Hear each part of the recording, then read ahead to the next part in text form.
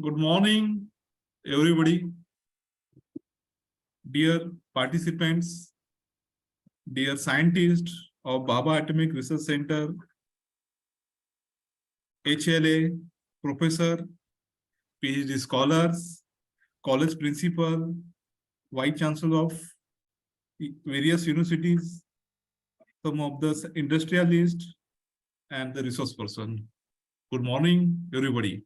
In today's international conference, 30 July 2023. Welcome in our today's conference, one day international multidisciplinary conference, which is going on today. Today, one day online international multidisciplinary conference on research methodology in library science, pure science, applied science, management, law, commerce, sports, science, home science of higher education system in India. This conference is aimed to do the higher education India stronger through organizing such a big international level activity, international level conferences for all pillars of higher education system of the professor, scientist, PhD scholar, industrialist, etc. I would like to announce that today's one day international conference have received 100 and plus articles. There are 2 articles from the out of India, remaining 98 article from India. First, I would like to thanks dear participant to given the support for today's one day international conference. This conference is highly successful because of your love, your enthusiasm for doing the betterment of higher education system of India. I would like to thanks college principal Dr. Kamble sir, Vaibhav Kamble sir, for giving and made the tender with our company for marketing, publication, and organization of today's international events. Thanks, sir. Kamble sir. Thank you, sir. Sri Wagmare Brothers Private Event Management Company is always helps to betterment and trying to do some different educational activities for higher education system of India. We are having the offices India as well as abroad to manage marketing of the international events. Our company's main aim and main motto is to support organization international level activities, making the scholarly content publication through peer review, international journal, Scopus, and UGC. Through this, our media is Z Media, Star Pravaha, ABP Maza, channel, Lokmat, Lok Satta, Times of India. There are our media partner for making this advertisement of this event. This conference is very useful for Indian professor and the PhD scholar for career enhancement scheme, annual performance indicator, as well as per the stipulated norms of the UGC for PhD scholar. Again, thank you everyone for sending your valuable article, research paper for participation in this today's conference. Thanks again.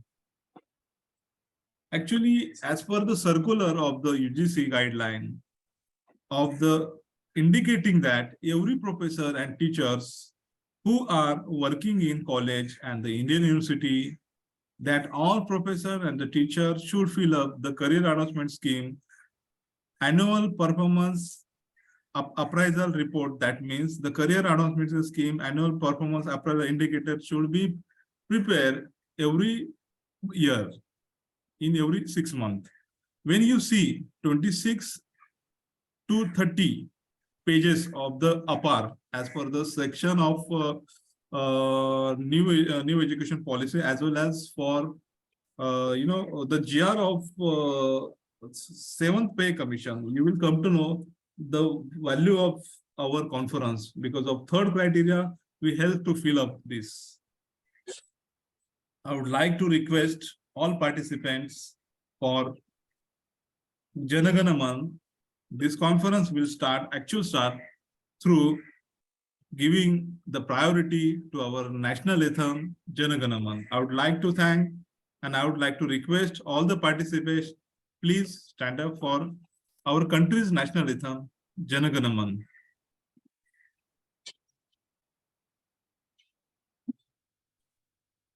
Please stand up.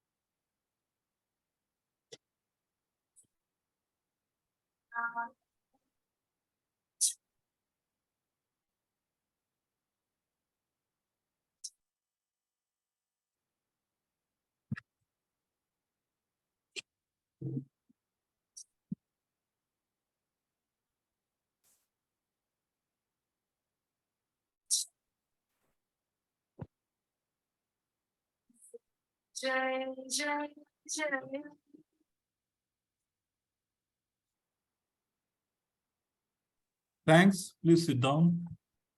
We are the Indian, and when we listen the country's national anthem, Jana Gana Man, it is always inspired to do innovative practice, some of the ground level eradication of superstitions, and making some research methodology, knowledge, implementation in our society.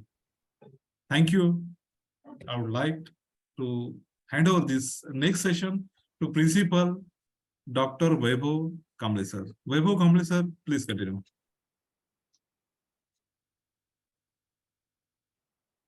Vaibhav Kamble sir, आपका unmute कर लो sir आपका. हाँ, हो गया. Yes sir. येतो? Yes sir, please continue. Balasaheb Desai foundation संचलित Shrimati Vijaydevi Desai senior college Daulatnagar taluka Patan जिल्हा सातारा यांच्या विद्यमाने one day international multidisciplinary conference आज वेगवेगळे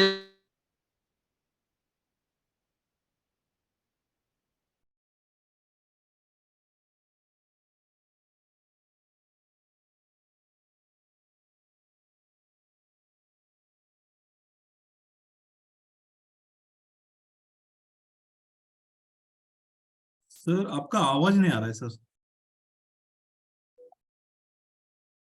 कांबळे सर आपका आवाज नहीं आ रहा है. हॅलो.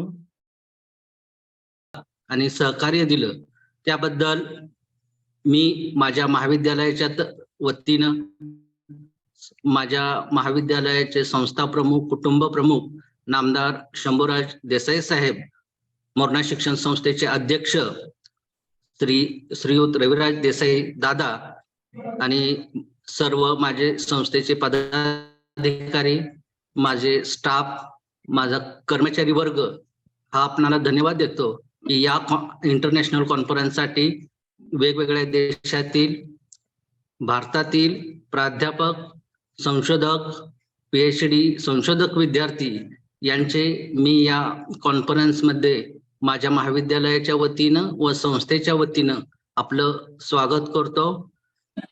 या महाविद्यालयाच्या इंटरनॅशनल कॉन्फरन्स आयोजन करण्यासाठी ऑर्गनाइज कमिटीचे मेंबर, IQSC कोऑर्डिनेटर, कॉलेजचा सर्व स्टाफ यांनाही मी धन्यवाद देईन या कॉन्फरन्सच्या निमित्तानं की आमच्या विनंतीला मान देऊन Shri Waghmare brothers private limited या कंपनीचे प्रमुख सर्वेसर्वा श्री किशोर वाघमारे सर यांनी या इंटरनॅशनल कॉन्फरन्सच्या आयोजनाचे अगदी कमीत कमी वेळेत मोलाचं सहकार्य केलं.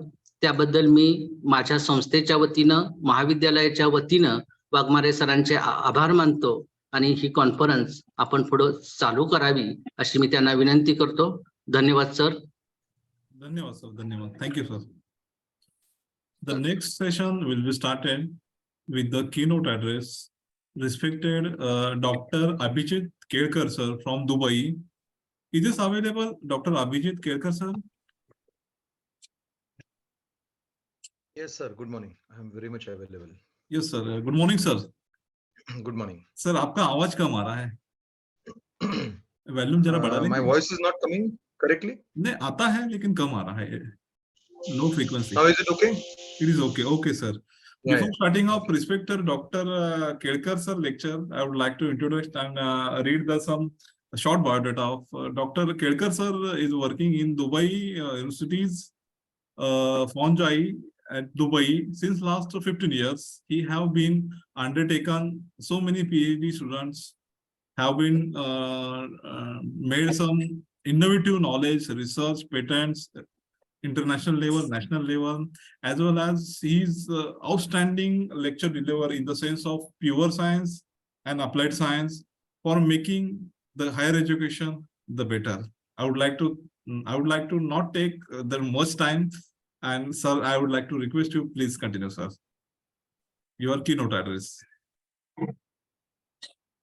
Yes. Good morning. At the outset, I would like to thank Dr. Kishore Wagmare. Now, till now, I was just addressing him as Mr. Kishore Wagmare, but many congratulations to you, sir, because of your hard work and pretty much rigorous, I would say, academic efforts. Obviously, you are now Dr. Kishore Wagmare, and we are proud to be associated with you. So, special thanks to Shri Wagmare Brothers Private Limited, because even though they call themselves as an event management company, for them every research methodology conference is not an event; it is more than an event.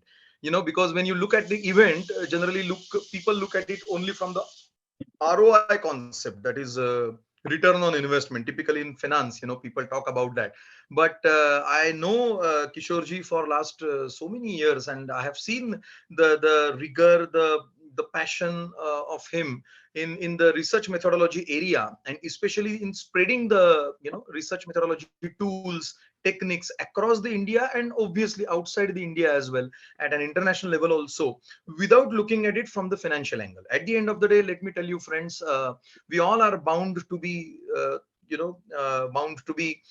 confining ourselves within the financial constraint, because that is something at the end of the day which we can't even neglect as such. But that should not be the only criterion for doing something, which for me, Kishore ji remains to be the best example, because I know, because we have been, our university also, the university in which I am working also arranges for so many conferences and seminars, and we know what kind of costs we go through, and many a times there is under subscription. There are thousand things which an event manager has to take care of. But obviously he doesn't look at it, he looks beyond the ROI concept, and that is something, the I would say, the hidden success story of Shri Wagmare Brothers, because he has been consistently organizing so many conferences, and that too, almost every month, which is really a good kind of, or I would say, an achievable kind of success. I must say that. Coming back to the thing, so at the outset, I would like to thank Kishorji Wagmare, Dr. Kishore Wagmare. I would Thank you, sir. also like to thank Balasaheb Desai Foundation's Srimati Vijayadevi Desai Senior College Principal Sir, trustees, founders, and all the members, faculty members, for giving me this opportunity. Currently, I'm in India on an annual vacation, so it was a good thing for me, good opportunity for me to interact, because many times when I interact from university, it becomes a very tedious task sometimes, mainly because sometimes I get disturbed, somebody comes, and something which is unavoidable. But today I'm at home only, so obviously I can have a good word with you. I can see in the list many are already completed PhD holders. I mean to say, those who have completed PhD, those who are undergoing, currently pursuing PhD, and those who might not have any interest in PhD, but still, out of the knowledge, out of the hunger for the knowledge, out of the hunger for knowing what is currently going on, and so on, they might have participated. So I welcome for all of you. Today's topic, which I'm on which I'm going to talk, is something which is a current hot cake. I must say that, because I would say artificial intelligence, AI, rather than Chat GPT, because Chat GPT, even though today's topic is about inclusive of Chat GPT is merely one aspect of artificial intelligence. It is one of the tools, I would say, but Chat GPT is not something which we should concentrate on rather than AI. So artificial intelligence is something on which we should concentrate, and we should know something about it, because it is something which is going to change our lives like anything in the coming years. Just to give a glimpse, there is one university, American university in United Arab Emirates, which I recently visited, and I went to their library. And when I went to their library, there is one instrument which they have kept. It is not a robot or robo, whatever you call, because there are different dialects, or I would say communication tones which people talk about, either robos or robots, whatever it may be. But there is not kind of thing. There is one instrument which they have kept, in which you have to just say, utter. So I went there and I said financial management, and straight away it gave me some 600 books which they had. Now basically, financial management, in that there is the corporate financial management, strategic financial management, uh, cost and works accounting, advanced accounting, many things are there. So what kind of financial management I am looking for? Again, corporate financial management. It gave me some 60 books of corporate financial management. Then again, if I go into the in depth, once I try to narrow down my scope, the screen will show me only that something which I want. Can you imagine such kind of thing some 10 years back? Well, no, not really a very distant past I'm talking about, just a 10 years back. You couldn't have imagined such kind of thing, right? We will just have to go to the library one by one manually, this book, that book, then we will have to go.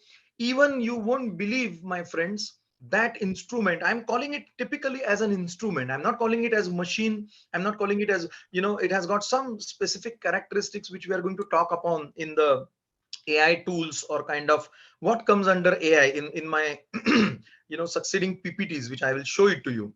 But currently, when I'm sharing this with you, this instrument is again going to narrow down my scope to such an extent wherein my scope itself will get finished. uh, and Dr. Priyanka Verma is there.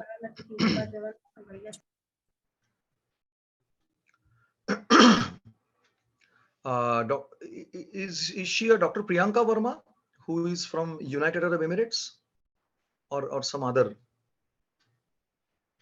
Hello. She is from USA. Okay, she's from US. Okay. So coming back to the point, that instrument will narrow down my research, or my search, won't say research, search scope to such an extent wherein I myself will stop thinking, machine will keep on exploring. This is nothing but intelligence.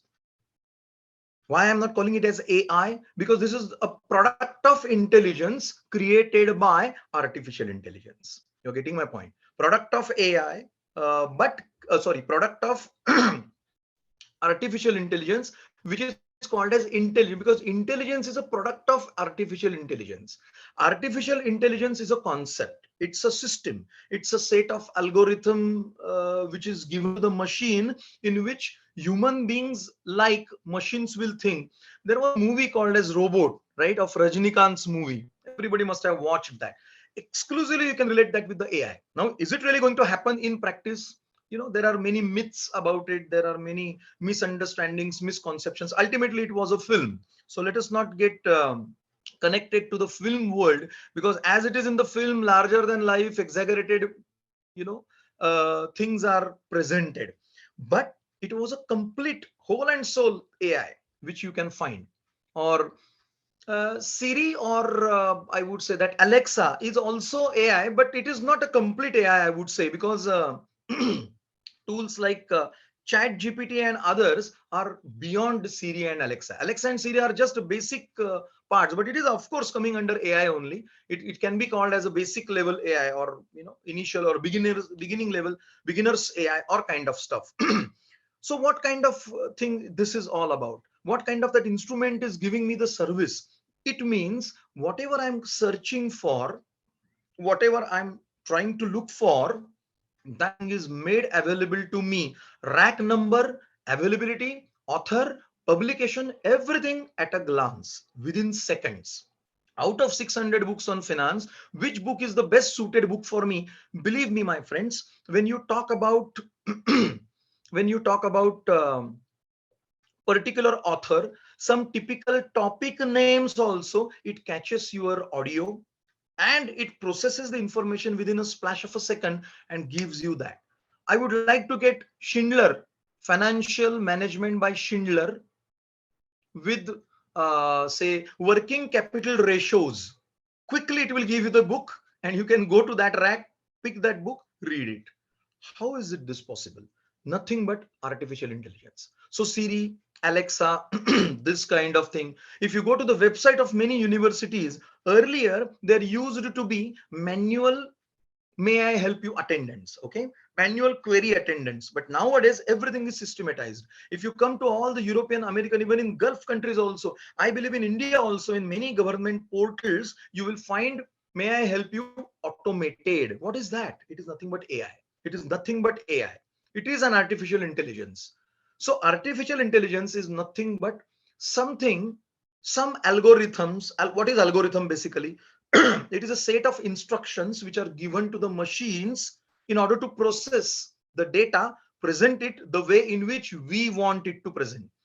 Try to understand, there is a huge difference between the perspective at which technology is looking at us and we are looking at technology. Earlier is the case in which so basically, let me tell you, invention of the computer by Charles Babbage was also a good invention of intelligent system, but it was not artificial intelligence. Try to understand, intelligent system, every computer, every desktop, every PC, laptop, whatever name you call, is an intelligent system, but it may not be, it need not be an artificially intelligent system. So try to understand the difference between the two. Artificial intelligence is something in which human like operations are expected to be performed by the instrument, maybe a digital computer, maybe a machine, maybe some system run by computers, computer driven systems. Now AI is doing the operations. Can you imagine the precision with which the cut is to be taken? The most difficult operation, one of the operations on human bodies, is of spinal cord operation.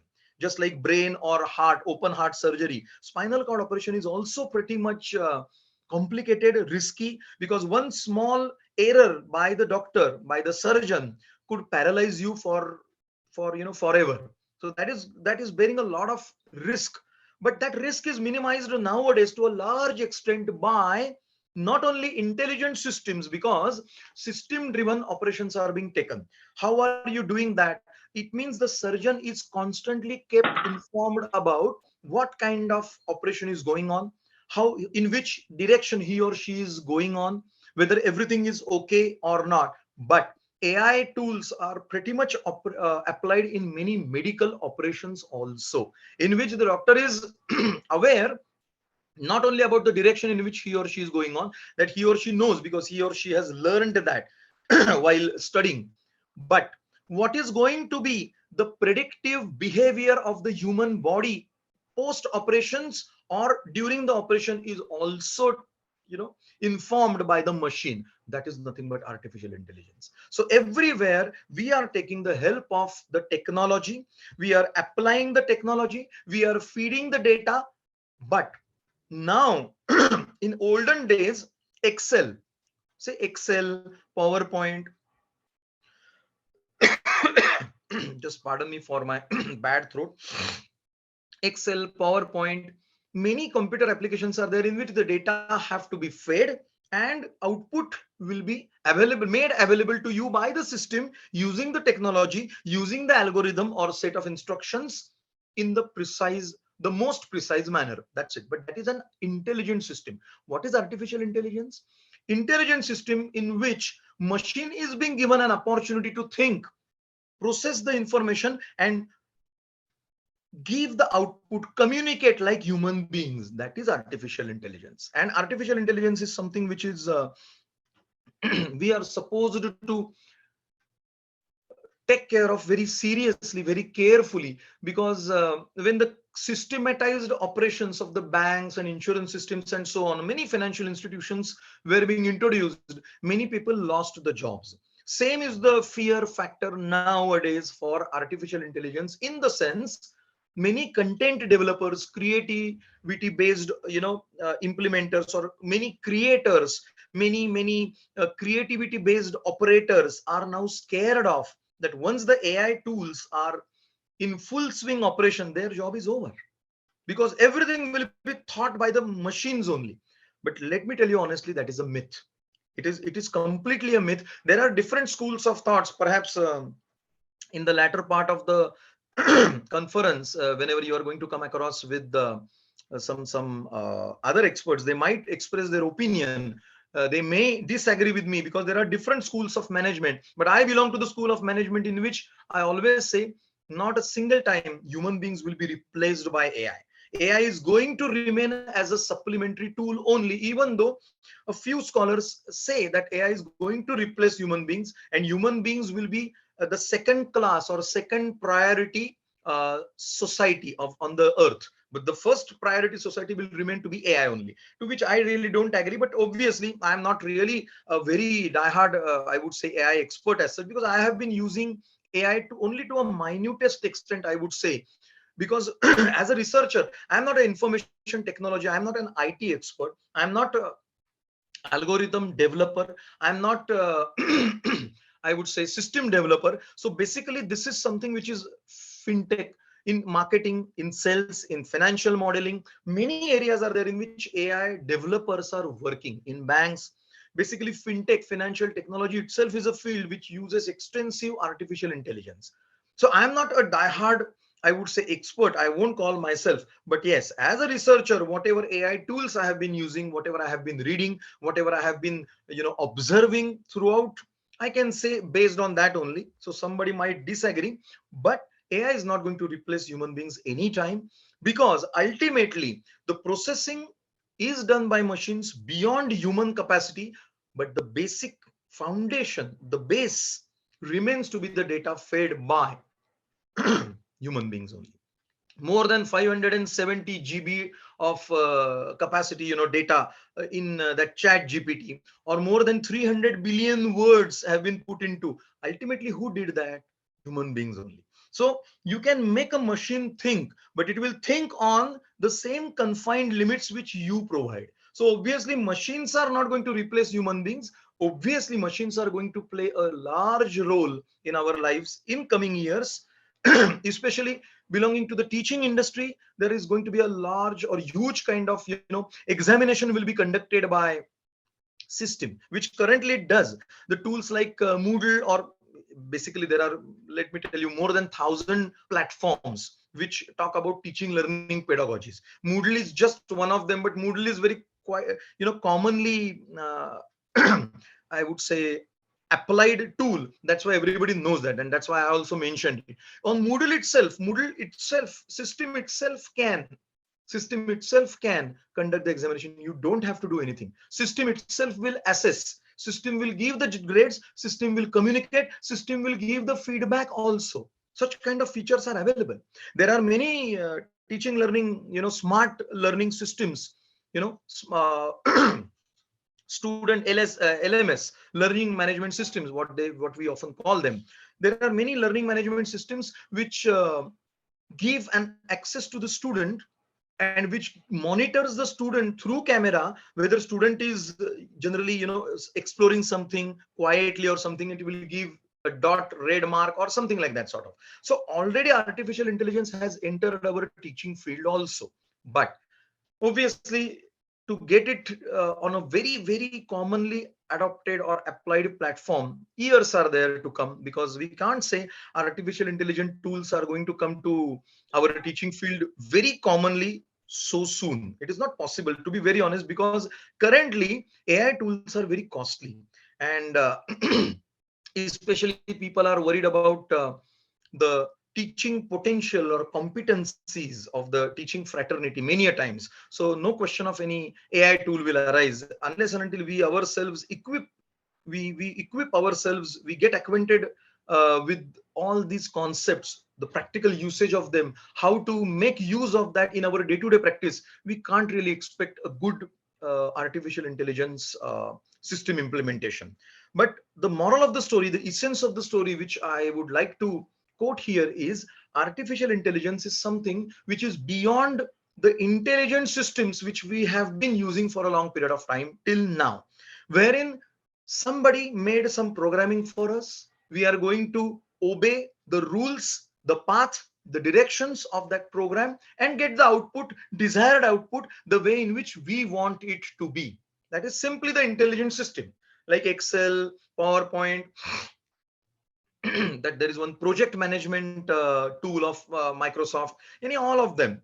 But in artificial intelligence system is artificially fed into the system, the intelligence, wherein the machines will think, machines will essence, smell your just like Chat GPT.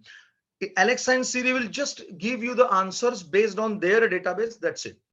But Chat GPT will have your, from your tone, your mood, your tendencies, your thought processes, everything it will essence, such kind of thing they are working on currently. Moral of the story, wherein you will allow machines to think, you will allow machines to give the outputs without having intervened manually in any aspect in whatsoever manner, then it can be called as artificial intelligence. And tools like Chat GPT, verbal words, Chat 4, all of them are just artificial intelligence tools. So this is in crux, I would say, the real part of the story in which the artificial intelligence is applied. Now, coming back to the artificial intelligence in research, now all theoretically it is all okay that people are doing that, such kind of things. What kind of practical applications artificial intelligence will have? What will be the scope of artificial intelligence? The scope in general first, and thereafter I will come to the scope in particular when it comes to academics, when it comes to our day-to-day working scenario, right? So the scope of artificial intelligence may be in terms of predictions, astrology, and I would say machine learning. Obviously machine learning remains to be the AI tool only, and weather predictions are there, financial modeling predictions are there, then sun shines, moon shines. Because see, astrology on a religious note, please don't misunderstand with the religious note. I'm not trying to say that siddhis or those who are maharaj or babas or somewhere, it is a kind of, it is a more totally a practice of your faith and trust. So let us not comment on that. I'm not here in favor of or against anybody. But what I'm trying to say, whatever is mathematical based, whatever is based on some calculations, whatever is based on some logic, whatever is based on certain amount of set of predefined path, is subject to AI intervention in coming years. So I'm not challenging any siddhi, I'm not challenging any bhavishya, and I'm not challenging any who am I to challenge that? Obviously I have a good faith, I have a good I would say I don't have to say anything bad about it. But whatever is mathematics based, astrology is mathematics based, especially in our which nakshatra will have more rains and all these things, what is saur shake and all these things, when Ganesh festival will come, when Diwali will come. In 2025 when Diwali will come, I can tell you now, not only in Diwali and all other religious festivals as well. My point is, because there is a science, There is a mathematics based some kind of calculations on the basis of which you are going to calculate, and you are going to calculate that date. But that is not something which is, you can call it as AI. That is something which is manually done, manually calculated results. But when you will give it to machines, first of all, it will go beyond human capacity, number one. And number two, it will not have only positive approaches, that is mentioning the things as they are. Rather than that, the machines will come with, or AI will come with normative approach, the things as they ought to be, as the things as they should be. That also machines will tell you, because humans will fear, technology will never fear.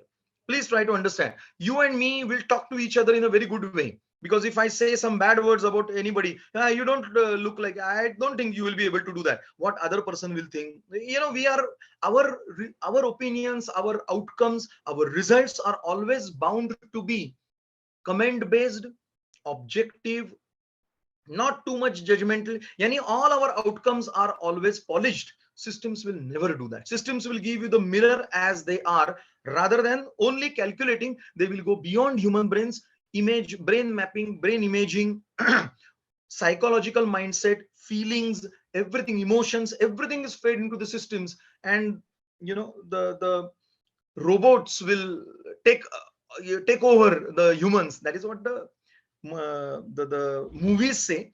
But you don't know whether the technology will guide us to that extent. But still, human beings are going to remain human beings, because we are the ones who have created all this technology. So obviously we will never allow technology to sit on our head and rule us. So rulers ruling or conducting or operating, charging, operation in charge will be human beings only. That's what we can say. Coming back to the research, what kind of research we can have in artificial intelligence? Please try to understand. Artificial intelligence foundation courses are nowadays being conducted in many universities. Machine learning, Python and R. SPSS is also, SPSS predictive tools are available. We know SPSS only to the tune of whatever data I have collected, apply the test, t value, z value, p value, SPSS use is over. Believe me, in SPSS, predictive models are there. Predictive modeling allows AI to enter into your research field.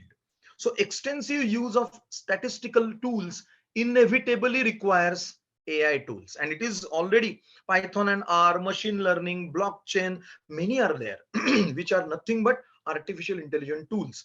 So artificial intelligence, smart learning is also there, in which simulation based classrooms are there, in which students are being made aware of that feeling, that kind of sensing by the students.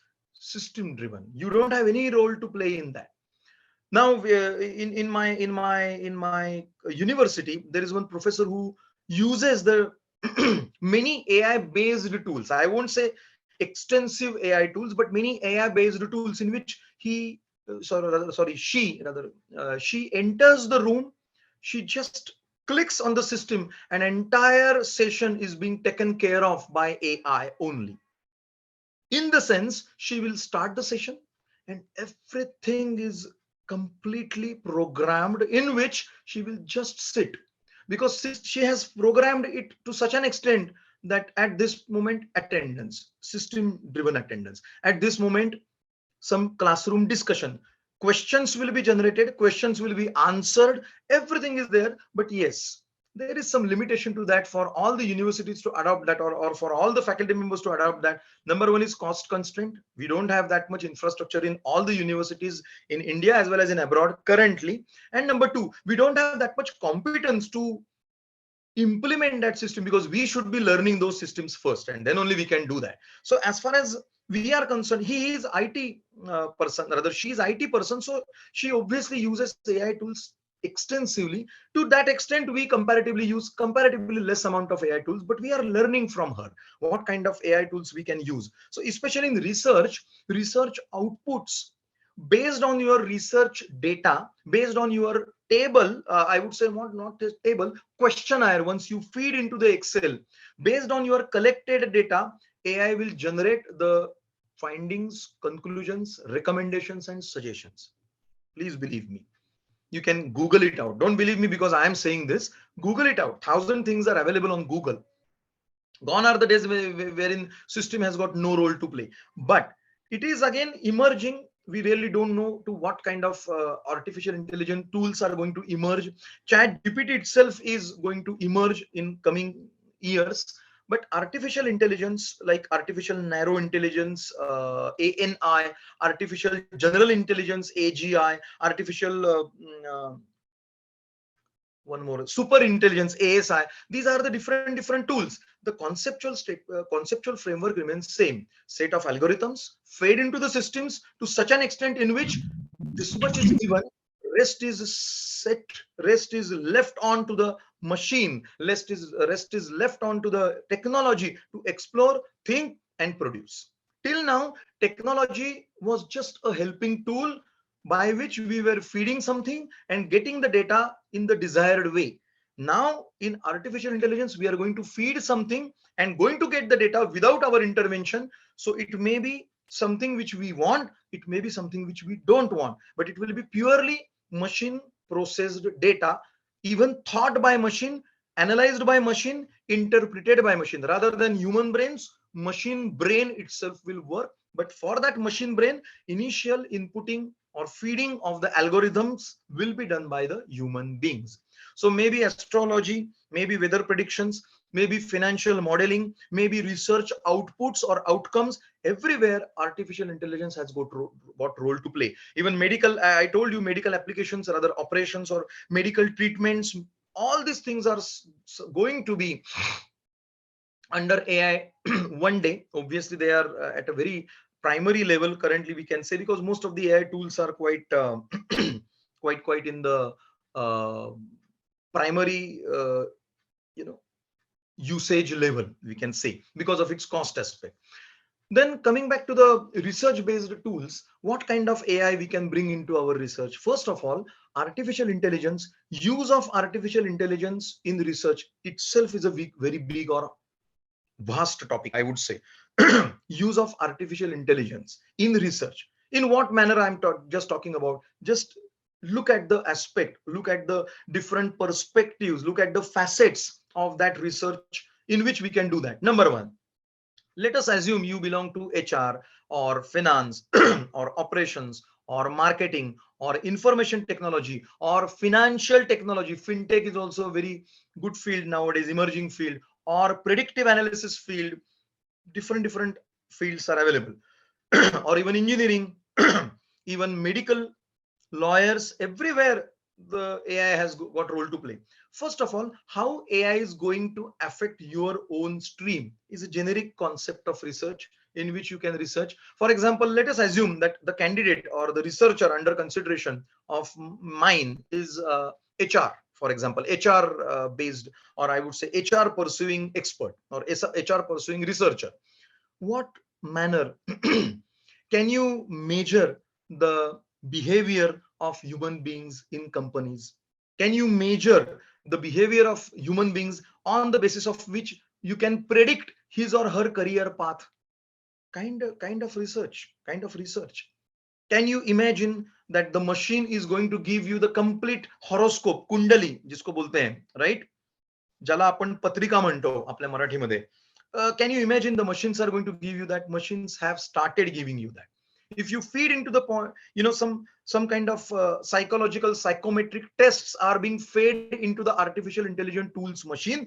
The machine is being fed from time to time the behavioral aspects or the results of those psychometric tests and evaluations of that particular employee, based on which the machine is going to predict he or she will remain with you for how long, what is his thought process about your company, is he really linking his personal goals with the organizational goals, is he really connected, he or she connected to you, and so on and so forth. So yani, how the AI is going to impact, is how AI is going to influence, how AI is going to affect the field in which you are working. That can be the first broader area of research for your own.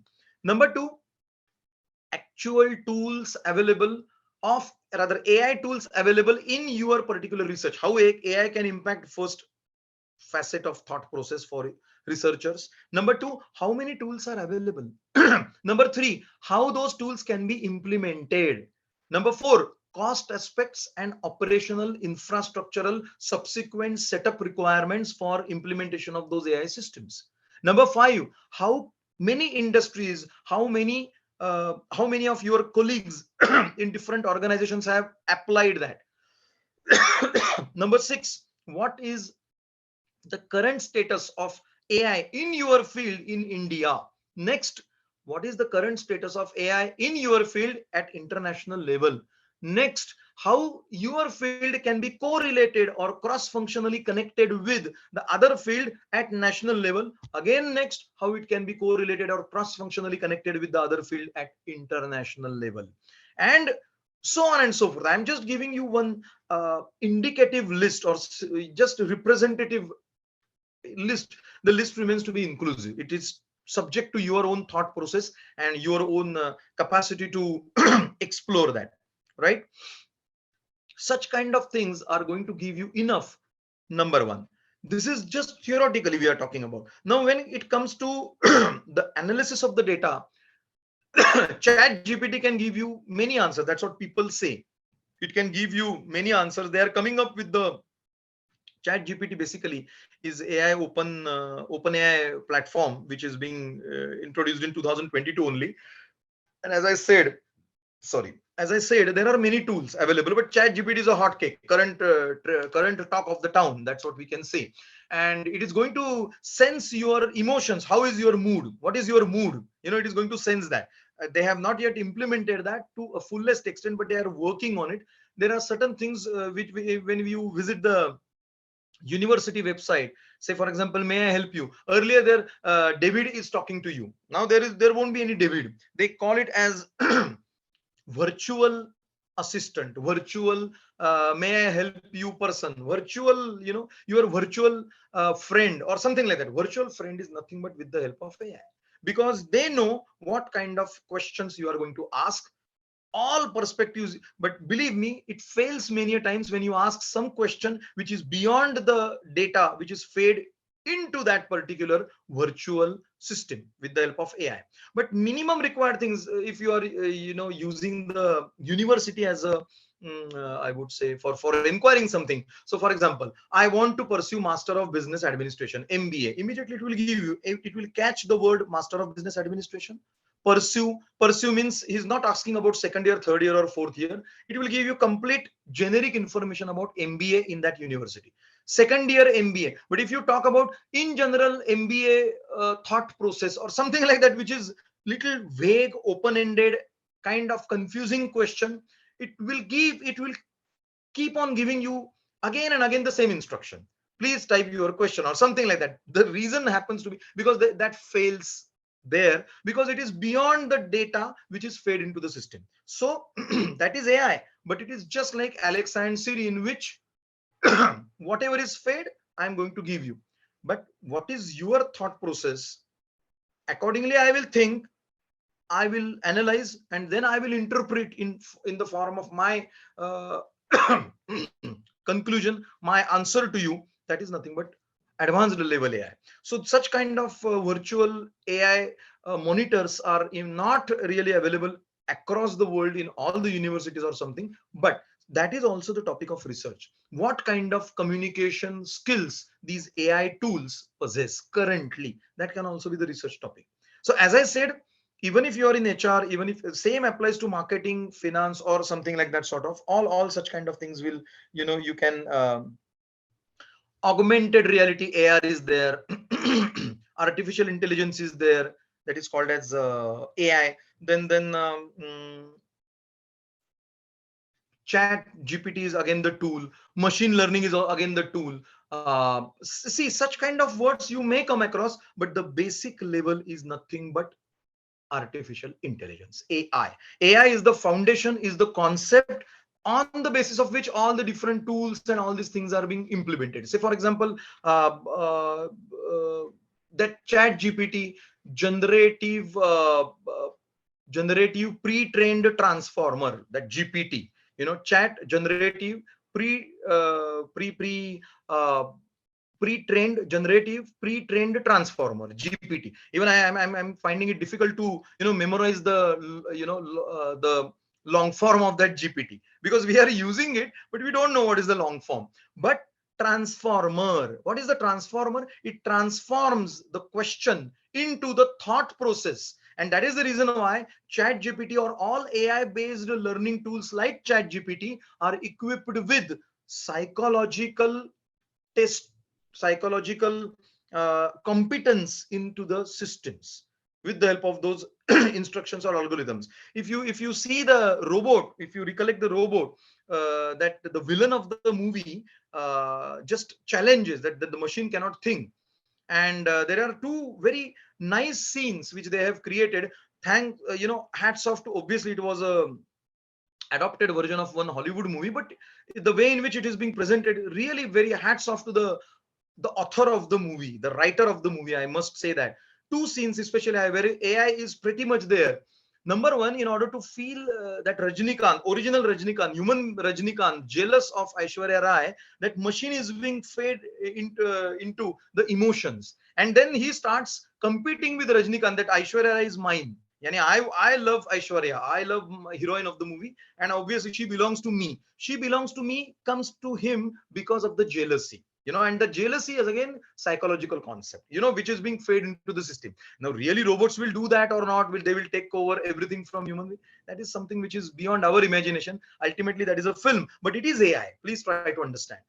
Second scene is there in which there is one fire breaks down, and that robo enters the but the one girl is taking a bath and he carries her and straight away comes to the public, and she feels embarrassed. What is this going on? Even he doesn't have that common sense that I should not carry the lady because she was in an awkward position, and so on and so forth. So again the villain says it is useless because it doesn't know. Then the another instruction is fed into the system that females are comfortable in this, and so on and so forth. So just set aside the scene of the movie. Why I'm just giving you an example, please don't misunderstand. The moral of the story, this is subject to our feeding of the data, and let the machine play its own role with the help of the brain or processor or the knowledge tank which we have equipped into that machine, which we have fitted into that machine. So only the result which we desire, not expected, the results beyond our imagination, the results beyond our expectation, purely created, thought, implemented, tested, predicted by machine. That is nothing but artificial intelligence. And please try to understand your statistical tools, your predictive models, predictive analysis. What is the predictive analysis? Predictive analysis uses extensive use of statistical tools, algorithms, but it processes it with the help of artificial intelligence. Please try to understand. So statistical tools usage, research topic, working on the collected data, analysis of the collected data, predictions, findings and conclusions, and recommendations and suggestions. Everything is subject to the usage of artificial intelligence. Now, as I said, Chat GPT is there, Alpha Code is also there, Chat 4 is also there. I mean, I don't recollect all the AI tools, but there are many. Chat GPT is currently a hotcake. That's why we are talking about Chat GPT, but you can have many things, just like Excel and SPSS. SPSS is an extensive package, but just like SPSS, there are many. R is also there, which will process the data and give you the analyzed data. Excel can also give you all the tests which SPSS does, but obviously at a very high amount of data, it may not give you the correct results as which SPSS gives precisely. So different tools are there. It is up to you to use these tools. Just quickly, I will run through my PPT before I end my session, and thereafter we will call it as a day. I hope you are connected to me. As I said, when I was discussing it with Kishorji, basically, please understand, friends, artificial intelligence in my marketing, artificial intelligence in HR, artificial intelligence in operations, artificial intelligence in defense, artificial intelligence in yani AI in all the fields itself is a matter of discussion for one day at least. Different tools are available, different thought processes are available, different kind of logic sets are available. So you cannot really confine all the things in 1 hour session. So just to give you a brief idea of AI, how you can use it in your research, that was the attempt. You can explore in your own field how AI is being applied, because I explore it generally in auditing, forensic accounting, financial shenanigans tracing, the fraud and internal controls, and so on and so forth, as well as general finance, general management. You can do it in your own field. The sky is the limit, as I said. But just let me go through the small PPT, which I will go very fast because most of the aspects which I have already explained to you all. Magmari sir, can I share my screen? If you allow me to do that. Yes, sir. Yes, sir. Okay. Is this okay? 1 second, I will try. Yeah, I can do that. First, open your PPT, then Yes, click yes. on share button. Yes, I'm doing that.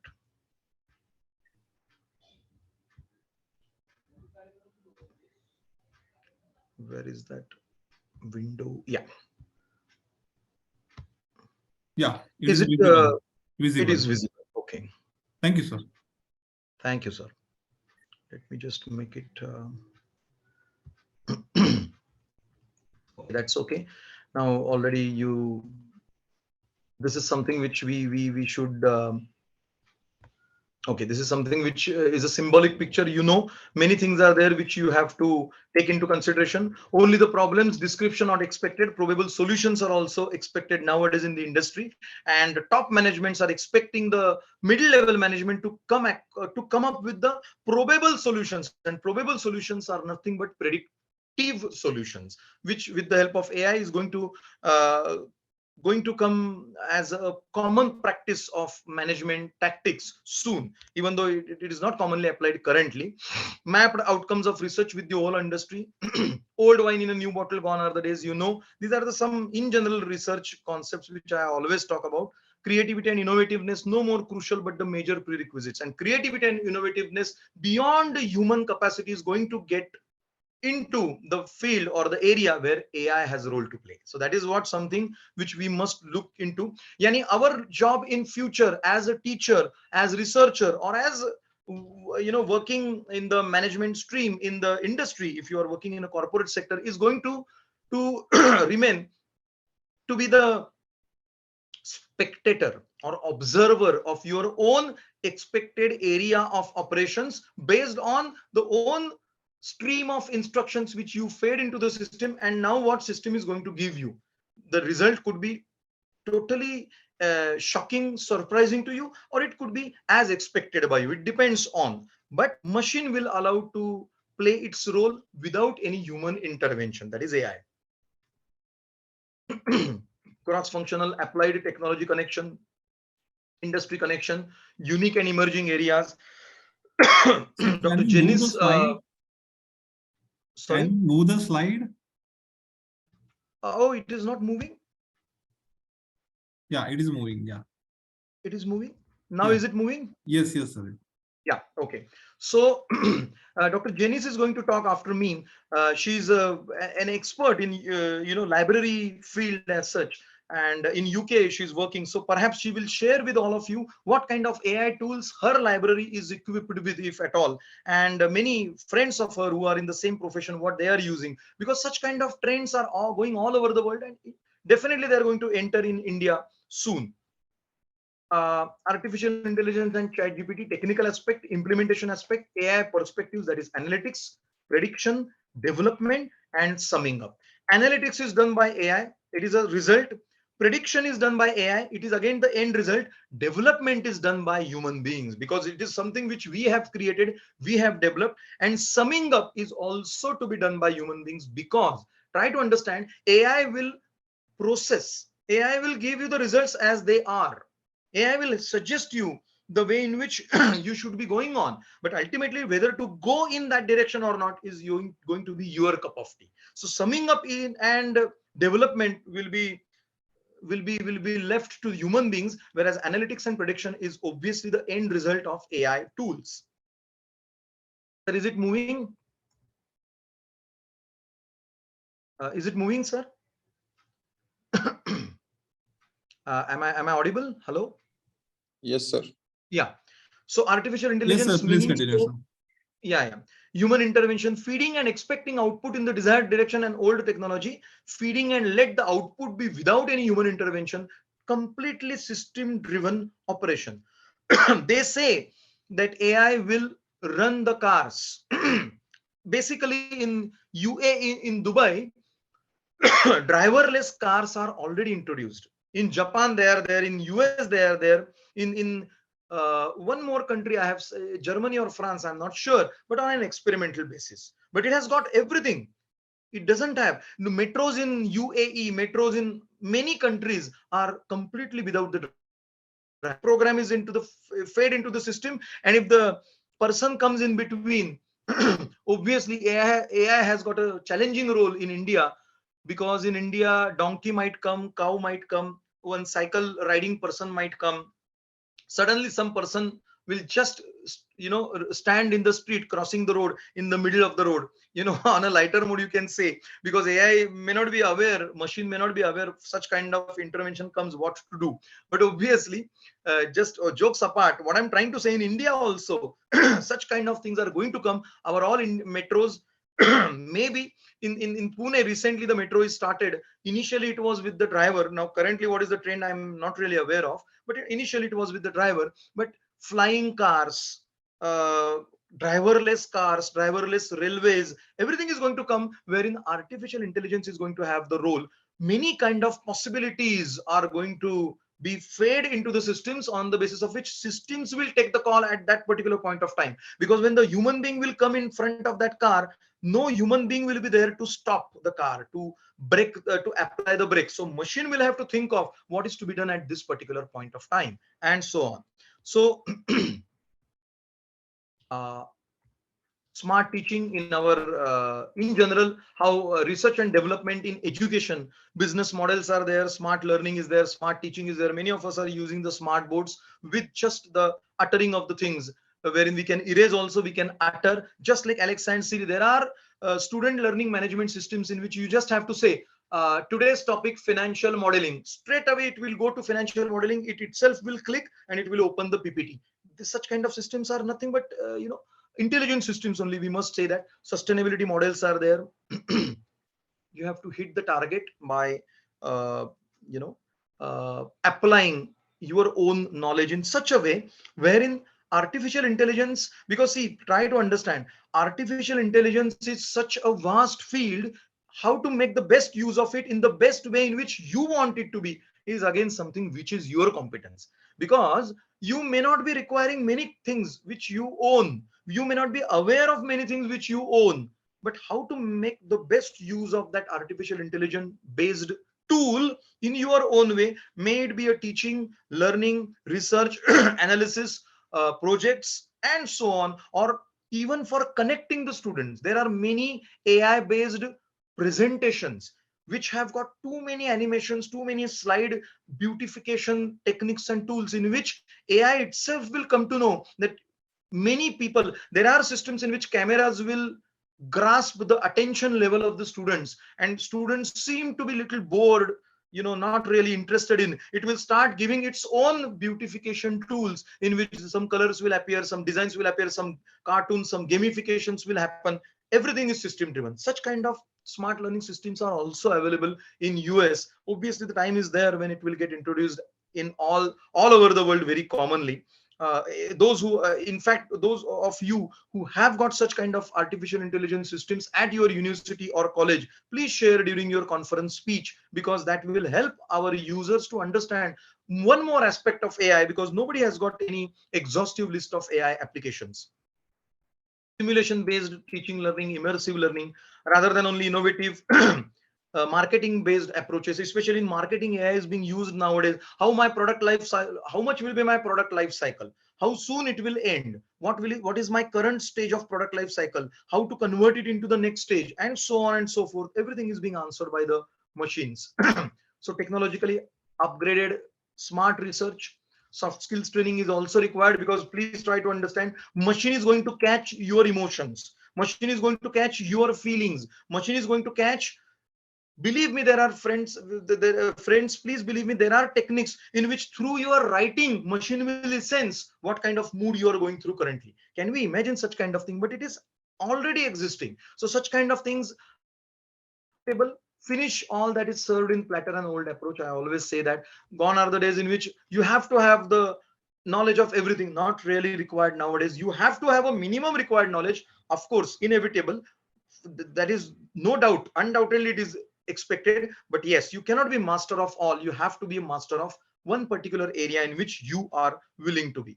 And textbooks are more or less becoming an outdated thing, at least in higher education institutions. So textbooks are, becoming outdated. Hard copies are becoming outdated. Dr. Janice will also throw some light on that, because she is pretty much in that field. How many online books people are reading, how many online accesses to the databases the people are requesting to her. Perhaps she is the best person to talk on that. 1,000 platforms are available, just like LMS. That's it. When, how, why, where, many more questions are there. Explore yourself with the artificial intelligence tools across your organization, across your field, across the country in which you are, residing, cost wise, time wise, and knowledge wise, how you can apply them, how you can make best use of them in your research. Based on that, what kind of outputs you are going to generate, what kind of findings, conclusions, recommendations, and suggestions you are going to produce and publish to the world at large. Based on that quality, people will approach you, industry will approach you, sponsors will approach you, and the journey of research will start right from basic level research to basic level research to Scopus indexed, or these high peer reviewed journals, high quality, which are pretty much recognized all over the world. That's what I can say. These are nothing but the knowledge and creation strategy of research. This is in general nutshell the research cycle, the research structure in which you are going to have. Please try to understand validity. AI tools are available. Reliability. AI tools are available. And I'm not talking about Cronbach Alpha and all these things. Huh? I'm talking about, other than that, AI statistical tools are available. AI based application AI tools are available. Data collection, I have never come across any rule, but any AI based tool. But data analysis, interpretations, conclusions, AI based tools are available in almost all the systems. That's it. This is the, the focus on real and not perceived importance. Go concrete way with the AI, because AI is something which is not only qualitative, it has got some concrete quantifiable expected results and outcomes. And how much rigorously you are going to apply AI tools, that much is the enhanced quality of research outputs, and that much is the acceptance level of your research outputs by the industry. Last but not the least, think over this AI use, basic level AI use, or at least gather the information about what kind of AI tools are going to be used in the research area of your domain. That's it. With that, you can start over a period of time. As AI emerges, our research journey also will emerge. Last but not the least, this is the research and knowledge journey. Where do we stand? We have to understand ourselves. We have to understand ourselves first. The around the environment around us. Where are we leading to? Where we want to go? And are we wise enough? Because nowadays, gone are the days in which the quantum used to play the role. I have got 38 publications, but nothing is Scopus indexed journal publication. Nothing is recognized ABC, CARE, no list. Q1, Q2, no list. Only journal, 38 publications. People are looking at it is okay, fine, good, very good. Thank you very much. But I have got 8 publications, all are Scopus indexed. People will look at you from different perspective, angle. I am not going to comment only research publications are Scopus indexed only. I'm not saying that, but over a period of time, the journey should be emerging. Let us begin our journey with the basic, but let us aim at going to the high level journals only with the help of quality based, AI based outputs. Are we wise enough? Ask the question to ourselves. And obviously, no one is wise, amongst us. All of us are learners. But are we going towards that journey of being wise? If the answer is yes, perhaps our journey will start there only. So here I will just stop the presentation of that. And thank you very much, friends. I hope you got the overall idea about what kind of AI and the tools which we can use it. Thank you so much. Thank you, sir. Outstanding and totally virgin knowledge you have delivered, sir. Thank you for that. I would like to request all the participation. Do you having some question regarding sir lecture, Dr. Abhijit Kelkar sir lectures? Some question? Dear participants, are having some question? Perhaps they can give it to you, sir. We can deal with them at a later stage. No problem. During of your lecture, sir, I just made some questions and some Yes, sir. solution is there also made on me. Please. So AI cannot reflect it and cannot reflected the man into the machine learning because of the circuit damage, red hacking, black hacking, electronic based AI, because of it is electric support. If electric support is off, then cannot do anything. Chat GPT, that means chat generative pre-trained transformer, is only the gives the uploaded data answer, not beyond of that. Because of sequential query language and the rational data management system gives the preloaded answer automatically at the short listening. Short circuits problem in robot can give the hazardous to the human. Beyond the data question, the answer cannot give AI. Chat GPT is also is there the relational database management system that is gives the preloaded questions answer. If you go by the giving the some beautification in the word, what thought access of the artificial intelligence developer that robot is made, that is totally depends on what type of the feeling, what type of the psychology, what type of the knowledge have been kept by that developer, then True. that like the system will be developed. It is going through the Google Sundar Pichai. Sundar Pichai doing the competition with the, what is the name of the Alan Musk, because of the whatever the knowledgeable person is available, developer, like that AI developer and the robot is become True. production in that company.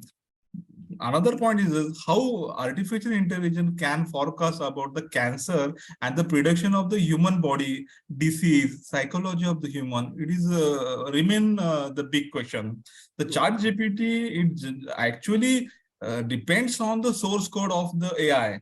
If the source code is cracked to another person, it's become the black hacking. Nothing is remaining of the chat. We see that chat there is okay. Once it is the source code is cracked and another person have got that source code, it is totally hazardous to the Microsoft company also, even human also. So because as per my study, I have been studying chat GPT and my own also going on the study and my own software developing industry also going on. My knowledge is that once it is source code is damaged or some hide, some break, then nothing is remain. Thank you, sir. Yes. Just to add, a good point raised by Vagmare sir, as well as somebody, he said that somebody has told him while I had a session, I was giving a session. See, in especially currently, in as you mentioned about money laundering and frauds and all these things. Currently, the firewalls of the banks, in which we have got some basic level firewalls. Say, for example, 3 times password is given wrongly, automatically the machine will block. These are all the very basic. But the website from which the person is accessing, what is the the data code of that website, what is the back end, the back end, I would say, or just to make it in a simple language, the programming or the signal or the website which you are using, what is the interface which you are using, is also going to be monitored by the system.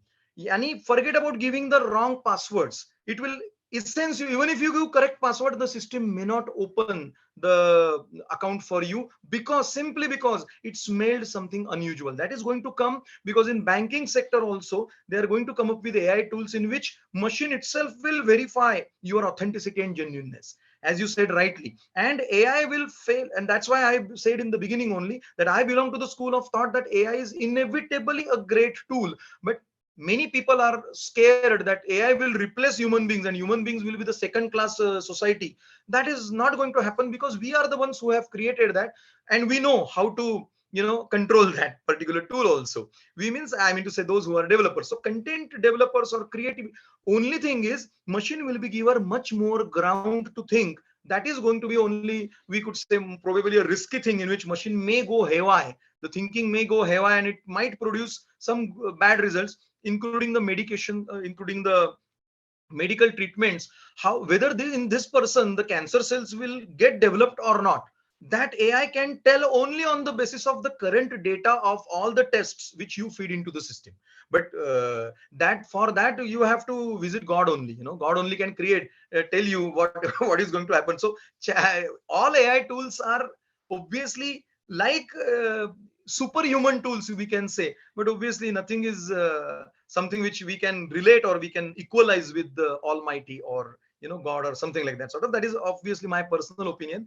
But as you said rightly, friends, thank you very much. I hope I just tried to sum it up in 1 hour or something like that. Thank you.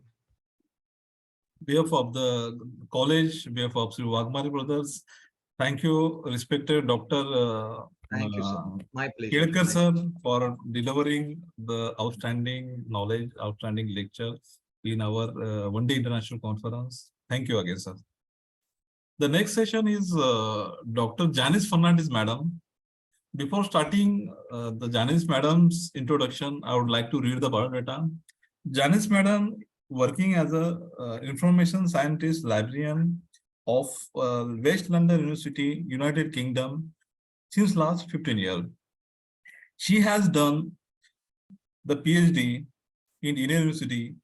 She has guided so many students of the PhD, DLEAD, MPhil in library and information science. Madam have published so many articles at a national level, international level, as well as minor research, major research of UK government, as well as University Grants Commission, New Delhi also is there. Madam have interested in research methodology and made some books and some research papers at a national and international level. There is a very big biodata. Therefore, I would like to request Madam to please start your lecture. Thank you, Madam. Thank you, Dr. Kishore. At the onset, a very grateful thank you to the organizers of this conference, to the principal and the board of the trustees, and thank you to Wagmare Brothers for this opportunity to share a bit of research and to add my little bit into this information world. I have been amazed by the earlier speaker, Dr. Abhijit Kelkar. It was amazing to listen to all the aspects of artificial intelligence.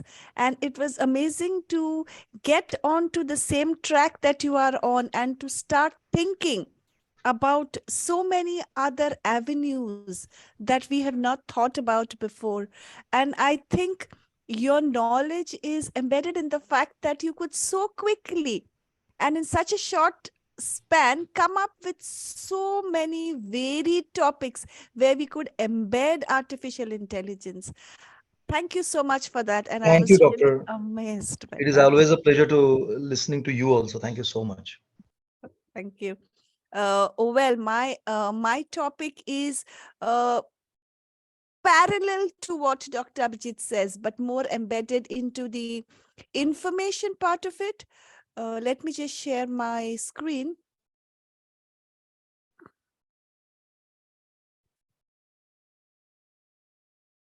I hope you can all see my screen. Yes, visible. Thank you.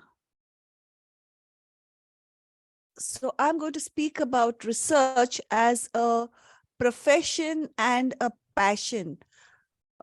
This research is something that is my passion. Research did not start as my passion. It started as a profession. And along with the flow of these slides, I would like to trace my own journey as well into how research has moved from being a profession for me to a passion for me. It is one of my strongest statements on my resume. It's one of my strongest statements in any of my conversations with my peers, with my mentors, with my students.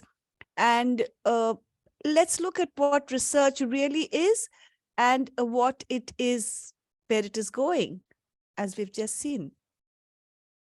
So I'm going to start with a very basic definition, but I have taken this definition from the website of my own university. So I work as an academic support manager at the University of West London. And I, at the moment, handle 3 schools. So I handle the School of Computing and Engineering. I handle the School of Nursing and Midwifery. And I'm also in charge of the London College of Music and Drama. And for us, what we define research as is the creation of new knowledge and or the use of existing knowledge in new ways that generate new concepts, insights, methodologies, or understanding. And when I now look at this definition, I see how much AI is embedded into the very words, because I've looked at ChatGPT and I've seen ChatGPT creating new knowledge from existing knowledge. And that's where we're going. The very basic research cycle, and I'm just going to put this out. I'm sure all of you as PhD scholars are probably aware of the steps. But for me, being a researcher is also being systematic. And hence, I would like to proceed in the same way as you would do. And so you start probably with the identification of a research problem. You will review the literature. You may or may not form a hypothesis. You would collect data in different ways through different research methods.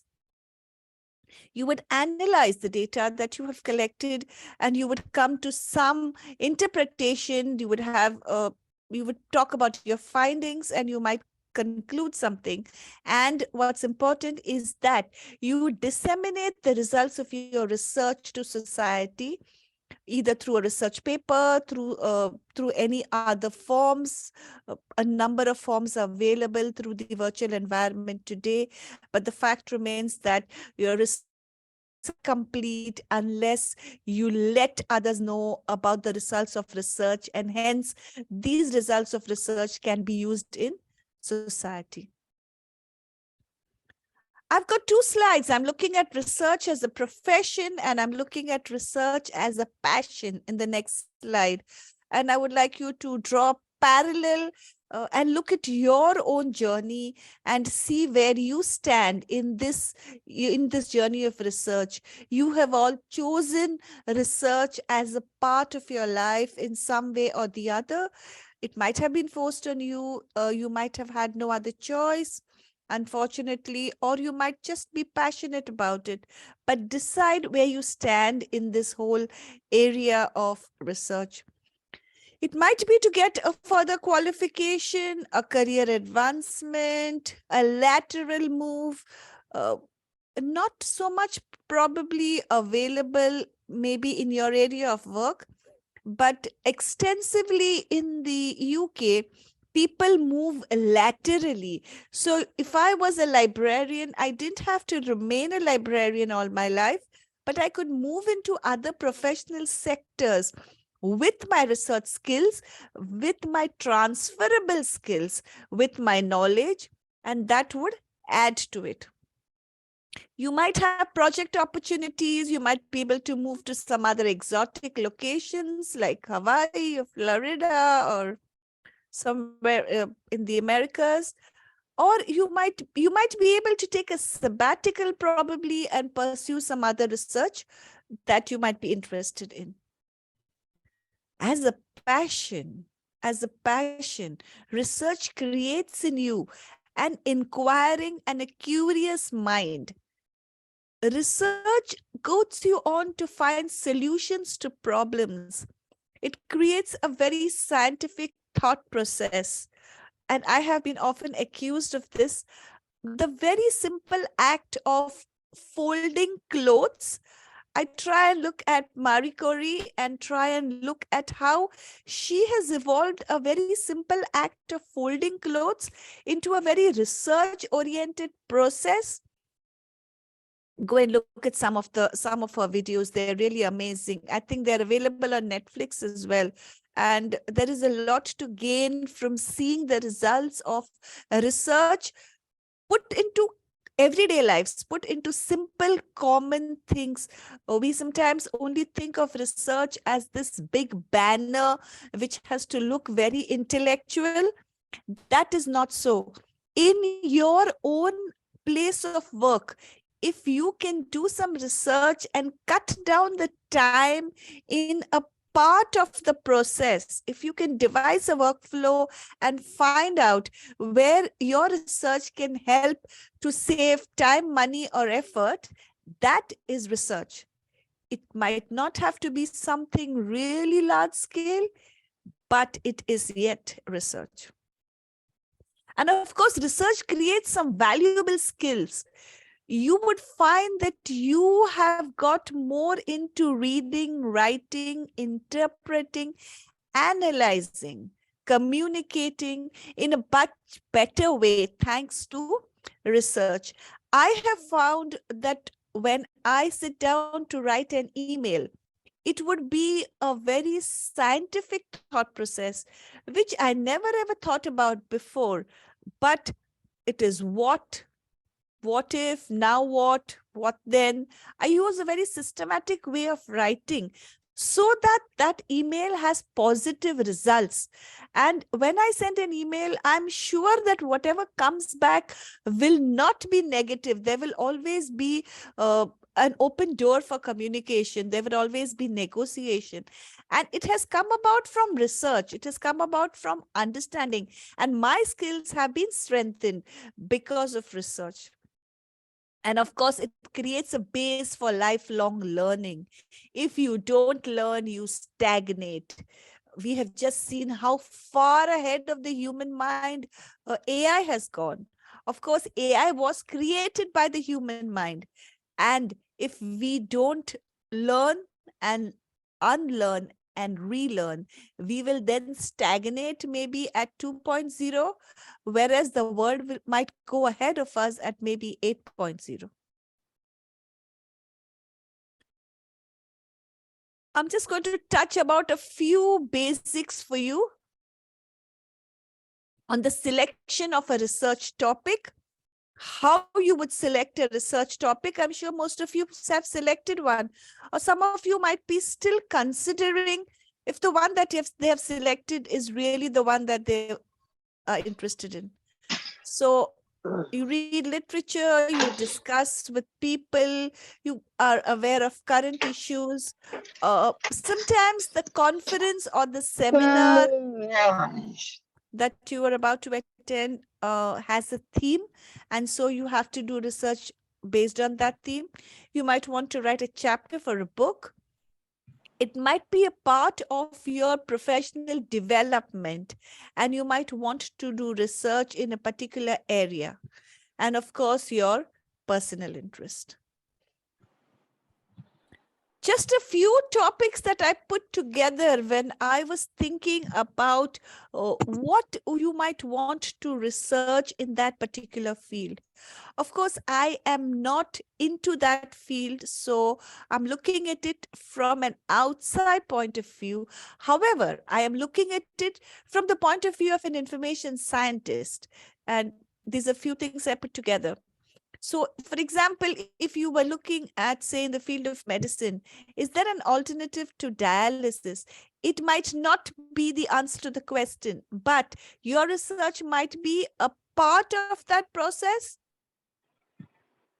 There's cancer, there are faulty genes, there is dyslexia, dyspraxia, and ADHD. Research about dyslexia is very strong in the UK.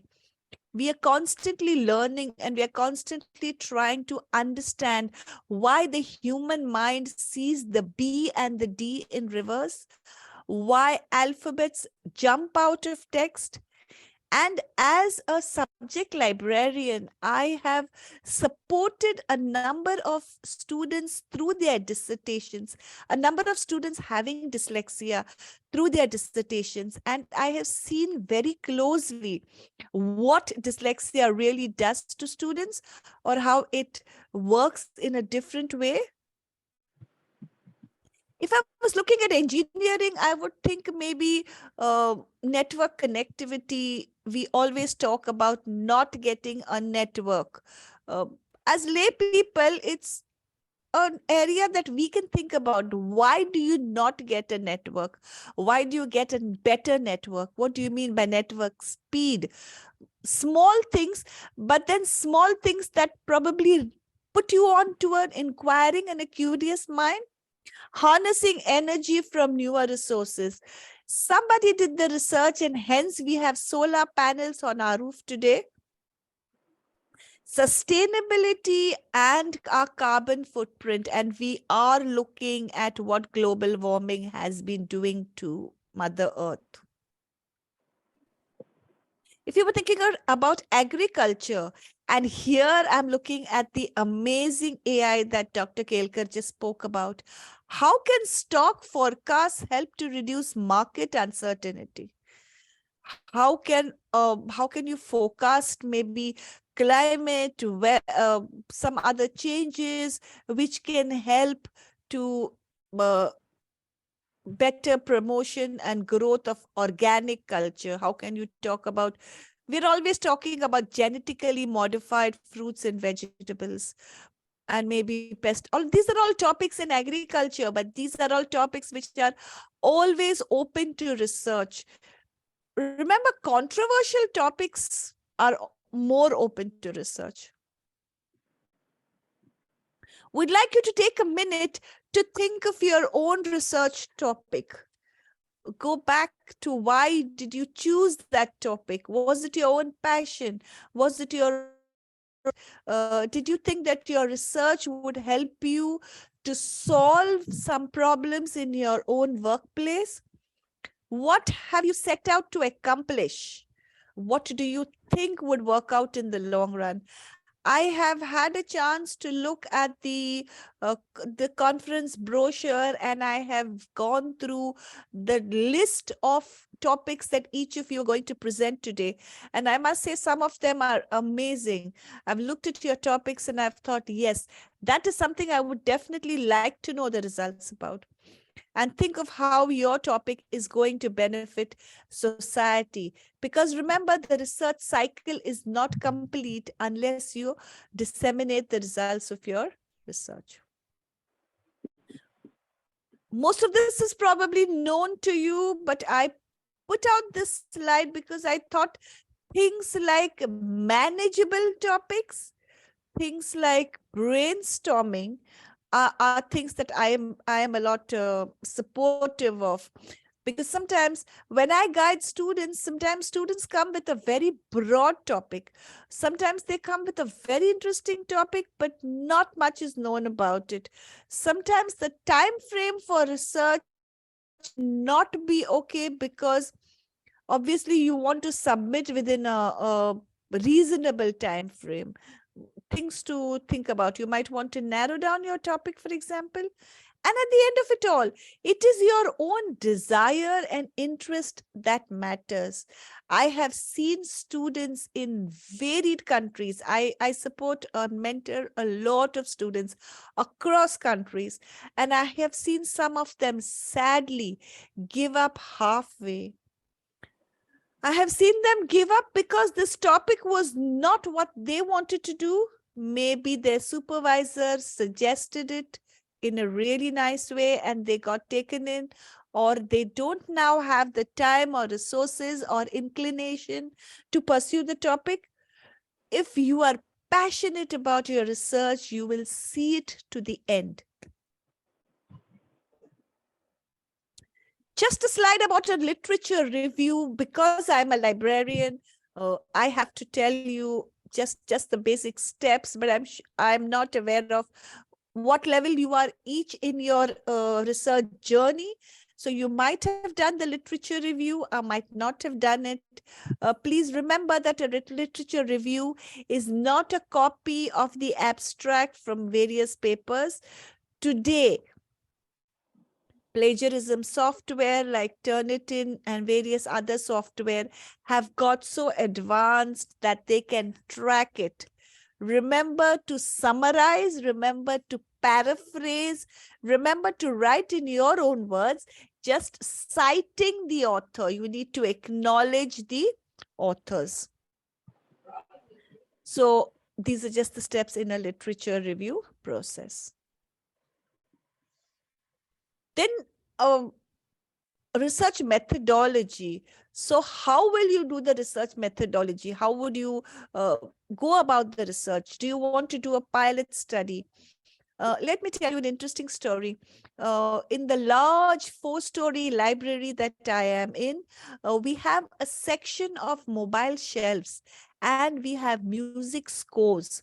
Now, music score is sheet of music from all over the world. And we have over 10,000 music scores. And because they are really small sheets of paper, it is difficult to find it. This is a physical collection. This is a collection that is borrowed extensively by students in other libraries. So we need to keep it, preserve it, but we need to, it should be easily available to students. And we are looking at the process of doing it. So I have actually looked at it as a research project. I wrote down the documentation. We did a small pilot study. We thought about how we would go about the study. Keep documenting it. All of this is research. It's not just that your PhD is a research. We do research all the time.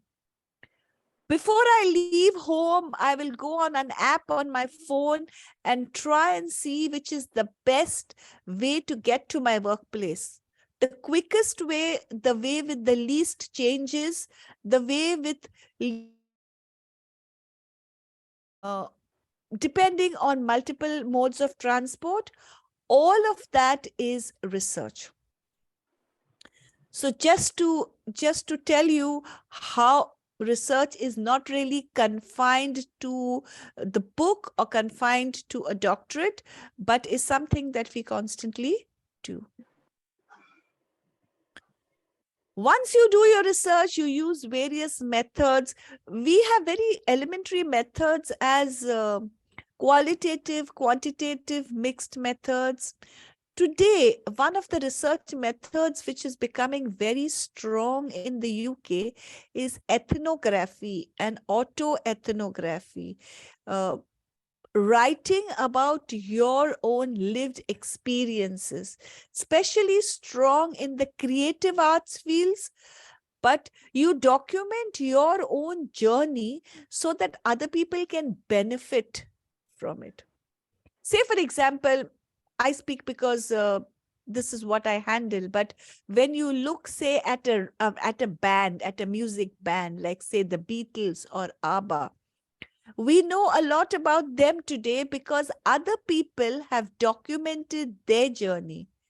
However, the trend now is towards documenting your own journey in various ways. It doesn't have to be from when you were born or through your school. It could take the form of something or one aspect which you went through. It might be relationships. It might be your search for something. It might be stumbling upon something new, but it's all research. You may or may not have hypothesis, but once you establish a relationship, this is just the basics of how you would do a data analysis and interpretation. Another interesting story. I very recently presented a paper at the UWL Festival of Teaching and Learning. I think it was a couple of weeks ago. And the topic of my research was to assess the impact of personalized library instruction. And it was a case study of the London College of Music. I was motivated to do this research because I do a lot of one-to-one interactions with students. I must have done more than 50. I do more than 50 of these every semester. I talk to more than 50 students every semester with multiple individual interactions, more than what other people do. But I was keen to find out whether this has any impact on their grades, whether this has any impact on their research output. And I was wondering whether it helps students and whether students would come back to me eventually. So it was an amazing research. I got it sanctioned through the ethics committee, because when you talk to individual participants, when you collect data from people, when you collect personal data, like say emails or their thoughts, you do need to get it passed through ethics committee. So I got that sanctioned. I made a simple Google Docs survey questionnaire and I sent it out. I sent it out to around 60 students, around 40 students replied. And I had amazing results of research, which I could present at that festival. It was not connected with my job. I would still have got my salary even if I didn't do this. It was not connected with any promotion. It just helped me realize where I stand in this information world. It gave me a better focus and it increased my visibility. Sometimes it's good to think about why you want to research and where you want to go from there. You write your findings, your suggestions. Remember, when you write your objectives of your study, that here your findings should match with your objectives. So if your objective was to find out how you could decrease the time for us between any process, say for example, if I was looking at a library, how you can decrease the time from when a book arrives in the market to the time that a student can borrow the book.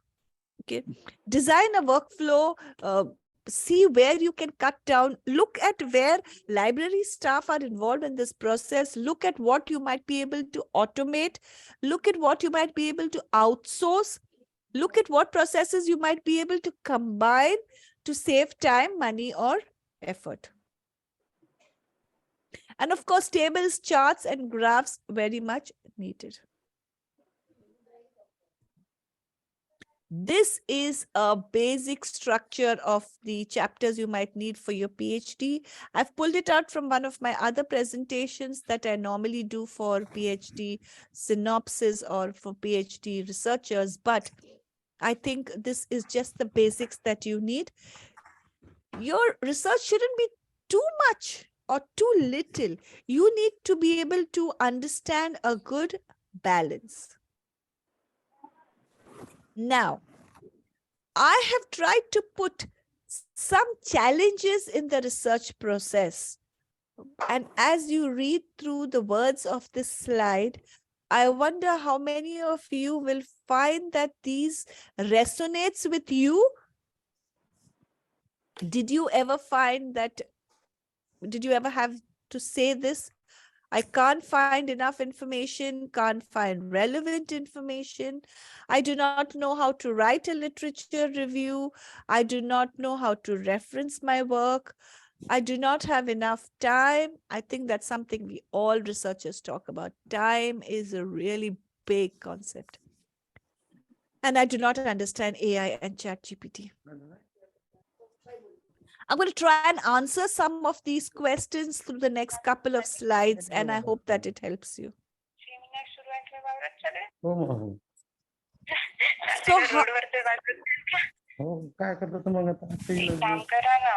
I think someone's audio is on.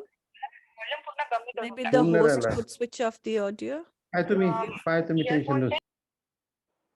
How to search and find information. So if you say, I do not have enough information for my research topic, or I can't find enough information for my research topic, here are some hints. Break down your topic into manageable search terms, which we call keywords. Use synonyms. A simple simple quick fix is if you type the word in, if you type keywords in MS Word, Microsoft Word, if you copy that, block that word, and if you right click, you have an option of synonyms. Use those synonyms to get similar words. For example, if I am looking for a topic about teenagers, maybe not many people have written something about teenagers, but a number of the research papers might be written using the word adolescents or 18-year-olds or college going, or those sort of phrases. So look at synonyms and they will help you. I was looking for music, but there are so many related words. Lyrics, a piece of music, the tune, the melody, the song. Try and look at these. Apply Boolean operators. We don't do this, but if you look at the simple, look at a simple Venn diagram for Boolean operators. If you use AND, it's an intersection. It automatically narrows down your search. Look at the topic of your research, break it up into 2 bits, use these 2 bits with a capital A and D in between, and try and see how effective your search has just become. So maybe music management and UK industry, the and will automatically narrow down but give you more focused search results. Using double quotation marks. If you don't use double quotation marks, often if you were searching for industry, you might get computer industry or automobile industry, not what you were looking for. Using an asterisk will pull out more search terms or more search results and will broaden your search. So there are 2 options in all of these points: to broaden your search and to narrow your search, depending on what you are looking for. Here is another hint, and I don't think you would get this hint from anywhere except from an information specialist. If you can't find enough information, look at the references of the articles that you have already included in your review so far, in your literature review so far, and then look at each of those. The second hint is that if you are using citation tracking databases, and Google Scholar is a citation tracking database, so then you can look at cited papers. And I will show you both of these in detail in the next 2 slides. But this is a really important trick, an important tip that an information specialist will give you, which will help you as a researcher. So if you find one relevant journal article, and this was the topic I was looking for, Stanislavski in the acting field, and I have found one very relevant article from Taylor and Francis. It's from Connection Science of 2017. You go to the list of references at the end of this paper, and all of these are related to the same topic. So you can go and look at each of these, and if you can see also that the years in which it is written is a good varied range. It goes from 1972 to about 2015, 2016. So you've got a nice range, and all of this is linked to the same topic that you're looking for.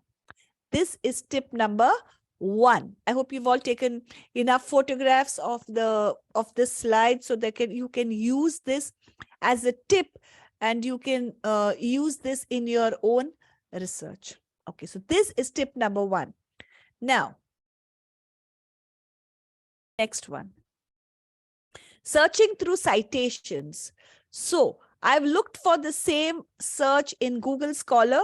Google Scholar is a citation tracking database.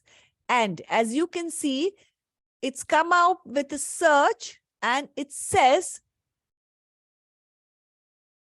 cited by 407.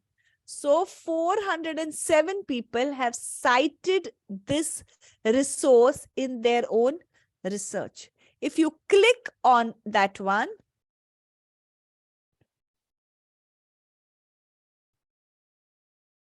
you will come up with these 407 results. And you now have 407 references from which you might be able to take out a reasonable number to look through for your own. A number of them might be available through your own library system or the library system of whichever university you are registered for your PhD. And that way you will have access to research. Of course, a number of good research articles today are open access and hence available to all. What happens if you say, I'm looking at the next question in that slide of mine, I do not know how to do a literature review. Here's a quick fix. 5 points, that's it. Select a topic, define the search terms, search and evaluate what information you found, write down each individual analysis. Remember, writing down an analysis is not writing down abstracts from those, but summarizing, paraphrasing, and writing it in your own words. And then thread all these bits together into a literature review and have subtopics. Writing down a literature review is one of my strengths, and I have, it is something that has evolved over time. It has actually come from supporting a number of students through their varied literature reviews. But remember, research has to be a passion. I do not know how to do referencing, and I hear this all the time. I'm just going to give you a quick slide to understand what referencing is. It's made up of 2 parts. A citation inside your text could be at the beginning, middle, or end of your statement or paragraph, and an entry in the list of references or bibliography at the end of your document or that chapter.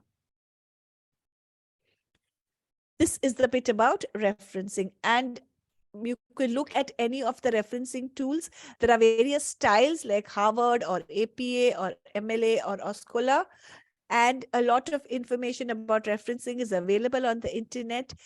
However, a quick word of caution: to use the one that your university talks about. There are also reference management software like Mendeley or Zotero, or we use RefWorks.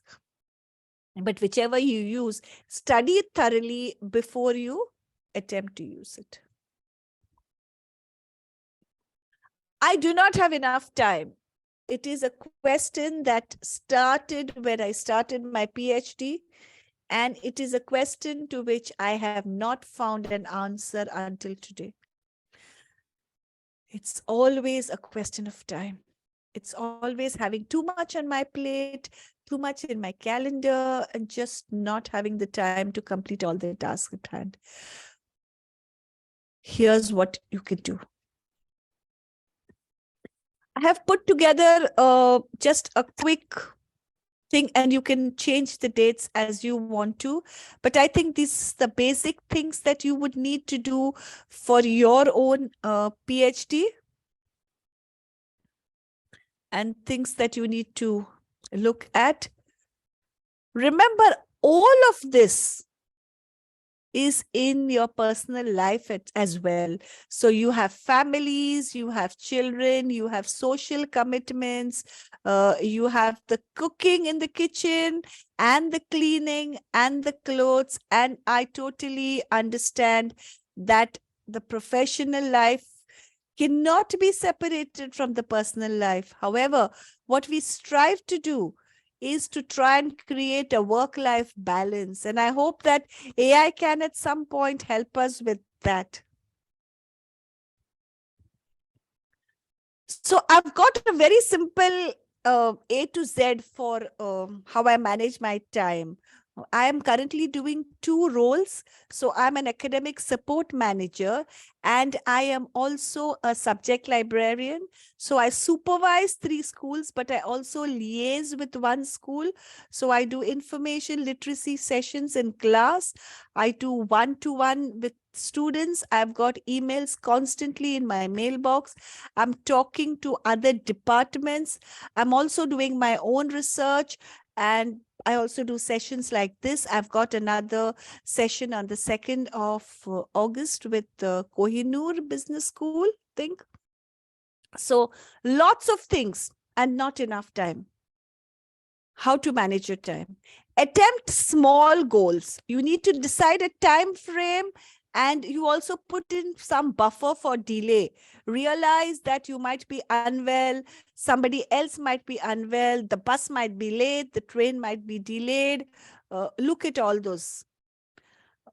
I think one of the things that's worked best for me in research is having a buddy system. I am proud to say that I had a buddy all through my research, from my bachelor's to my master's to my MPhils to my PhDs. I have recently acquired a fellowship of higher education academy qualification, and I am now an assessor for them. I am also a mentor for other people who might want to get that qualification. And I always try to combine people together as buddies. When you have a buddy system, you each motivate each other. You might call up the other and say, you know, where have you reached? How much is left still? When are you going to do it? So then a buddy system works very well. I make extensive use of my Outlook calendar, some sort of calendar, whether it might be a simple diary or a virtual calendar, whatever works for you. Review and see. Sometimes you need to go back and look at it. If you create a list, like I do a to-do list, but a number of things then become obsolete after a while. Maybe that answer was required this week, and next week you don't need to send out an email. It's got sorted. So relook at your to-do list. Your deadlines should be practical and doable. When you aim for the moon, think whether you have a spacecraft to go to the moon. I have put X as an X factor. What is your X factor? What really works for you? For me, early mornings work. When it is quiet, I am with my cup of coffee and I am at my laptop, and I think that 1 hour before anyone else is up at home, that works for me perfectly. That's when I'm at the peak of my output. I've got amazing mentors. I've had line managers who've been really amazing, and I still keep in touch with them because they're the ones who support me, guide me, and inspire me. I also have used concepts like creative visualization. So I will always close my eyes and I will picture myself going up on stage at the podium and talking, and I will picture myself doing this a number of times. I can see myself, I can see what I am wearing, I can count my steps up to the stage, and then when it actually happens, I'm not afraid. These are some tricks of public speaking, and because I am into events a lot, I have learned this trick and I know it works for me. And the Zen of success, celebrate success. We often struggle, we often complete all these tasks, but we do not celebrate what we've done. So it's not bad to talk about yourself. It's a good thing to increase your visibility. It's a good thing to market yourself. It's a good thing to tell people how amazing you are.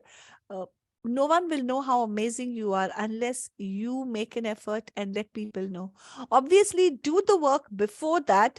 Do what it takes to make yourself visible. But in your own workplace, if you have created a project and you have worked through it and you have minimized the time that a student needs something that worked, Put it out in a staff newsletter, talk about it at staff meetings, invite yourself to all of those meetings. We sometimes think we're not required to go to them. And we often think, is it going to bring us any money? Remember that some of the best things in life you do not get paid for.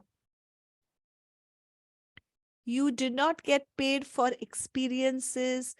No one will pay you. But remember that those are necessary and those are the ones that you will always remember. I could talk a lot about this, but looking at the time, this is the last bit, and I am just going to stretch a little bit on what Dr. Abhijit Kelkar has spoken about AI and ChatGPT and why fake news thrives. So when we talk about fake news, you see so much of it in the political arena, but you constantly see a lot of it on your phones. And I think because it is so easy to put out information in things like Wikipedia or creating your own website or creating your own blog, putting information out there. Sometimes a lot of this information is not authentic. You have not found out the source of it. It might be that companies are closing down. We see so much of this happening today. There's a nice site that I have put in of City AM that talks about fake news. So you need to determine when you see something online. The University of Cambridge has come out with a simple test. And if you get a photo of the slide and you get that link, you may be able to do that test and find out how susceptible you are to misinformation. How easy it is for you to believe the information out there. Some additional tips. And this is now parallel to ChatGPT. We're slowly going into that region of a lot of information being given out by ChatGPT. Check the source. Is the source of the information credible? Or is it a website you've never heard of? Would you pick out information from bbc.com or would you pick out information from bbd.com? Look for evidence. Does the article cite any sources? Can you go and look at those sources? Look at, are the headlines very sensational? Does it guarantee you, this is one of the most common ones, isn't it? Weight loss without any exercise, or weight loss without any health drink, weight loss with just a pill. Too good to be true things. Also, with cybersecurity coming in today, are they asking you for something? Are they asking you for information, passwords? Even those chain things that come on the mobile phone. If you send this to 10 people, you will have a miracle in a day. If you send this to 10 people, you'll get $1,000. You don't get the money, but they have got the phone numbers or the email IDs or the names of 10 other people that you sent it to. Don't share without verifying. I have a number of friends back in India, and I have seen a number of videos being currently circulated about the conditions due to the heavy rains in Mumbai. Most of those videos are from this year. Some of those videos are from last year. And some of those videos are from places which are not even in India. If you're not sure, don't forward it. That's your bit. You can at least do that much. Okay. You can at least do that much. If you're not sure where it has come from, check it before you forward it. And I think if each one of us does this little bit of just checking before you forward it. So when I looked at those videos, all I did is I went to some of the news sites. You go on YouTube and you get all the authentic news sites. And then I just checked those videos. Some of them were authentic and I could forward them, but a number of them were not. It's better to be safe than sorry.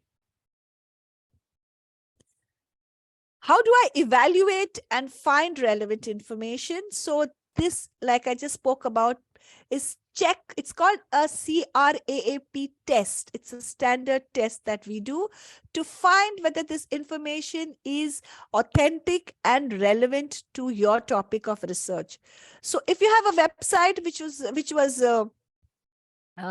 set out in, say, 2016 and has not been updated after that, if the links are not functional, maybe that the information in it does not relate to your topic, you can always check authors. Often authors of research papers or academic articles might be professors in universities.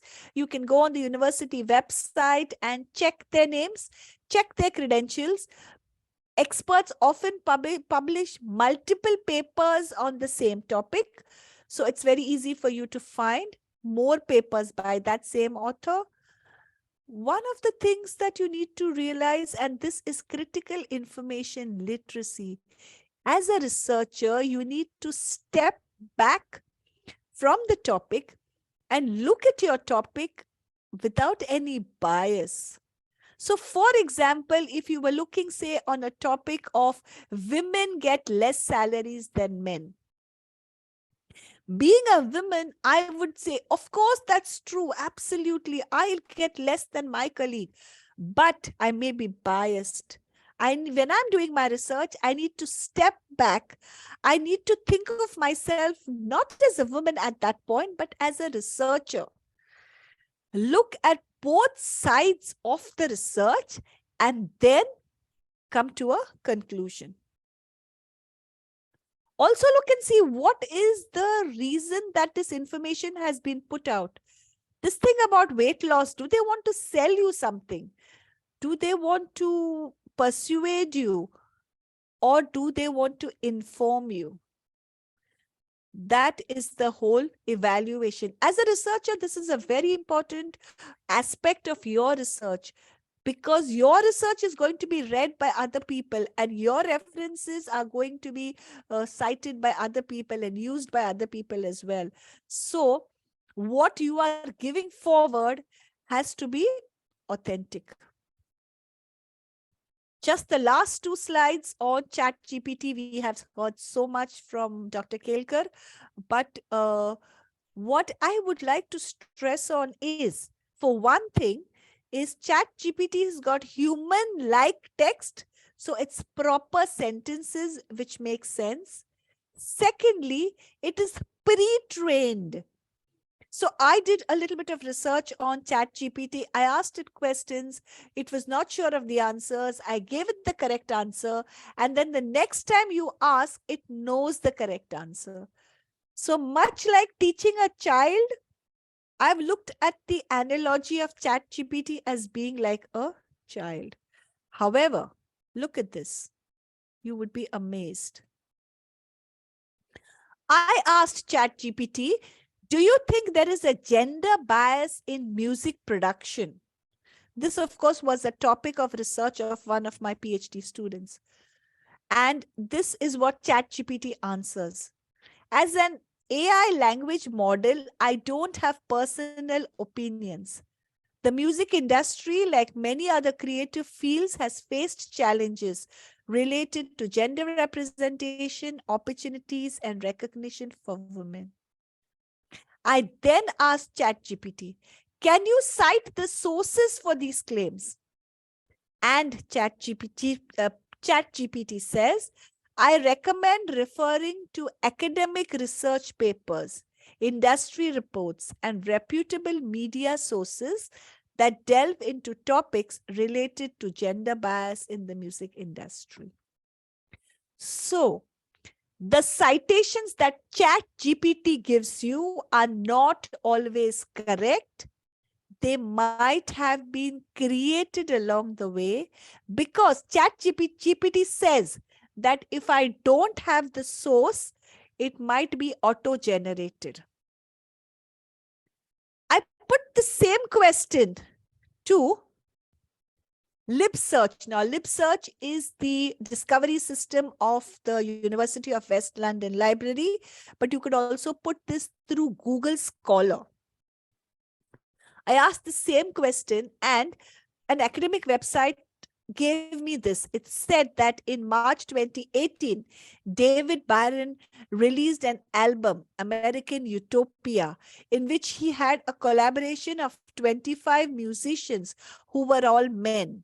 And there are many more citations with years and names and authentic websites like BBC News.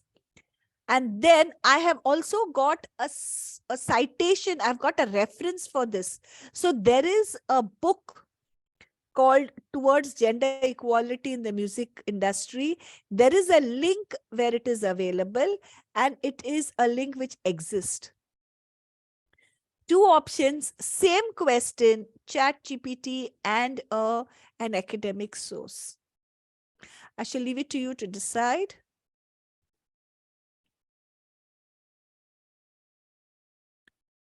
Thank you for giving me the opportunity to delve into the amazing world of research and to add value to the profession. Thank you. Thank you for outstanding lecture, madam. Very, as visual, the lecture was very outstanding, knowledgeable, and virgin knowledge have been provided by you. Thank you for the behalf of Sri Wagmare Brothers, behalf of college. Thank you, madam. Thank you. Thanks. Dear participant, do you having some question regarding madam's lecture? Yes, ma'am. Yes, sir. Dear participation, do you having some question regarding Janice madam lectures? Some for paper publications. Yeah, sure. Go ahead. आपका कोई question है क्या?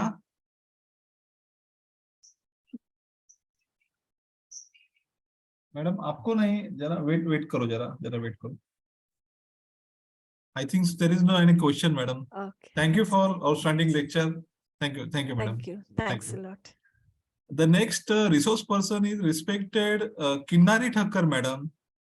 Before starting the lecture of Kinnari Thakkar madam, I would like to read the biodata. Dr. Kinnari Thakkar madam, it is a professor in the Department of the Commerce, University of Mumbai, Vidyanagari campus, Santa Cruz East, Mumbai, India. Madam having academic credential, PhD, MBA, Company Secretary, Master of Commerce, National Eligibility Test, NET, SET, Bachelor of Commerce, SNDT University. Madam having tremendous academic level certification and publications such as Special MIT nominated by the Honorable VC, Faculty of Commerce, Management under the section of 3-4 Maharashtra Public Union Service Commission Act, Homi Bhabha State University, Mumbai. There are various awards also taken from the other organization to the Kinnari Thakkar madam. Kinnari Thakkar madam having a big biodata, therefore it is a very lengthy time. I would like to request to Kinnari Thakkar madam, please continue your lectures. Thank you, madam. Thank you. Thank you so much. Thank you. So good morning to all, whoever is in India and other countries. I don't know, whatever is the timing. According to them, good wishes for the day. And always a pleasure to listen to Abhijit sir and Janice madam.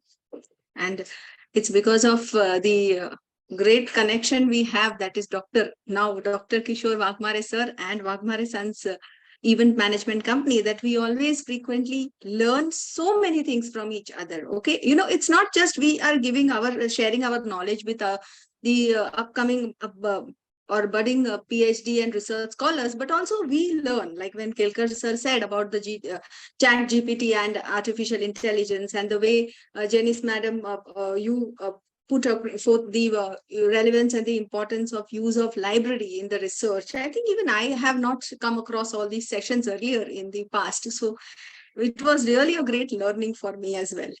And now today I'm going to talk, I'm going to have something mixed for the participants, especially those who are in India, because I've seen Indian participants are in number more. So those who are in India, now they are all eager to implement the new education policy, which we have from 2021 and which was to be implemented in the year 23-24.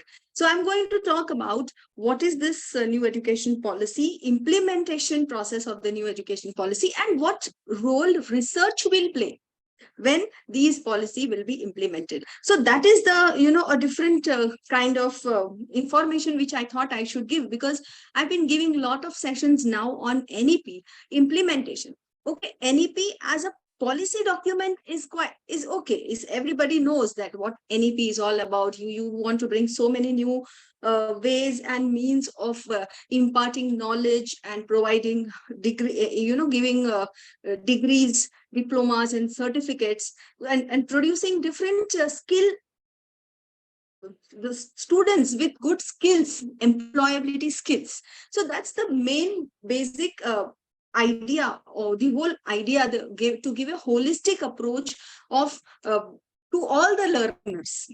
Holistic in terms of making them skill oriented, making them good and sharpen their minds and sharpen their skills in various co-curricular, extracurricular activities. So that is what is NEP is all about. So today what I'm going to do is, in the first of 15, 25 minutes, 20 minutes, I'll tell you what is all NEP. Then we will talk about promoting research in this new structure which we have of education, that is implementation of NEP. So while promoting research, what all new points one should keep in mind, and how research will become, in future. The purpose of NEP is to see that research should be, the research outcome of India should be at a global level, which has a very lower percentage at present. See, in terms, I also have figures like how many publications we have in China, and what are the publications, the footprints of research at a global level of different countries, and where do we stand. And wherever we are standing, majority of the reason of our good publication is IITs and IIMs. So just drifting something away from that and giving more importance to research outcome, which is being produced by, or which will be in future expected to be produced by, the universities. That is the main perspective, the entire reason of considering giving importance to research in the new education policy, by ensuring that there is a research university. Okay, up till now, university had a combination of teaching, learning, as well as research. So some percentage of your workload is dedicated to teaching, and part of the percentage you are expected to take some students, and you are expected to come out with a good research outcome. But now you're going to have a full-fledged research university as per the new education policy. So let me try what kind of information I can share with you about this. But before that, I will also like to tell you, first of all, what is new education policy, why it is, necessary now for all universities across the country to implement it. The first reason is it has become mandatory by the government that by 23-24, you all should be all set for implementation. But it's not an easy thing. It's a very big, it's a very diverse issue which one has to consider while implementing. And every university has its own challenges.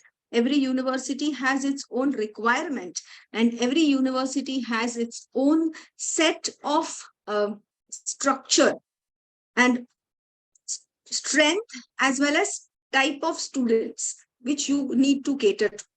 So you are catering to only universities which are just not in the cities and metros, you also have to cater to all the institutions, colleges, everything which are also in the interiors and in the remote areas. So I think that is what you need to keep in mind while you form a policy within the framework of the new education policy document. You have to have your own policy to define your objectives of implementation of NEP. So let us go by what are the general objectives for implementation of the NEP 2020. The general observations and objectives here are outcome-based education. Every time you provided education, you impart education to your learners, there has to be a specific outcome, and the outcome will be defined. Okay. Earlier, when a learner joins any institution after 12th standard, so then sometimes so many reasons, family reasons, and so many other unavoidable circumstances, you are not continuing with the education. So what you do is you just do the first year or the second year and then drop. So that time they were called as a dropout. Okay. Or in slang, we used to tell, isne padhai chhod diya, ya isko chodna pada. You have to leave your studies half the way, mid the way, because of so many issues, like you need to cater to your parents, illness, or your family income is not sufficient enough, or there's no earning member, or whatever may be the reason. So what you are doing is you are just leaving your education in the midst, half the way, and then you are trying to, and you are searching for a job to meet your family requirements. But now, if you leave your education after completing level 4, see, up to level 3 you will have 12th standard. So levels are defined. So level 1 will be this, level 2 will be this, and after 12th you will have level 4. So in the level 4, now why this level 4 term which is used? Level 4 will be commonly applicable, uniformly applicable to all institutions, universities, school, and colleges across the nation. So if you say that I am here, I am in Mumbai, and I've completed my level 4, and now I wish to migrate to some other place in India and wish to continue my education. So earlier we had a lot of issues for identifying that which you have completed taking these subjects, but that university has a different subjects in the platter to offer you. Then you need to buy, you have to do the equivalence, that this of this university's level is equivalent to what level in the other university, migrating university. Now that problem will also be automatically solved. So your equivalence will be defined by the levels. You have done level 4, that means now level 5, if you want to take admission, that means this is the level. Across all the education institutions in India, you will have this common uniform understanding. So you will not have the problem of getting equivalence done across the various universities. And now if you see, you have a lot of issues, like you need a migration certificate, you need a transcript, and you need, you from one university to another university, you need to have so many documents before you do any change a university. Not only in different states, within the state, but also within the same city. If you want to migrate from, say, Mumbai University to SNDT University, roads. Cross the road, here you have this university, but then also there's a lot of crossing of documents which you need. But that all will become little more smooth, systematic, seamless, and easy with the implementation of this. So I'll continue with what example I gave, that when we have to, when the learner leaves the education in between, if he does 1 year of the degree college, then he will be awarded, he or she will be awarded with the certificate course. So you will not say now that I'm a dropout of FI BCom, FI BA, BCom, BSc. I mean, you can proudly say that I have a certificate. I've done certificate course in the first year BCom with this subject specialization, with accounting, finance, or with artificial intelligence in any case, or whatever subjects which you have opted. If you are leaving it in after second year, you can proudly say that, oh, I'm a diploma holder. Okay. So that kind of even mental, psychological satisfaction of getting a degree awarded to the student also will maybe boost their morale in continuation, or maybe confidently going ahead in any field in their employment as well. So this is what is the relevance of the new education policy, where you have not only outcome based education, but also every stage you complete, you will have some outcome in black and white, as in certificate course, or a diploma course, or a degree course, or a honor course, or vocational whatever courses you have opted, that all will be reflected in your degree, in the paper, piece of paper. But now eventually it will be reflected in your bank credit, academic bank credit, and your academic credentials. So now we are getting a degree over a period of time with all these artificial intelligence and all these things replaced the black paperless thing which we are moving into. And you will have your own credentials, your own account, as your, like how you have Google citations, that against your name you will have all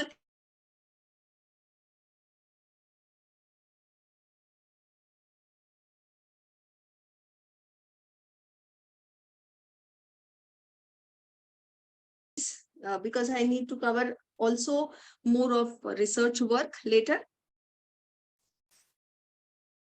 No separate hard and fast rules or separation between curricular, extracurricular, vocational, and academic streams. We have, we had a silo that this is co-curricular, this is extracurricular, this is arts, this is science, this is commerce, we are management. Now all these, the line between the thin, there'll be a thin line between the all defining all these different options which are available, all these verticals. So we are trying to make sure that, as Abhijit Kelkar sir said, that nowadays you don't have to be jack of all trades. You need to be master of one, but you need to know something from all disciplines. So same way, I think NEP also is planning to do that. They are making you specialized in major, but they are also ensuring that you are not only focusing on that major, but you are focusing on all other hobbies which you have. And also you are being given option of doing yoga and doing, all these kind of vocational and skill-based courses, which for which you have a passion. If according to Janice ma'am, research is her passion. Originally, it was started with her employment, but then it converted into her passion. So same thing, as the time passes, you will understand and you will realize that what is your requirement and what is your passion, and you can choose your passion from all these basket of options which are available in the NEP 2020. So I think here in the first year, we are finding it's very tough, diverse, and is it possible to be implemented, and that so many dark questions are coming in our mind. But I think down the line, or maybe over a period of 3 to 4 years, once we are settled down, it's going to be a boon for our country. So this all activities we have, nurturing education and research activities is the main objective.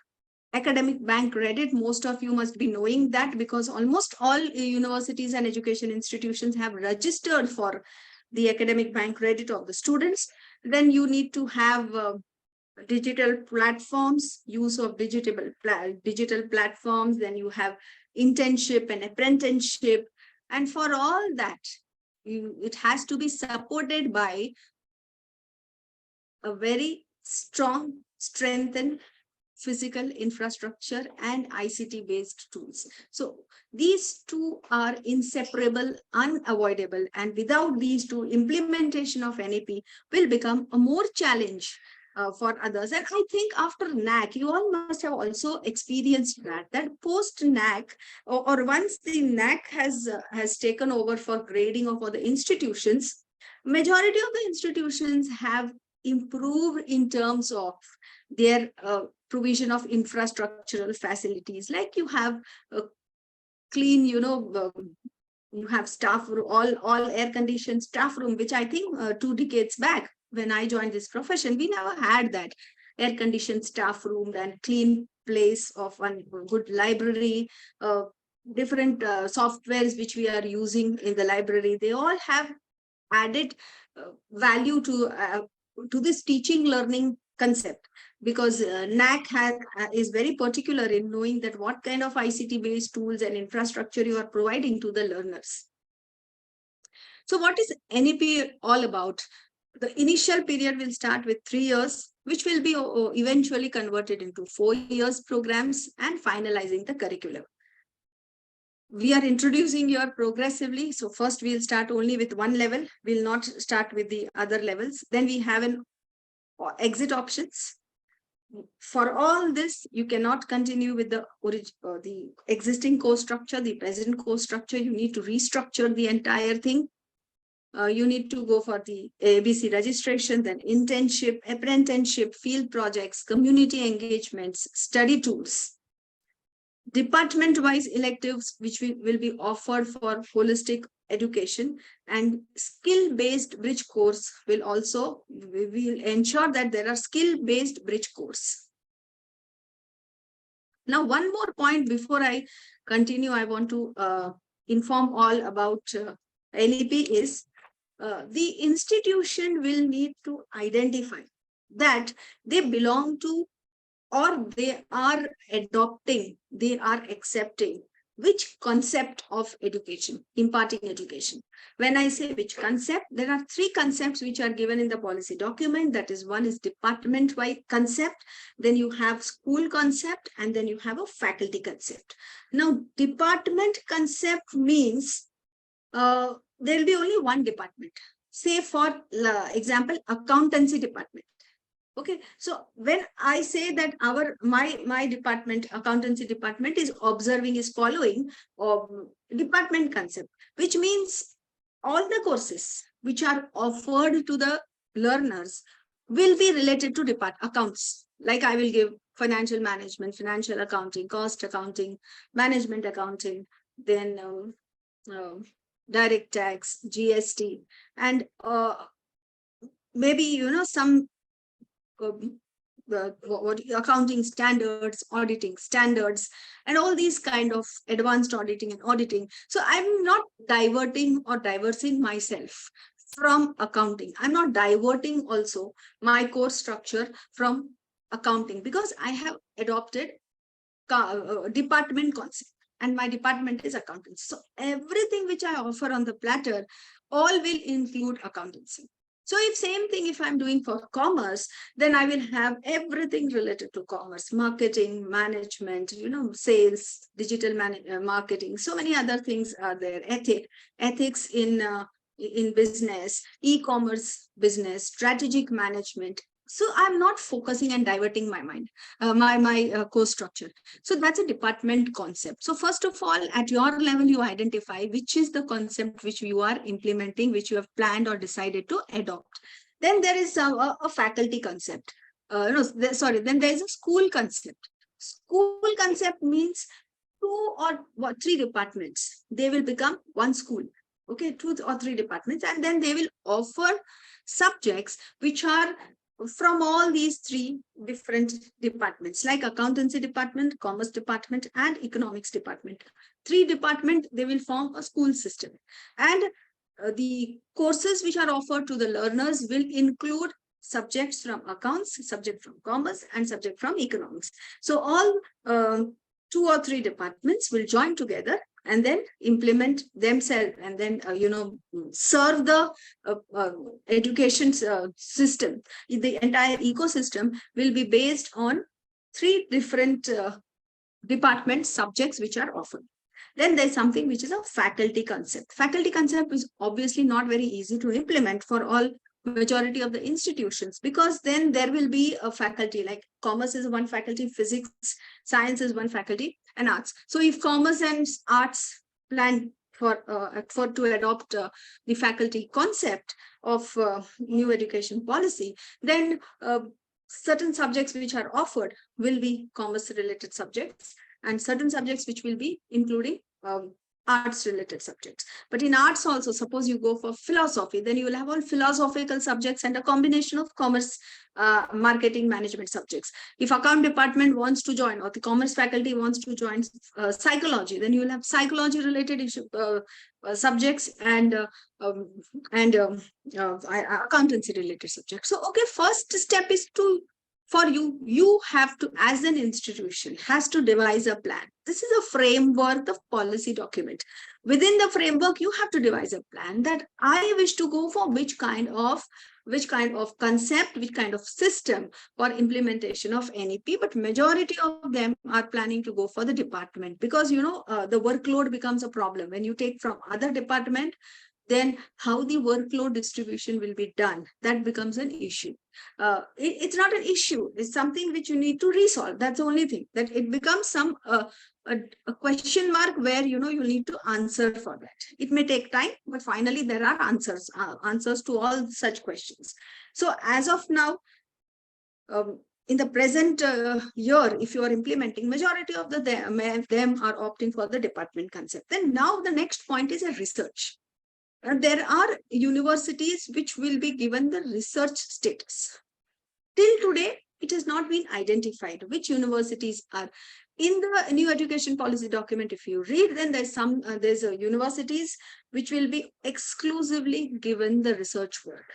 So as of now, none of the oldest university also, like Chennai, Madras University, which is in Chennai, and Mumbai University, Kolkata University, none of these are the oldest universities, but none of these are as of now identified as research, because it may take time, or maybe over a period of time, these events, it may evolve, that there'll be certain dedicated research universities. And colleges will become autonomous, and they will grant degree granting institutions autonomous, which will be based on the department concepts for every department. So this is how your entire plan of NEP shall move forward for the implementation.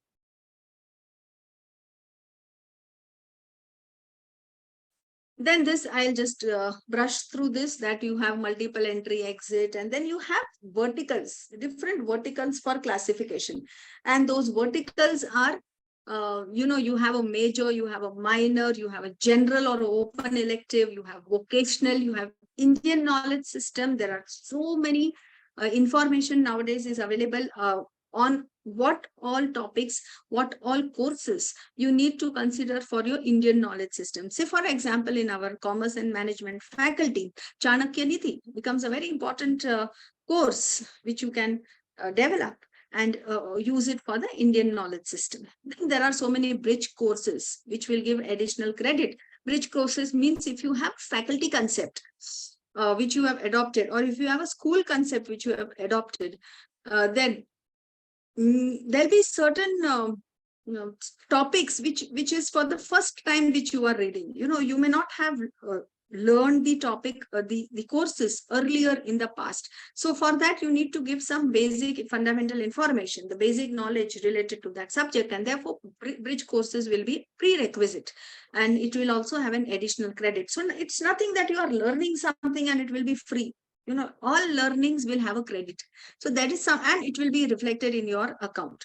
So every time you do some activity, it will be credited and it will be recognized, and it will be, see, now when you are doing your playing good in sports, it's just, you have to actually share that, this is the in addition to my education, I have participated in so many allocation competitions, sports, everything, and that all goes unacknowledged as of now.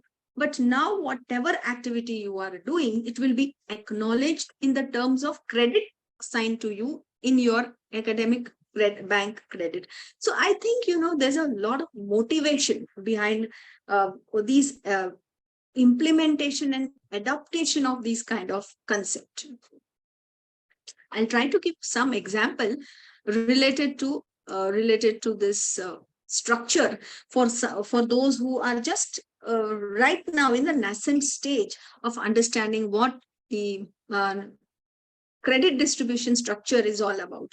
So you have something which is, you have major, you have something which is called as minor, and then you have open electives, you have vocational ability enhancement, field projects, community engagement, and other service related verticals. And you are going to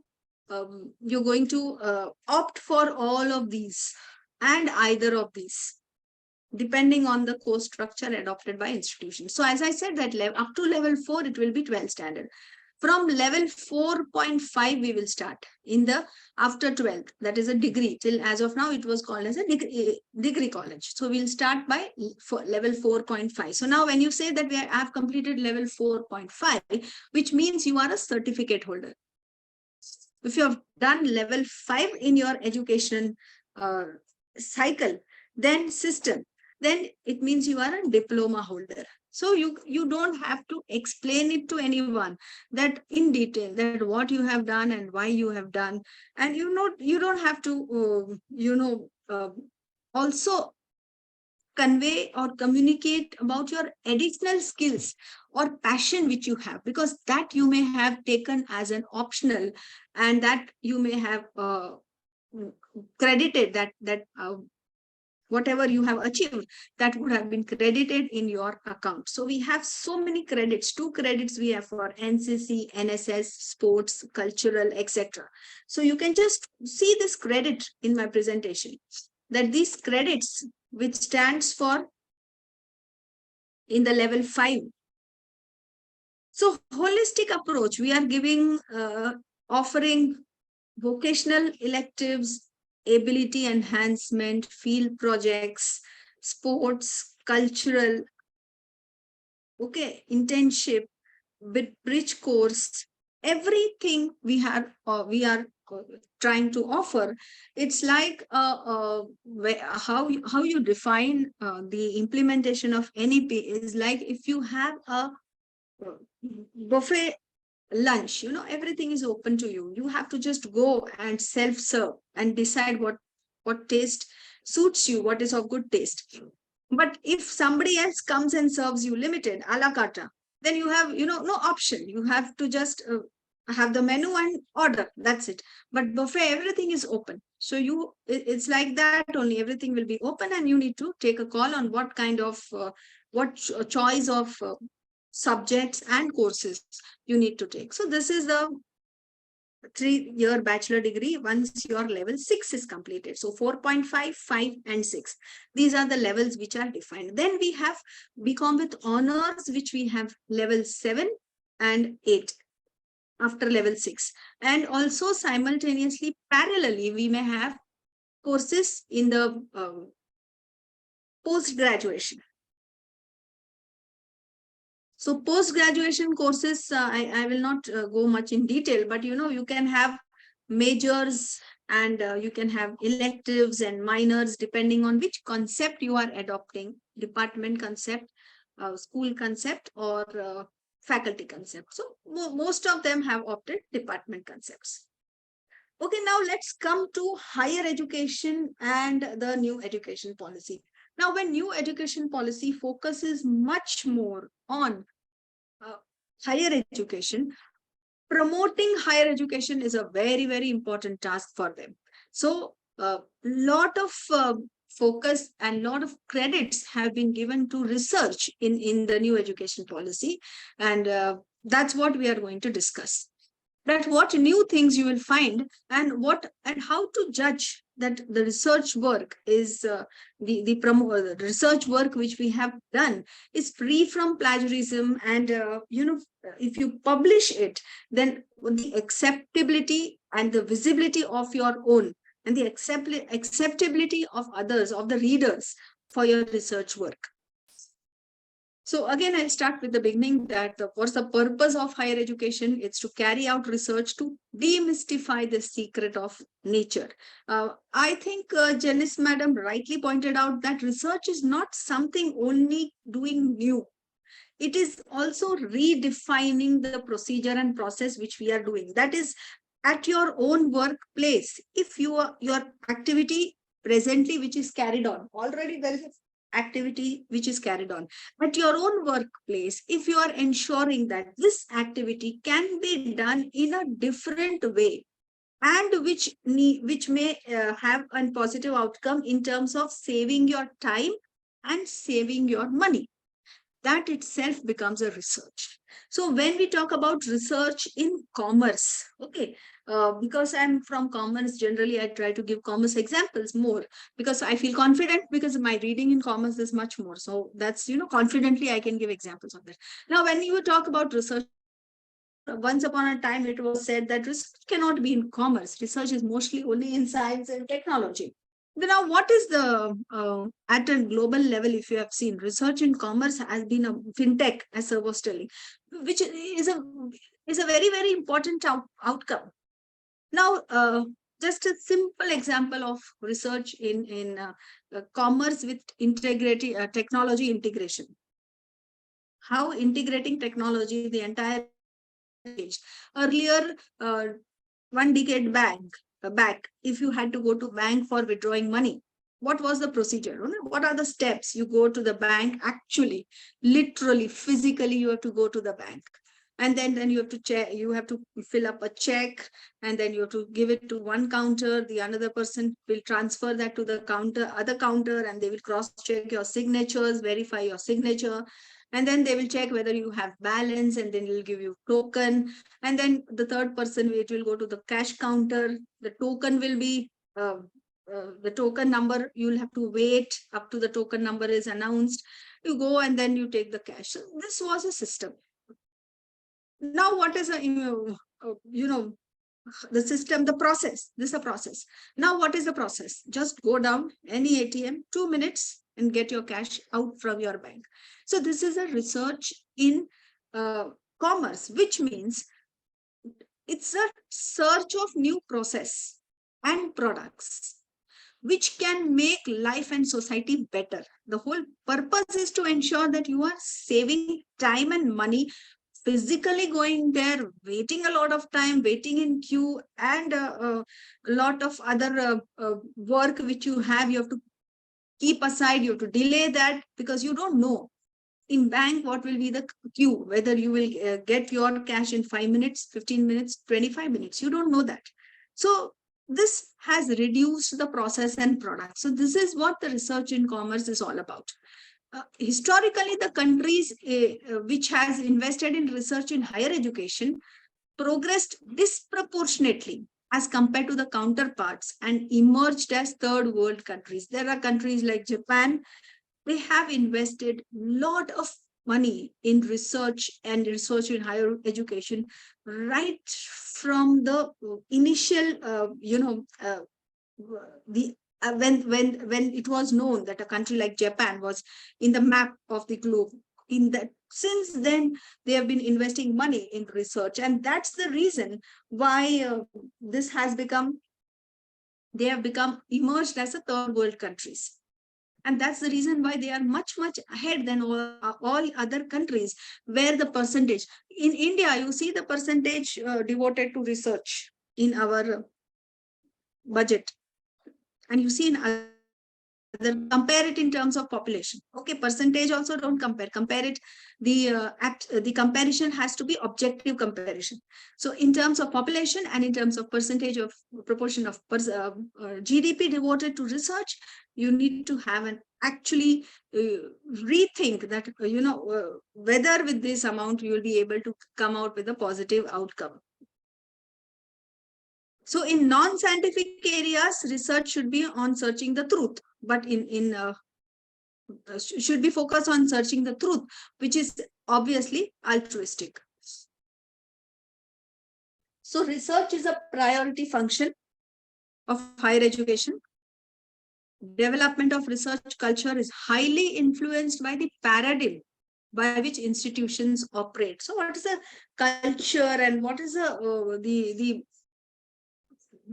ecosystem of that institution? And that actually is a plays a prime role in finding out, in understanding the outcome of that research. That culture is important. If that culture is influenced more only for focusing on research, then obviously the outcome will be much higher. Now, if you see, there are three major international rankings which we have: the world academic world ranking of university, then we have the QS world university rankings, and then we have the Times higher education. In all of these, research has become a very, very important criteria of ranking. So in all these rankings, they put premium on research for giving the ranks to the institutions. The Times Higher Education World University Ranks is the only world ranking publication that evaluates research-led universities. So there are so many universities across the world which only are research-based. That's the reason why in new NEP document, the government of India is also trying to focus and then trying to convert certain our important universities only, which will be a research-led university. That they don't have much of teaching part. They have just more of research and knowledge transfer. And there's an international outlook which they have, and because of which their ranking is elevated compared to the ranking of other institutions wherein the research work is done. Now, if you see the proportion, in the area of social sciences research, 32.5% is given weightage to that of teaching. And but a separate measure for citation is 25% and industry innovations is 2.5%. So research has 32.5%. Teaching also has an equal weightage. In all the rankings, the social science related rankings, see the weighting. Teaching has a same level. Actually, our institution, our universities for what? Traditionally, the traditional, conventional, understanding of for us, for a college. When you go to the college, what do you think? That you are going to do research? How many of you have gone to the college with a view of thinking that I'm going to do research in the college? Majority of them, almost all of them, not majority, almost all of them think that I'm going to learn. Okay, the course, if I have taken commerce, I'm going to learn something related to commerce and or whichever discipline I have opted for, I've taken admission for. But ranking people, they don't think that. Ranking, when they do, the criteria is research is also equally important and teaching is also equally important. But the actual institutions, when they are imparting for knowledge, they don't impart much knowledge for research. So that's the reason why, the NEP is very relevant now, because you're combining both. You're giving importance to both of them. You also have something, citations, 25% of the class. It is a huge thing. The weightage which you have is for citations and also for industry innovations. Now, citations means Google citations, as ma'am was telling, when you do review of literature and all, you can just go for Google citations and see. So each faculty who is employed in the one particular institution, how much of scientist citations each faculty has, and then total number of citations, cumulative number of citations of all the faculty is the total citations of the institution, and that carries 25% of weightage in the criteria of ranking. And therefore, value and quality of research productivity are associated with quality university education. So this now eventually over a period of maybe 2 or 3 years, we are going to witness a good amount of research from India as well, if entire university is focused on research, because there's no option. Everybody employed in the university will have to do some good amount of research for their survival.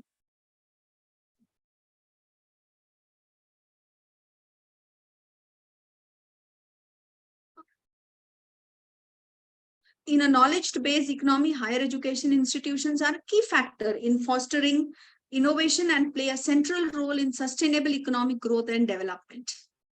Education is becoming a major driver of wealth and economic development, and higher education institutions are expected not only to create knowledge and respond to the needs of the students and other relevant stakeholders, but also to facilitate social equality. So when you talk about research and in commerce and management, majority of the time it will be on focusing on identifying and eliminating non-value adding activities. Non-value adding activities you are eliminating. Research, you also have read about ERP. What is that ERP?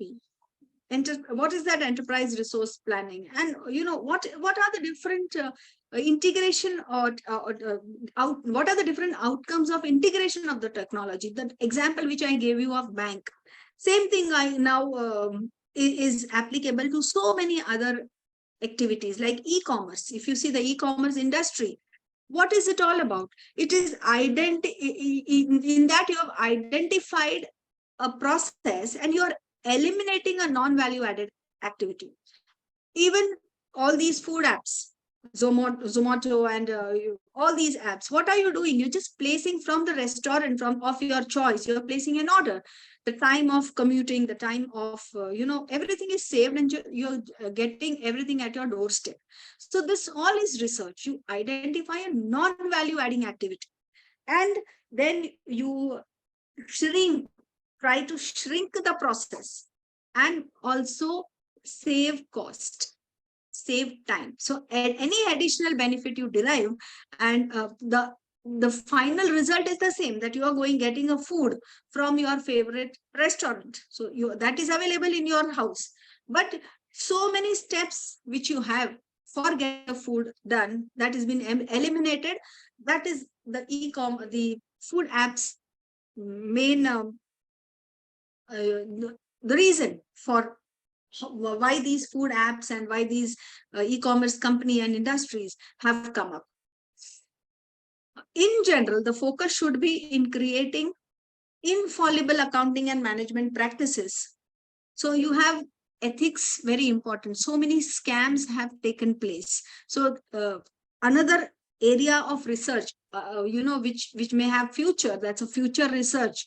You can have topic something where, the system is so strong, that automatically when there's some fraud or some activity which is taking place, the system will not accept it. So a robust system needs to be developed for ensuring that ethics also plays a very important role. So research in terms of improving infallible accounting practices and management practices, creating them, that also will play a very important role. So what is research in commerce is all these things. So you don't have to actually do some new innovative product.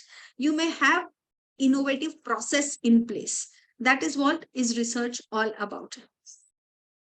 You have to evolve in sync with technology, new evolving conscious and newer governance practices. Even if you come out with these kind of maybe apps or systems, then that also will be considered as a good research related activity. Now, in all these, what is important is finance, fund. So NEP have tried to ensure that if a dedicated research university is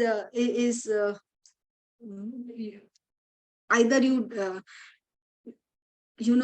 existing university you convert, or you develop or establish a new education university which is focused on research, either of that, depending on what the government intends to do. So then there will be no problem on funding and finance, because then the finance and funding will be coming from the government, and therefore you can ensure that as per the new education policies implementation, there will be a academic research breakthrough. There'll be a different output altogether, and we may have over a period of time we may have the same level of research work like other countries. Now, what is required in all this? what is required in all this is knowledge valorization. Now, when I say knowledge valorization, what do you mean? Research which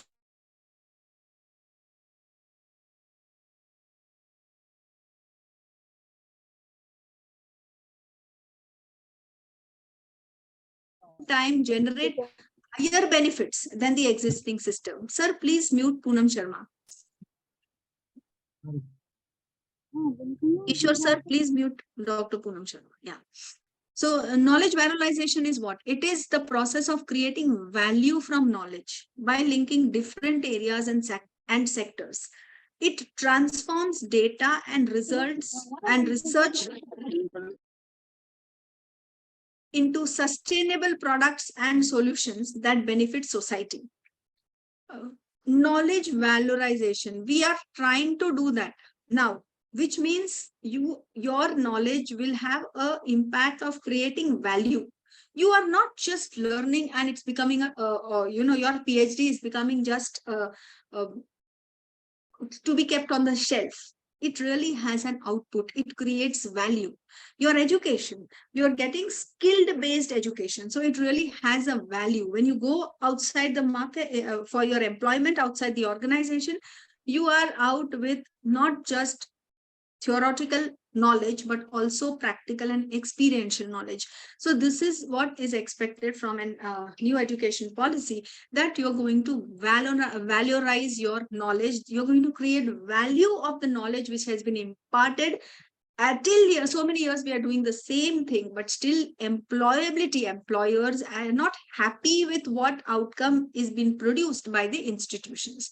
So now this will happen. So what it will do, it transforms data and research results into sustainable products and solutions that benefit society. So your research and your data and your analysis, it will be transformed into sustainable products like green marketing. When we are saying green marketing, when we are saying carbon credit, all these kind of terms which we are using, that actually we are implemented and we are come out with the products, green products, organic products, which will benefit the society. So valorization means the universities which are dedicated, science and technology university, commerce universities, whichever, their outcome and their value which they are, the outcome which they have should enable to produce value. Otherwise, then that research, otherwise the other research will not have any relevance. It should improve the economy, prosperity, environmental benefits, social progress, and also policy making. Research is not just to get a degree, but some researches should at least have that much of power that you may implement it and may have a relevance of policy making. So you are creating value from knowledge by making knowledge suitable or available for economic and societal use and translating that knowledge into competitive products, services, processes, and entrepreneurial activity. Now, what is required? You require a positive research culture. You need to include academic and professional services, your students and your other stakeholders. So you need to have an inclusive and a consultative approach, which I think in the NEP 2020, you will have an opportunity to have these in the school concept, in the faculty concept based, so the institution, you will have this inclusive and consultative approach. Then you need to have an interdisciplinary networking and collaboration. So once the learner is the product of a new education policy, then by default, they will have the concept of interdisciplinary, inclusive, and consultative approach synced in their work culture. Okay, because they have been trained and they've been imparted education in such a way that for them there's nothing like science and commerce and curricular and extra and research. For them, everything has been given equal importance, and they're programmed in such a way that they will automatically by default have these interdisciplinary and inclusive and consultative approach of research and of education. Now, the last point which I think I will mention here is about the research concordat. What is a research concordat, and how does it support our research integrity? The concordat to support research integrity aims to provide a national framework for good research conduct and its governance. There are certain countries, and certain universities, like suppose if you have a paper, or if you have a product, a service, which is which is the outcome of Harvard University. How many of you will have a doubt in their mind that the product will be not original? How many of you will have a doubt that ये original नहीं होगा, ये imitated रहेगा, that, or this must be not having the basic the originality version? How many of you? No one. I think no one, because of their strong framework which is provided, their integrity, the research integrity which has been mentioned in their framework of a good research conduct. But if I say that this research work is from some ex-university, say in any other state, in any state of some other country, which you have not heard much, or for which you are doubtful, will you all accept it as very easily? Will you be able to digest the concept that it must be original work? You will think, you will not obviously upfront reject this thing, but you will have a thought, and you will say that let me check the background, let me see whether what is the ranking, what is the status, and what is the status actually of that university. Okay, why? Because the integrity and the framework which that university has, which you have not heard much, you will doubt, and you may not reject, but you will doubt, and you will need to refer and do some Google search to find out the status and find out the institution standing. But if it is from Harvard, you will not try to find out, you will accept it. Maybe you may, but at least, in your mind, doubt will not be there that means this will be plagiarized outcome. You have a confidence that it will be that outcome will be original.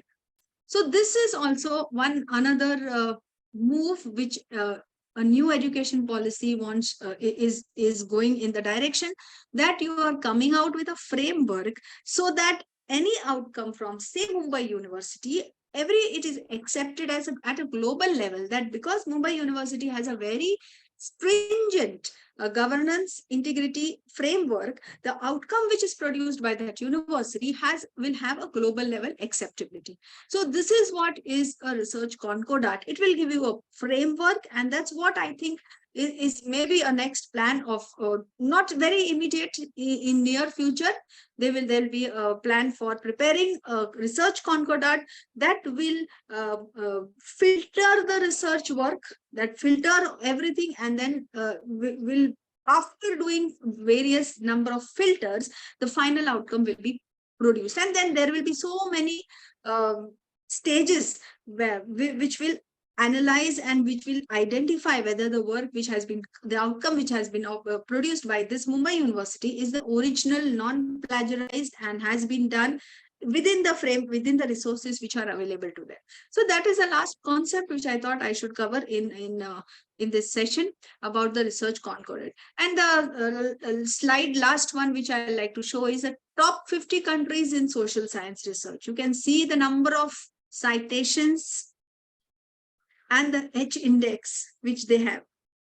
And you can see India at present is in the 11th rank, but most of the outcome is IITs and IIMs. So all dedicated and other institutions because of them. But the huge difference, population of US and population of India, and H index of US and H index of India. I think you can all see this. So with this, I conclude the session of NEP and promoting research in higher education or relevance of research in the new education policy framework, which will be implemented or which has already been implemented in certain universities and educational institutions in the year 23-24. So the forum is now open for questions, and I thank you very much for the patient listening. Thank you, madam. Really outstanding. I have been attending and listening your lectures. Approximately 1.20 minutes have been delivered the knowledge lecture. Thank you, madam, on behalf of Sri Wagmare Brothers Private Event Management Company as well as the College of Satara College. I hope I have not exceeded the time limit, sir. No problem, no problem. There is no limitation of the what do we say, the original lecture, because of VP given the barrier for or some limitation, then you will do the very fast without consideration and explanation. I would like to thank behalf of Wagmare Brothers and College. Thank you, Nari Madam, Thakkar Madam, for outstanding lecture. Thank you, Madam. Thank you. Thank you, sir. Dear participant, do you having some question regarding the Kinnari Thakkar Madam's lecture?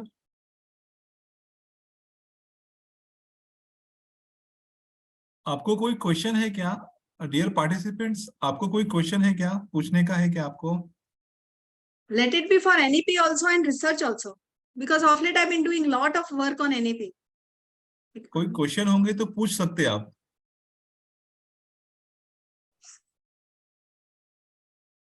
I think so. There is no any. Dr. Aparna Tripathi, I think, has raised hand, sir. I don't know whether there's a question or. Yes, good afternoon, ma'am. I want to ask one question. Yes, ma'am. Good Shall afternoon. I ask you? Sure, ma'am. Sure. Please, It's please open for continue. you. Ma'am, you were talking about the research universities. That Yes. Is it the universities will be only for the research work or for the other Ye- things also? No, ma'am. 90% of the research work. 90% dedication to research. Okay, that's what I was have a confusion. Thank you, So ma'am. that will be maybe next year onwards, you will come to know about that, because this is the first year. So we are just in the process of finding out which universities will be, more dedicated towards research. So that's what is the plan. Thank you, ma'am. It was really a very informative session from your side. Thanks a lot, ma'am. Thank you, Dr. Aparna. I would like to ask the question whether new education policy 2020 of India, if it is implemented in the upcoming next academic session, then is this all the education will be started online? Because of, if you see the framework of the national education policy, you will come to know automatically the whatever the students have been taken admission in the XYZ field, they can choose first, go through the website, and that website will be gives the option, and then you have to tick and then pay the payment and choose the, like a cap round, like this it is going on. Yes. Yeah. What is your view 40%, about that? 40% you can do. That means online it is 40 and 60% is 40%. offline. 60% will be off. Yes. Offline. 40% is a maximum limit. It's not that you can do 100% offline also. But if you want to go for online, 40% is the maximum limit. Because of as per the schedule and framework of the NEP, New Education Policy 2020, my observation says that to me, once it is the monopoly of the courses will be destroyed automatically. If you see the monopoly of the how to making the film, how to making the album, how to making the serial in the TV. It is a courses run by the IIT Pune also, in the University of Mumbai also, but it will be destroyed automatically monopoly because of no one having the control on that. What is your view? Sir, it is like if you are taking a major in that, then you will have that monopoly. It will not be destroyed because your major is of that. So you have to choose a major, minor, and open. So everybody will not be capable of giving that as a major. If you don't have that infrastructure, then you will not be able to give that as a major. So once you give it as a major, you need to have a lot of courses which you need to develop, and plus you need to have an infrastructure. Just say same thing I can say in accountancy, in our subject. We have all faculties who are appointed are basically trained and qualified accountant person to teach accountancy. So my major and my monopoly will remain that only. Okay, if I give them additional, suppose if I divert from my monopoly and I try to go for IT, I don't have at present recruited faculty. I'll have to start from the scratch. But then existing faculty, you need to give them some work. So that also workload and that the set framework which is already as per the existing. requirement of the market. Suppose that one of XYZ Dhirubhai Ambani company, suppose Anil Ambani, it is taking lead of in the 5G section. Another companies, they are directly removing the labor, removing the employees. Therefore, whatever the situation is come at the front of our Indian society, that the private organization is directly dominated to government organization.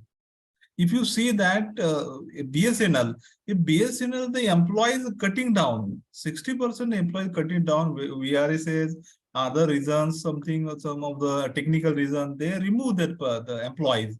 Because of, if you see, they have not given the opportunity to broadcast 5G, only 3G is going on. Even the speed is, if you see in the village area, only the Geo, the Reliance, the idea Monopoly given go the full opportunity for them. Even suppose the ready-made package is given to the BSNL already set up the towers. If the BSNL tower is set up, if they are demolishing the BSNL and selling the property, because of, if you see the Lok Satta yesterday, they are selling and giving the rent basis property of BSNL.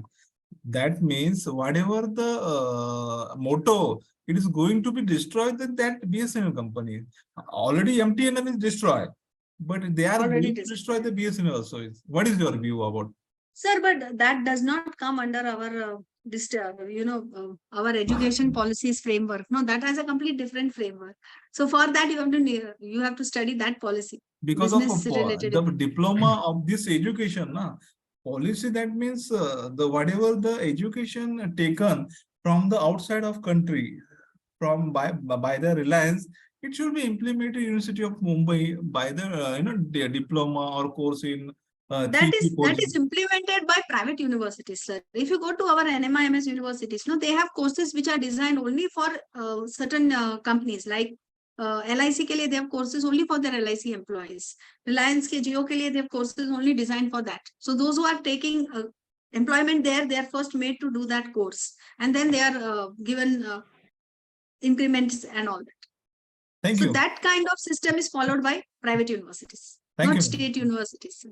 Thank you. Thank you. Hello, am Yes, I sir. audible? Yes, you are. Good afternoon, ma'am. Good afternoon. I am Dr. Rajesh Shavle. Good You afternoon. had been my judge during Avishkar long back Okay, I have no idea. Yes. from CKT College. I have one small observation. Yeah. We have also implemented NEP from this academic year. NEP emphasizes on on-job training, either or internship.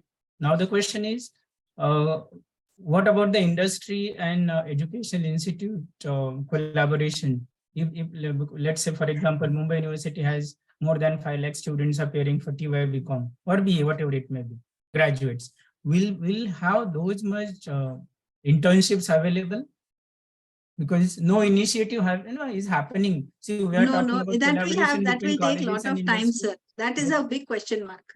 What is That is your a big question mark, sir. Because That we are whether seeing, but whether internship the will be industry is also possible. coming to us, because no Yes, industry yes, comes to yes. colleges so far. Yeah, yeah. And how that internship or on-job training is possible. Internship will be a very, very tough task, sir. That is a big challenge.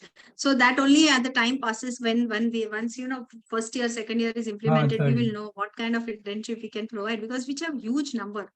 Total 7 lakh strength we have in Mumbai University. That is approximately, I said, it could be higher than that also. Yeah, approximately. It can be higher over a period of.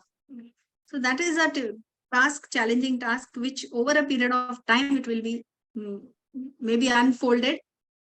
How this can take us. Yeah. Thank you. Yes. Other participation, do you have some question regarding Kindari Madam's lecture? Thank you, madam. I think so. There is no any question. Thank Yes. you. Thank you, sir. For best and outstanding knowledge delivery. Thank you, madam. Thank you. Thank you. The PPT session will be start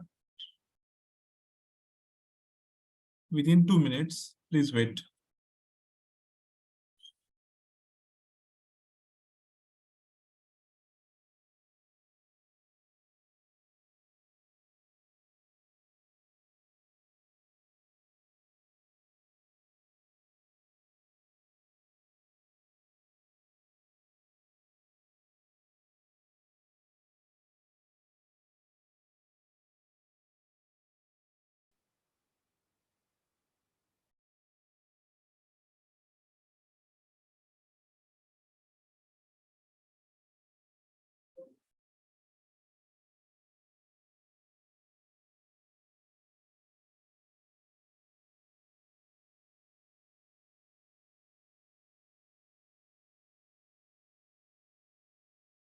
Hello.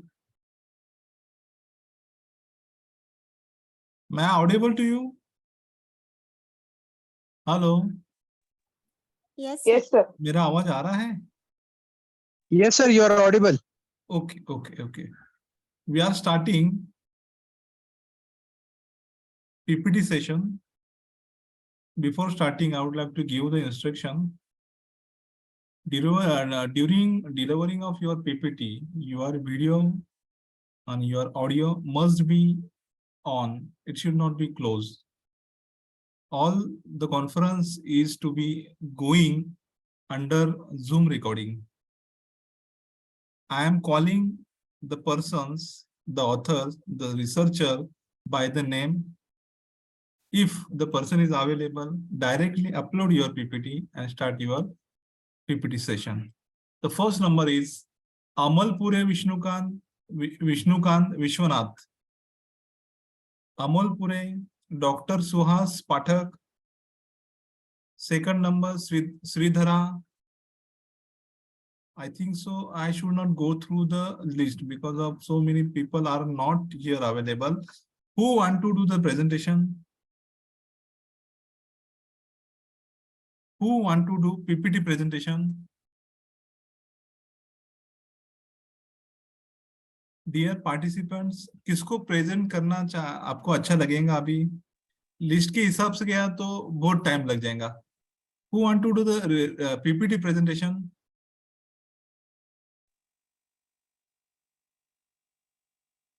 Sir, can I? So Swapnil Jayawant, कौन बोल रहा है? आप PPT present कर सकते हो. Upload your PPT.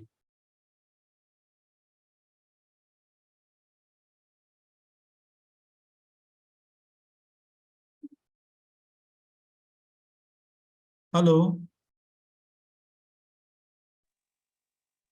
Sir, can I present for PPT presentation? I'm Shilpa More. Shilpa More, आप आपका PPT अपलोड कर दो. Okay, thank you, sir.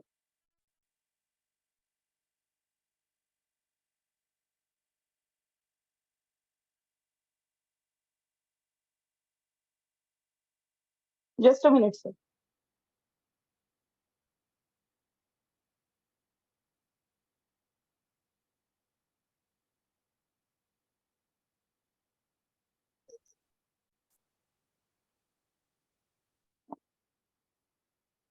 Sir, can I see the PPT? Visible. Please continue. Okay, sir. Thank you, sir. Thanks for giving me this opportunity, sir. I'm research scholar from Anjangaon, Suji, SMT otherwise at Arts and Commerce Science College. Your under the face supervision should of be Dr. Veena reflected. Reddy. Video on कर लेना. एक second, sir. एक second. हाँ, please continue. Okay, sir. My research title of the paper is the feminist approach with a reference to the Margaret Atwood's The Handmaid's Tale. This is an area. And it is an introduction about the novel. Atwood novels explores women's intimate experiences and portray them as an artist and heroes. Actually, this is about the feminism. And she creates a deep, sensitive, driven hero with a unique female protagonist capturing the feelings and fantasies. Atwood's character fulfilled the visions of the character and destiny, creating a unique and captivating experiences for readers. And Atwood novels explore women's experiences in male-dominated society. Actually, that was the subjugation in a Gilead society, which is very important in his novel. And importance of the novel is one of the cultivated for the true survival. Women struggle to create a female space through autonomy and self-definition of creative composition while resisting victimization of subjugation. These women strive to self-reflection and resistance. All things are related about the women domination in society. Some keywords are very important, which I used in my the research article. There is a feminism, fundamental, Gilead regime, resistance, and Margaret Atwood.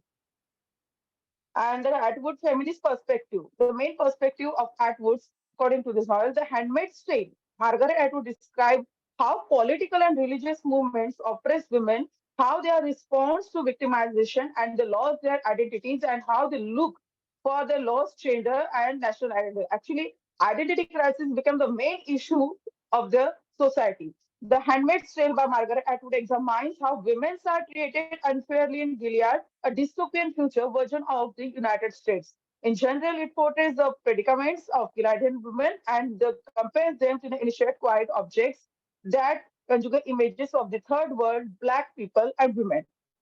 Atwood alerts and seems to that is acts nature and highlights some of the flaws and Western culture, such as the unequal allocation of power among men. It is totally about the sexual politics and power politics in Gilead society, which dominated all human beings, including women and other also.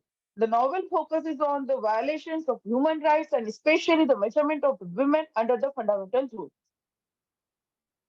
Lastly, the Handmaid's Tale is the political oppression of women in Gilead regime. Fertility became the main and important issue in that society due to some reasons. Edward Noel portrays the women as confined to their maternal tasks with their males and requirements determining the female sexuality. Women are treated as a sexual object as desires and political observance ceremonies. The handmaids submit to monthly sexual intercourse, which is called a ceremony, setting aside passion and love. Gilead's impressions and ceremony fulfills male desires and childbearing, which is also the very bad and horrible object in the society. And the sexuality is based on the biological differences and reproduction, which with the state of favoring heterosexual relations of homosexuality relate to the handmaids. In Gilead society, women are primarily defined by biology, with the state focusing on the maternal role, and Mora, homosexual, which is one of the characters from that novel, denies the principles of heterosexuals and mains love social institutions forced to women to take on that is maternal roles, claiming biology and determination, their destiny had handmaids who are sexual object and commanders within a heterosexual society. Actually, commanders are belongs from the upper class society, and for the elite couples, which cannot conceive for that type of couples, handmaids are very important object. The conclusion in my research article that is Margaret Atwood, The Handmaid's Tale is a dystopian novel depicting the society, raped, oppressed women, and abused women patriarchal theocracy. The novel reflects the experiences of Black women in American, highlighting otherness and that is tokenism and stereotyping silence, well, and negativity. It is totally about the sexual, that is domination, whatever violence. It is total about the feminist things. Feminist theories attempt to reject the stereotypical categorization, the novel as subjugation of handmaids, their marginalization, and the struggle to survive and resistance the particle discourses. Actually, many handmaids resistance for this, whatever the objection and participation for the many organizations. There are Mayday organization in that consider, which is the resistance organization identified by the resistance organization. In Atwood's work, there is a shift towards a larger emphasis on uh, the work of emphasizes more through lessons established to reality. Two sexes are compulsory that are not without them. This novel is about totally about the women which are identified by the handmaids and became the object for the dominated society. Thank you so much, sir. Sir, shall I do next? Prasad sir, Hello, sir. Please Yes, upload shall I your do? Madam आपका Okay. PPT जरा remove कर लेना madam, एक second. Please remove your PPT. Prasad sir, kindly upload your Remove, sir. PPT. Yes, thank you. Shall I- Yes sir, please continue. Is it visible now? It is visible, please continue.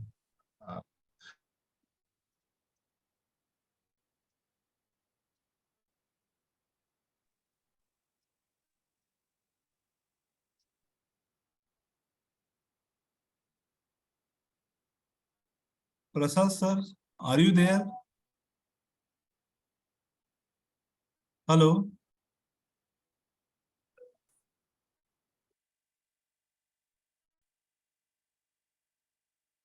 Hello.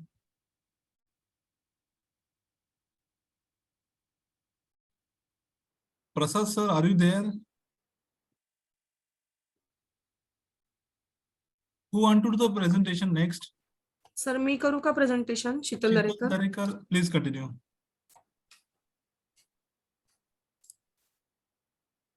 Upload करता आहे की orally वाचणार आहे?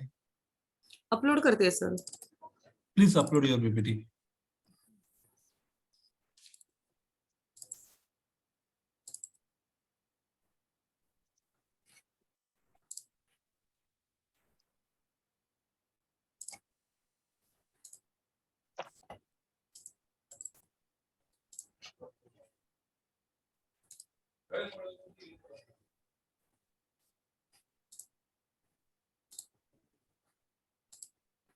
Sir माझी PPT दिसत आहे का? हो, दिसते, विजिबल. Please continue. नमस्कार, माझं नाव शीतल पवन दरेकर, संशोधक विद्यार्थिनी SNDT वुमन्स युनिव्हर्सिटी पुणे. माझ्या गाईडचं नाव आहे डॉक्टर रत्नप्रभा संतोष जाधव, SNDT महिला विद्यापीठ पुणे.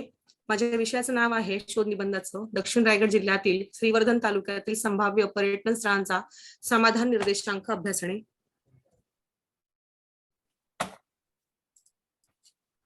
माझं अभ्यास क्षेत्र जे आहे त्या अभ्यास क्षेत्राचा इथे लोकेशन मॅप मी दिलेला आहे. यामध्ये श्रीवर्धन तालुका जो आहे तो दक्षिण रायगड जिल्ह्यातील पर्यटनासाठी प्रसिद्ध असलेला पश्चिम समुद्र किनारी पट्टीलगतचा एक तालुका आहे आणि तो 18:10:12 उत्तर अक्षांश 17:0:18 पूर्व रेखांशावरती स्थित आहे. या ठिकाणी मी संभाव्य पर्यटन स्थळांचा अभ्यास करत असल्यामुळे या श्रीवर्धन तालुक्यातील मी सोमजाई मंदिर, काळिंजे आणि बागमंडला ही 3 संभाव्यता असलेली पर्यटन विकासाच्या क्षमता असलेली जी पर्यटन स्थळे आहेत त्यांची निवड केलेली आहे.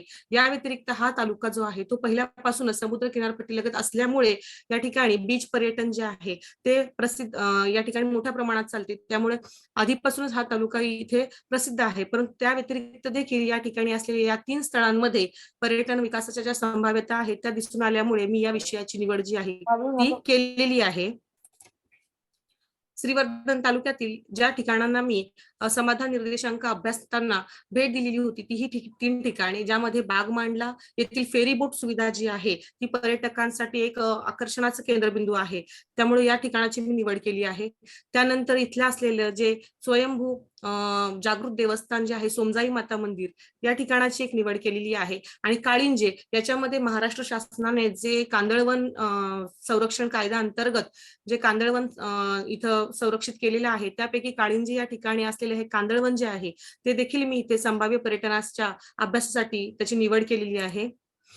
माझ्या शोध निबंधाची उद्दिष्टे आहेत की श्रीवर्धन तालुक्यातील पर्यटन स्थळांचा अभ्यास करणे आणि संभाव्य पर्यटन स्थळांचा समाधान निर्देशांक अभ्यासणे. या शोध निबंधाचा अभ्यास करत असताना जे माहिती संकलन मी केलेलं आहे त्या माहिती संकलनासाठी प्राथमिक स्रोतासाठी मी प्रश्नावली ज्या आहेत त्या येथील पर्यटकांकडून भेट देऊन प्रत्यक्ष भेटीद्वारे मी त्या संकलित केलेल्या आहेत. एकूण 129 पर्यटकांची भेट घेऊन मी ह्या ज्या प्रश्नावली आहेत त्या भरून घेतल्या होत्या. तर या 3 स्थळावरून मी एकूण 6 मुलाखती ज्या आहेत त्या तेथील जे स्थानिक होते त्या लोकांच्या घेतलेल्या आहेत. तसेच ही जी क्षेत्रभेट आहे ती मी येथे नवरात्री, उन्हाळा आणि हिवाळा ऋतूमध्ये या 3 ऋतूंमध्ये केलेली आहे. दुय्यम स्रोतांमध्ये मी स्थानिक वर्तमानपत्र तसंच ई लेख जे आहेत त्यांचा देखील वापर केलेला आहे. जी माहिती मी या ठिकाणी संकलित केली होती त्या माहितीच्या विश्लेषणासाठी मी MS एक्सेल जी सारणी आहे त्याचा देखील वापर केलेला आहे. आणि जो समाधान निर्देशांक आहे तो काढण्यासाठी मी इथे समेशन MI मल्टिप्लाय NI त्याला divide N total number of respondent अशा पद्धतीचा जे सूत्राचा वापर आहे तो करून मी इथे जो पर्यटकांचा समाधान निर्देशांक आहे तो देखील काढलेला आहे. ज्यावेळी मी पर्यटन स्थळांना भेट दिली त्यावेळी जी मी प्रश्नावली तयार केली होती त्या प्रश्नावली अंतर्गत पर्यटकांचा समाधान निर्देशांक जो आहे तो अभ्यासताना मी एकूण 14 प्रश्नांची या ठिकाणी रचना केली होती, ज्यामध्ये निवास सुविधा, भोजन व्यवस्था, पिण्याच्या पाण्याची सुविधा, शौचालयाची पुरेशी व्यवस्था, वाहतूक साधनांची जास्त वारंवारिता, पार्किंग सुविधा, पर्यटक नोंदणी कक्ष, त्यानंतर दिशादर्शक फलक किंवा माहिती फलक, वीज पुरवठा, मार्गदर्शक, सुरक्षितता यंत्रणा, पोलीस स्टेशन, पोलीस चौकी, आरोग्यविषयक सुविधा, मोबाईल कनेक्टिव्हिटी, दळणवळण सुविधा या प्रकारच्या एकूण 14 सुविधांचा जो काही निकष आहे ते या निकषांच्या आधारे मी येथील पर्यटकांचा समाधान निर्देशांक जो आहे तो अभ्यासाचा प्रयत्न केला आहे. आणि हा अभ्यास असताना एकूण 129 पर्यटकांनी ज्या पद्धतीने या सुविधांसाठी जे मार्क दिले होते त्या मार्कांच्या आधारे त्यांची सरासरी काढून त्या सरासरीच्या अनुषंगाने मी त्या सूत्राचा वापर करून समाधान निर्देशांक जो आहे तो काढला. आणि त्यानंतर येथील प्रत्येक सुविधेला त्या आलेल्या समाधान निर्देशांकाच्या अनुषंगाने जे क्रम आहे, जी श्रेणी आहे ती दिलेली आहे. यामध्ये प्रथम श्रेणीमध्ये जी आहे ती 8.4 हा समाधान निर्देशांक आल्यामुळे येथील वाहतूक साधनांची वारंवारता ही जास्त असल्याची इथे दिसून आली. त्यानंतर द्वितीय श्रेणीमध्ये 8.1 हा समाधान निर्देशांक आल्यामुळे मोबाईल कनेक्टिव्हिटी, दळणवळण सुविधा या ठिकाणी उत्तम प्रकारची आहे हे दिसून आलं. तृतीय श्रेणीमध्ये 7.8 जे आहे तो समाधान निर्देशांक होता, त्यामुळे भोजन व्यवस्था या ठिकाणी उत्तम प्रतीची होती. त्या खालोखाल जी श्रेणी 4 नंबरची आहे त्यासाठी निवास व्यवस्था, कारण या ठिकाणी जी निवास व्यवस्था आहे श्रीवर्धन हे आधीपासूनच एक चांगलं पर्यटन स्थळ म्हणून असल्यामुळे येथे लॉजिंगची, बोर्डिंगची जी व्यवस्था आहे ती देखील उत्तम प्रकारची आहे. त्याचप्रमाणे इथे जे असलेले घरगुती जी निवासाची व्यवस्था आहे ती देखील चांगल्या प्रकारची असल्यामुळे जे पर्यटक आहेत त्यांनी या ठिकाणी याला जो दिलेला जे त्यांची मतं दिली होती त्या मतानुसार जो समाधान निर्देशांक आहे तो 7.7 आणि श्रेणी जी आहे ती 4 क्रमांकाची याला भेटली आहे. त्याचबरोबर पिण्याच्या पाण्याची जी व्यवस्था आहे ती देखील चांगल्या प्रकारची आहे. परंतु जर आपण बघितलं तर जे फेरी बोट सुविधा बागबांडला इथे चालते तिथे थोडंसं त्याचा अभाव असलेला दिसून आला. त्यानंतर जो 6 नंबर आहे तो इथे मार्गदर्शकासाठी आहे, कारण काळिंजी या ठिकाणी मार्गदर्शक चांगल्या पद्धतीची माहिती देताना आढळून आले. परंतु फेरी बोट या ठिकाणी जर आपण तिथल्या बोटीवरच्या लोकांना विचारलं तरच त्यांनी ती माहिती देण्याचा प्रयत्न केलेला आहे. अन्यथा इतर ठिकाणी मंदिराच्या या ठिकाणी देखील आपल्याला त्या पद्धतीची मार्गदर्शकांची जी काही व्यवस्था आहे ती पाहायला भेटलेली नव्हती. त्यानंतर जो 7 श्रेणी जी आहे ती पार्किंगच्या सुविधेसाठी आहे. तर पार्किंग सुविधा ही सोमजाई मंदिराच्या इथं पे अँड पार्क असल्यामुळे तिथे दिसून येते. काळिंजी या ठिकाणी आणि बागमंडला या ठिकाणी पार्किंगची व्यवस्था जी आहे ती अपुऱ्या स्वरूपाची आहे. आणि थोडक्यात तिथे पार्किंग व्यवस्था कुठल्याही विशेष पद्धतीची नाही आहे. परंतु पर्यटक गेल्यानंतर त्यांना इतरत्र जिथे जागा असेल त्या ठिकाणी जी पार्किंग आहे ती करावी लागते. त्यानंतर 8 श्रेणी जी आहे ती तिथल्या सुरक्षित यंत्रणेसाठी आहे. फेरी बोटीवरती त्यांच्या बोटीकडून लाईफ जॅकेट्स म्हणा किंवा त्या पद्धतीची सुविधा पुरवली जाते. किंवा काळिंजी या ठिकाणी देखील त्यांची स्वतःची खासगी अशी सुविधा आहे. परंतु शासनामार्फत जर बघितलं तर या ठिकाणी कुठल्याही पद्धतीची सुविधा नाही आहे त्या पद्धतीत. त्यामुळे इथे जो क्रमांक आहे तो 8 क्रमांक किंवा 8 श्रेणी जी आहे ती मिळालेली आहे. त्यानंतर 9 नंबरला या ठिकाणी पर्यटक नोंदणी कक्ष आहे. काळिंजी या ठिकाणी जी पर्यटकांची नोंदणी आहे ती खासगी स्वरूपात तिथले जे स्थानिक लोक आहेत ते ठेवत आहेत. त्या व्यतिरिक्त पर्यटकांची जी नोंद आहे ती ठेवली जात नाही आहे. त्यानंतर 10 श्रेणी जो नंबर आहे तो वीज पुरवठ्यासाठी दिलेला आहे. मंदिराच्या या ठिकाणी लाईटची सुविधा आहे, परंतु काळिंजेचे जे कांदळवन आहे ते कांदळवन समुद्र किनारपट्टी आणि खाडीच्या परिसरात असल्यामुळे या ठिकाणी आणि फेरी बोट जी आहे ती देखील समुद्रामध्ये चालत असल्यामुळे या ठिकाणी कुठल्याही पद्धतीची वीज पुरवठा किंवा विजेची सोय नाही आहे. बागमंडला या ठिकाणी एक छोटासा बल्ब फक्त तिथे एका झाडावरती दिसतो. तर या व्यतिरिक्त पर्यटकांना जर रात्री तिथे थांबायचं म्हटलं, कारण रात्री 10 पर्यंत इथे फेरी बोट सुविधा चालू असते, तर त्या पद्धतीत त्यांना संरक्षणाच्या दृष्टीने जेवढा हवा असेल तेवढा उजेड काही तिथे पाहायला भेटत नाही. त्यामुळं पर्यटकांना शक्यतो ज्या गाड्या असतात त्या गाड्यांमध्येच तिथे थांबून जे फेरी बोट आहे ती येण्याची वाट पाहावी लागते. त्यानंतर शौचालयाची जी आहे ती 11 नंबरची श्रेणी आहे, ज्याच्यामध्ये 5.3 हा समाधान निर्देशांक निघालेला आहे. तर तिन्हीपैकी कुठल्याच ठिकाणी शौचालय दिसून आलं नाही. तर श्रीवर्धन तालुक्यामध्ये जे तालुक्याच्या मध्यभागी असलेले सोमजाई मंदिर आहे, त्या ठिकाणी सार्वजनिक शौचालय आहे. त्यामुळे पर्यटकांना आल्यावर त्या सार्वजनिक शौचालयाची जी सोय आहे ती तिथं त्यांना वापरावी लागते. आणि बागमांडला येथे देखील शौचालय आहे, परंतु त्या ठिकाणी पाण्याचा अभाव आहे, त्यामुळे पर्यटकांना त्याचा पुरेसा वापर करता येत नाही.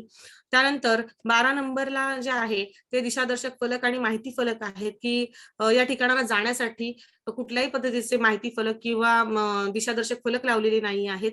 त्यामुळे विचारतच शक्यतो पर्यटकांना या ठिकाणांपर्यंत पोहोचावे लागते. त्यानंतर 13 नंबरला जर पाहिलं आपण तर पोलीस स्टेशन आणि पोलीस चौकी आहे. तर श्रीवर्धन तालुक्यातील सोमजाई मंदिर जे आहे ते तालुक्याच्या मध्यभागी असल्यामुळे फक्त त्याच ठिकाणी पोलीस स्टेशन जे आहे ते तालुक्याच्या ठिकाणी असल्यामुळे पाहायला भेटते. तर बागमांडला आणि जे काळींजे ठिकाण आहे कांदळवन, त्या ठिकाणी कुठल्याही प्रकारचे जे सुरक्षिततेच्या दृष्टीने पोलीस स्टेशन किंवा पोलीस चौकी जी आहे ती दिसून येत नाही. आणि 14 नंबरला इथे आरोग्यविषयक सुविधा आहेत, तर त्या देखील इथे शेवटचा क्रमांक येण्याचं कारण म्हणजे की जे सोमजाई मंदिर आहे त्या ठिकाणी शहराच्याच मध्यभागी असल्यामुळे जी आरोग्यविषयक सुविधा आहे ती चांगल्या पद्धतीची आहे. परंतु काळींजे जे हरिहरेश्वर मार्गावरती आहे त्या ठिकाणी आणि बागमांडला या ठिकाणी कुठल्याही पद्धतीच्या ज्या आरोग्याच्या दृष्टीने सुविधा आहेत त्या पर्यटकांसाठी असलेल्या दिसून येत नाहीत. करून घ्या.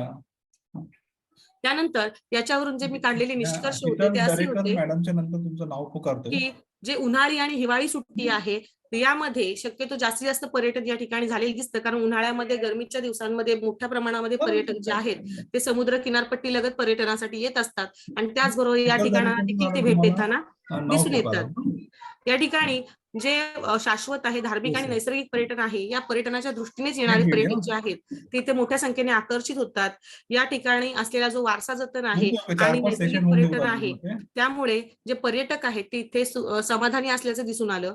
त्याचबरोबर पर्यटन स्थळी जी वाहतूक सुविधा आहे, निवास सुविधा आहे ही समाधानकारक असून या ठिकाणी स्वच्छतागृह, वाहनतळ सुविधा, त्यानंतर मार्गदर्शक, दिशादर्शक फलक, त्यानंतर माहिती फलक, आरोग्यविषयक सुविधा आणि पोलीस स्टेशन इत्यादी बाबत मात्र पर्यटक समाधानकारक दिसून येत नाहीत किंवा कमी प्रमाणात जे समाधानी आहेत ते दिसून आलेलं आहे. यावरती उपाययोजना काढण्यासाठी मी बघितलं त्यावेळी त्याच्यामध्ये मला या ठिकाणी जे वाहनतळ आहे, स्वच्छतागृह जे आहे, यासारख्या ज्या पायाभूत सुविधा आहेत त्या जर या ठिकाणी चांगल्या पद्धतीच्या पुरवल्या गेल्या तर निश्चितच पर्यटकांचा ओघ जो आहे तो इथे अजून मोठ्या प्रमाणात येताना दिसून येईल. तसेच या पर्यटन स्थळांची जर अजून जाहिरात झाली तर आज ज्या स्थितीमध्ये या ठिकाणी पर्यटक येत आहेत त्याच्याही पेक्षा मोठ्या प्रमाणामध्ये पर्यटक या ठिकाणांना भेट देतील. तर तिथे असलेले जे स्थानिक लोक आहेत जे आज पर्यटन स्थळांच्या विकासासाठी देखील प्रयत्न करत आहेत किंवा माहिती पुरवत आहेत, तर तेथील अजून तज्ञ मंडळी जे असतील तर त्यांनी जर पर्यटकांना डिजिटल माहितीच्या स्वरूपात देखील जर माहिती देऊ केली तर निश्चितच या पर्यटन स्थळांचा जो विकास आहे तो होण्याचं जे काही ध्येय आहे ते देखील पूर्ण होऊ शकेल. धन्यवाद सर. धन्यवाद madam. Please remove your PPT. Salunke sir आहे का? Scopus journal Salunke sir. Hello. Is this available, Mr. Salunke? That is available. Sir, Prasad sir, please wait. Mr. Okay. Salunke is available. Prasad sir, can you deliver your PPT? Just. Okay. Shall I continue? You just upload your PPT. Okay. Is it visible now, sir? Visible. Please continue. Okay. My topic is the job stress and job satisfaction of higher secondary school teachers with a special reference to Palakkad district in Kerala. Job satisfaction is the result of various attitudes possessed by an employee towards his job. This attitude may be related to job factors such as wages, job security, job environment, nature of work, opportunity for promotion, prompt removal of grievances, opportunity for participation in decision making, and other fringe benefits.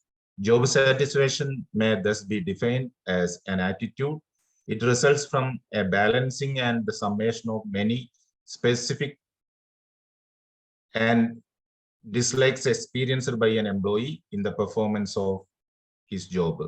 The satisfaction and dissatisfaction vary on one's jobs depends upon the positive or negative evaluation of one's own success or failure in the realization of personal goals and perceived contribution of the job to it.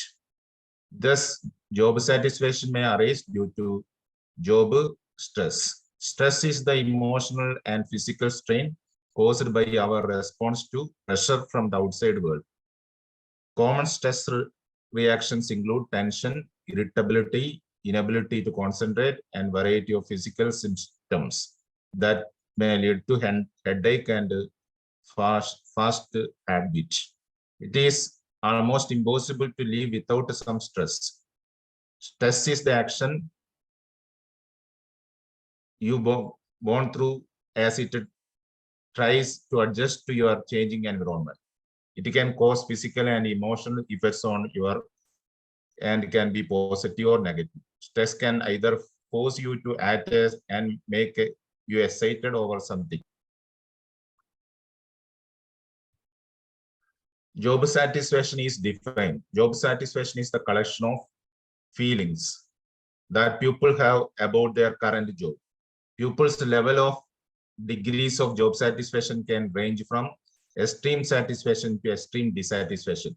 In addition to having attitudes about their jobs as a whole, people also can have attitudes about various aspects of their job, such as the kind of work they do, their co-workers, supervisors or subordinates, and their pay. Sources of job satisfaction. There are so many factors which affect the job satisfaction of an employee. It includes wages, nature of work, promotion, supervision, work group, working condition.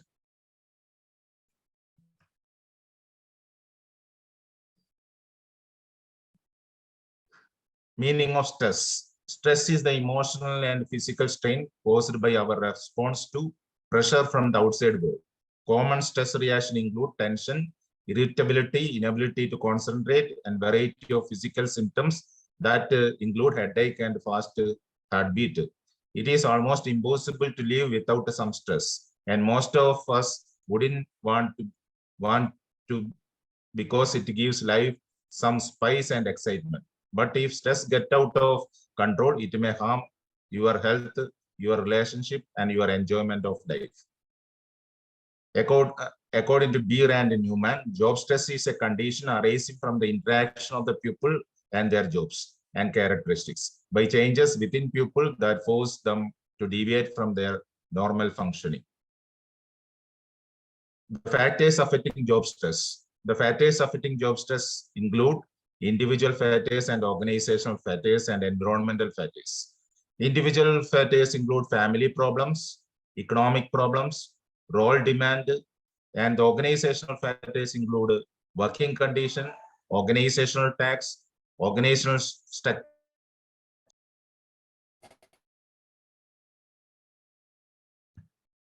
Environmental factors include political factors, economic factors, social, cultural, and ethical environment.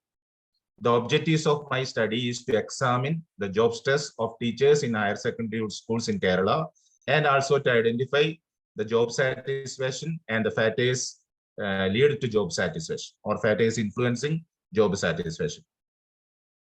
The research methodology that I have followed, the study is descriptive in nature. Survey method is followed. The data was collected by using a structured questionnaire. The population includes higher secondary school teachers in Palakkad district. 50 teachers are taken as sample. In this study, the sample unit was collected by using simple random method. The collected data were analyzed by using averages, percentages, etc. The major findings of the study found that workload, indisciplined behavior of students, lack of adequate infrastructure create lots of stress to the teachers. It is also analyzed that insufficient time to complete portion in time also cause a problem for teachers.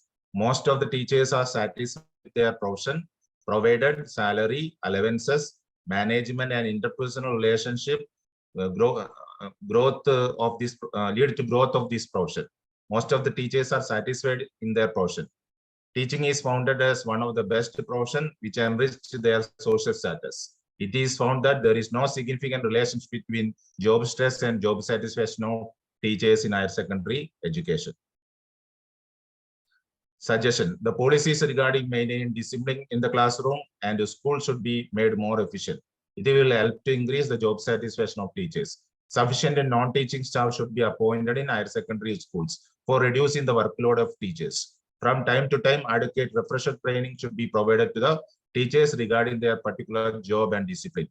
The school environment should be made both teacher and student friendly.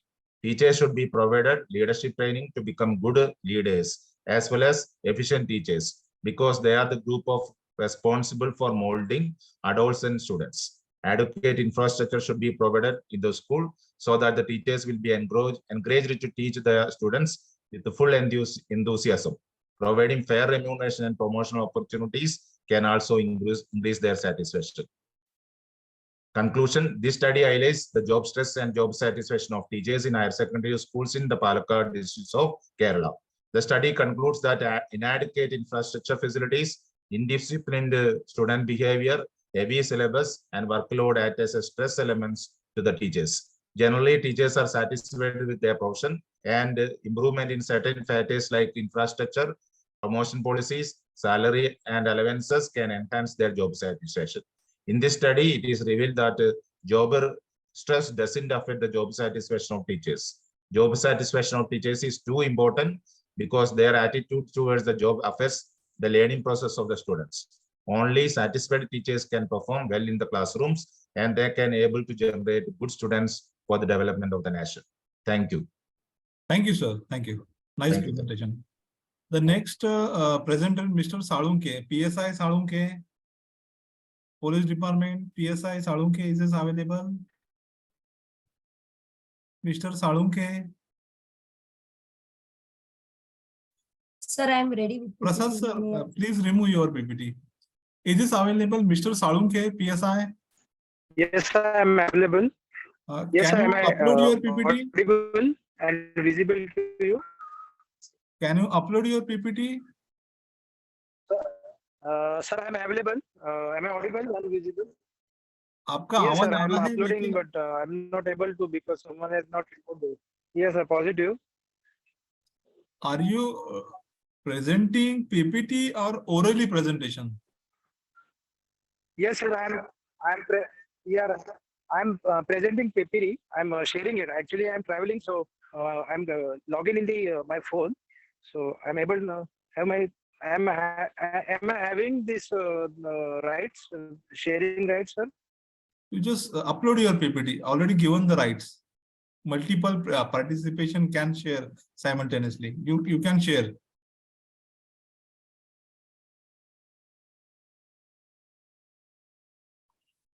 Yes, sir. I am Please sharing. continue. Please continue.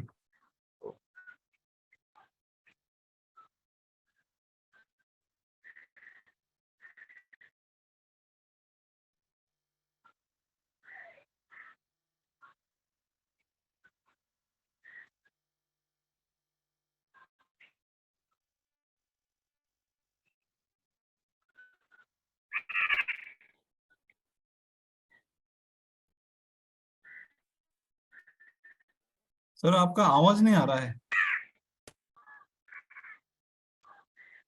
Sir, I am not talking actually. I am trying to share my PPT on the screen, but somewhere I am not able to share my PPT. The So is technique it to visible? PPT upload, open your PPT in your Yeah. mobile or Yeah, I your have uploaded. laptop. Yeah. Then click on share button. Share button shows Yeah, the correct. desktop. In that desktop, your PPT will be visible. Double click on that PPT. Automatically, it will be uploaded.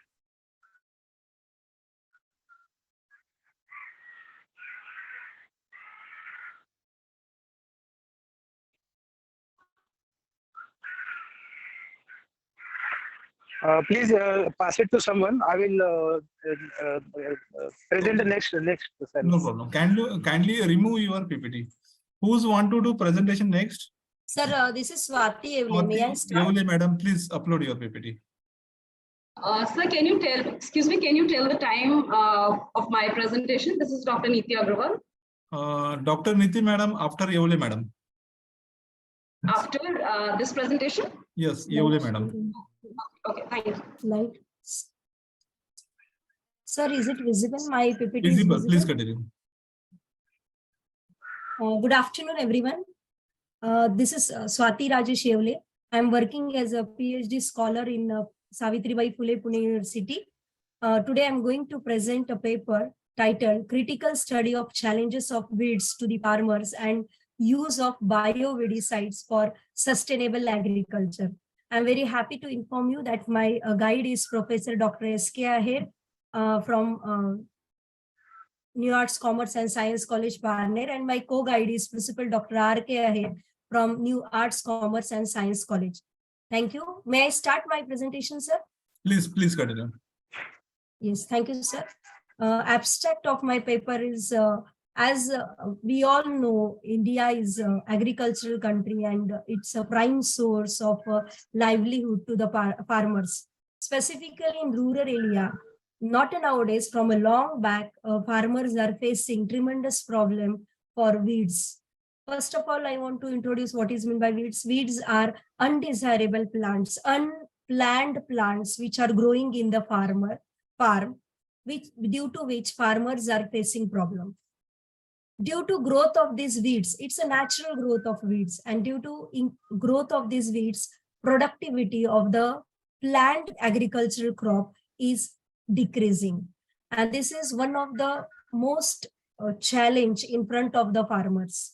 The second part of that is as these weeds are growing naturally, anyhow farmers, they have to remove that weeds from the crop, and for that either they have to use chemical weedicides or they have to remove it physically with the help of laborers. So as these practices they have to use, they face problem and they need more finance for that farming. So this is abstract of my paper. So nowadays it's a biggest difficulty faced by the farmer due to weeds. At the same time, the present solution, the quick solution is use of chemical weedicides, and due to that, a fertility of the soil is going on decreasing, and 100% it is not useful or it is not helpful for sustainable development. So I want to work on the topic extraction of chemicals from naturally occurring plants and use of that to remove this weedicide from the farm and help to the farmers. Objectives of my topic is to study different weeds. What are the different type of weeds present right now in the farm? To identify different plants at the same time, which can be work as a weedicide on that plants. To analyze impact of weeds in agriculture. To apply bioweedicide as a tool for sustainable agriculture. My hypothesis is presence of weeds lowers yield of crop in agricultural sector. So I want to help to by identifying some plants which can be used as a bioweedicides. Due to expansion of global population, nowadays there is more demand for food also increased. So to fulfill that need, we need to have some methods which helps to increase the farming and at the same time increase the yield of the crop. Second, identifying different methods of examination of the weeds. Second, impact of weeds on the crop. At the same time, is it only affecting the yield of crop or is causing some changes or affecting fertility of the soil? Impact of weeds on the soil. Impact of chemical weedicide on the fertility of the land. Concept of weed and farming. Weeds are universal problem. It's not only the problem of India, entire world where farming is going on. There all farmers are facing the problem of weeds. Weeds are unwanted plant growing in a planned crop. So they grows widely and they grows very speedily. Even before sowing the seeds, after sowing the seeds, at the time of harvesting, these weed plants are growing very speedily. They compete with the existing crops, they use the nutrients and they form challenges to the farmer. That's why I want to say these weeds are a threat to the farmer because it affects productivity of the crop. At the same time, to remove that, they require labor, cost for removal of these weeds. At the same time, weeds lowers nutrients to the existing crops. It leads to a less yield, less income to the farmer, and 100% it forms financial crisis for the farmer. Now the topic which I have selected as use of plants as a weedicide. After advantages are like it helps as another powerful tool to remove the weeds and have sustainable development. It helps for informal distance relationship. Then importance of bioweedicides for sustainable agriculture. These bioweedicides minimize environmental degradation by maintaining the natural elements as usual in the soil. It helps to preserve natural resources and increase yield of crop in the farming. It is best substitute for chemical weedicides, and it ensures successful cropping to help increase in yield of the crop, to decrease the economy of the farmer. Conclusion: in this way, an attempt has been made to identify some bioweedicide which helps for sustainable development and avoid use of chemical fertilizers. So these are the different references I have used to identify different weeds present in the plants, different weed management program which helps right now up to yet to eradicate these weeds from the farms. Thank you, sir. Thank you, madam. Nice PPT presentation. Thank you, sir. Kindly remove your upload PPT. Sure, sir. Sure, sir. Is this available? PSI, Salunke, sir. Crime Department, Mumbai. PSI, Salunke, sir. Swapnil J1 Salunke. Sir, I'm present here. I'm presenting my PPT, sir. Okay, kindly upload your PPT. Do you want to only oral presentation or PPT uploading? Sir, I am actually I'm having some technical issues because I'm running out of the network coverage area. I'm at the hill area and I'm uploading continuous time to upload my PPT here on this mobile. Okay. So I guess No, sir. Salunke sir, you can directly read your PPT without uploading. आपने पढ़ा तो भी चलेगा, without PPT upload मत करना, पढ़ा तो भी चलेगा. Okay. Okay. That will be a better option, I guess. Oral presentation. So, It's called oral thank presentation. you, first of all, everyone. Am I audible? Yeah. You are audible. Please continue. So,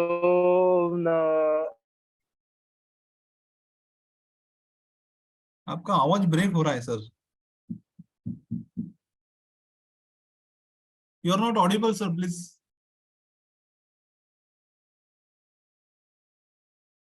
I think so. There is an internet issue. Bandwidth is very low. Who want to do the next presentation? Sir, I would like to go for the PPT presentation. Dr. Niti Agrawal, please continue. Your video should be on. Your PPT should be uploaded. Yes. Yes, I am just sharing my screen.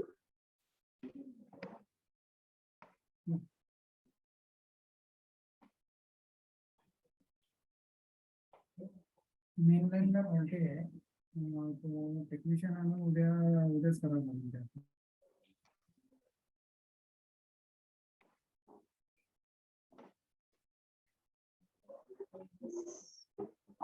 Okay.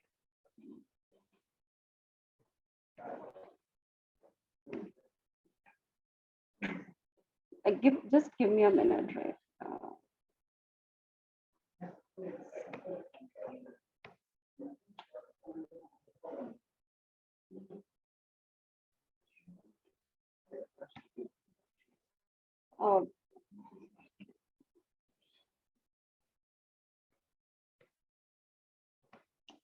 I just give me a minute, please.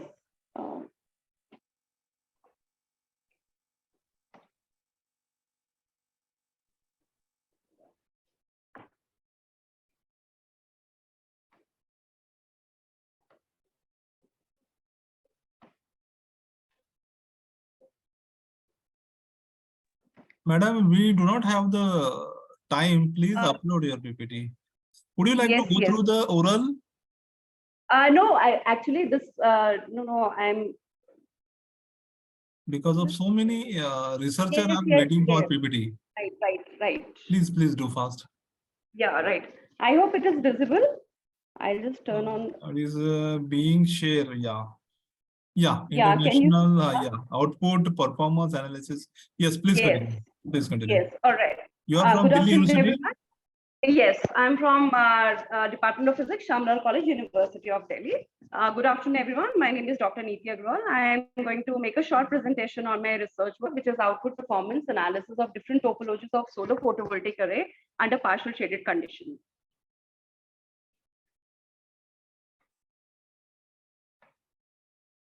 Okay, so in these are the contents that I will be going through in this short presentation.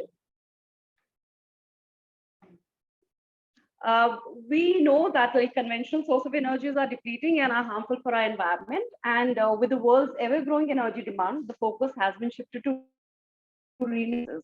And solar photovoltaic is a rapidly growing important alternative to the conventional electricity generating technology. As it is abundant, it is environment-free, friendly, noise-free, and requires minimum maintenance in comparison to other energy resources. And it has gained much popularity owing to the technical advancement, government subsidies, declining module prices, and public acceptance. Just the basic, like what is solar photovoltaic? It's the basic process of conversion of sunlight into electricity. And the basic device which does this conversion is known as a solar cell. And for practical purposes, group of solar cells are mounted on a rigid, they are combined together to form modules. And then many such modules are further connected together to form the array.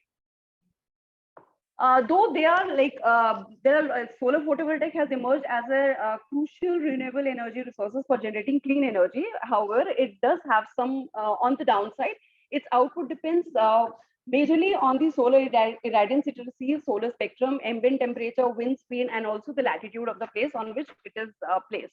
So irregularity in received solar irradiance, unpredictable weather conditions, and partial shading conditions abate the PV output performance and reduce its cost efficiency. So what is partial shading condition? It's a very common condition which is encountered very commonly by the all installed PV panel, as can be seen on the diagram. Any shadow of any nearby tree, accumulation of snow, dust, bird litter, they can all cause partial shading conditions. Also in urban areas where like their majority of existing buildings are located in urban areas. And in urban areas, rack-mounted photovoltaics as well as building integrated photovoltaics are commonly used for generating electricity. And and urban areas are characterized by the presence of very high-rise buildings. It's a crowded place. There are a lot of transmission wires and other structures, the shadow which becomes unavoidable for the installed PV array in the neighborhood. And such type of shading, continuous shading, can result in significant loss in the annual power generation by the solar PV array. So the mitigation of partial shading mismatch losses in solar PV array to optimize PV output performance is the motivation behind this work. And it's also beneficial from the point of view of not only the solar power developer, also from the end consumers. So with this objective, with this motivation, the objective of this work is analysis and assessment of power loss of different topologies of solar PV array under partial shading conditions. So the two basic configuration or topologies of solar module is where all solar cells are connected in series or all are connected in parallel, but low current and voltage are main disadvantages of employing these simple configurations. So the new configurations which can be derived from the basic configuration is series parallel configuration, bridge linked, and total cross tie. In fact, these three configurations have been taken in this work, and the performance assessment of all these three configurations have been done. So for practical, the experimental setup, we took like 3 out of 9 modules, and the 9 modules were arranged in 3 different configurations: series parallel, bridge link, and total cross tie. And the output was taken using a sun simulator, which mimics the output sun. And these were the shading conditions which were artificially created by masking the modules with different paper of different transmissivity. And we found that this is the result that was obtained for the output power of 3 different configurations under 4 different cases. And it has been observed that series parallel generates like minimum power Whereas if you change the interconnection of the modules to bridge link and TCT, obviously the power is enhanced, and it is the TCT configuration which shows the maximum output power. This shows the comparative power loss, and it is clear that TCT out of all these three is the best under partial shading condition. This is what we have concluded. Like it, in comparison to SP and VN, TCT interconnection topologies is less susceptible to power loss, and therefore can result in power mitigation in partially shaded PV arrays. And this result is very significant, especially for rooftop building integrated PV arrays in congested and urban environment, where it is highly probable that due to some surrounding objects or structures, installed PV arrays partially shaded for a large number of days in a year. To talk about the scope of future work, obviously this the proposed configuration is still in the lab scale, and it should be tried for large power plants, and further investigation on long-term performance of the proposed array, taking into account the natural shadow conditions, can be concluded. Thank you for your attention.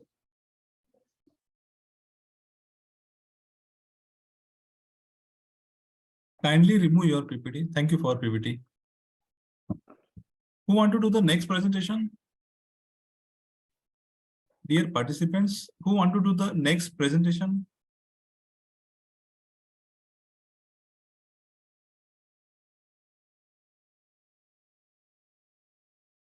Dear participants, who want to do next presentation?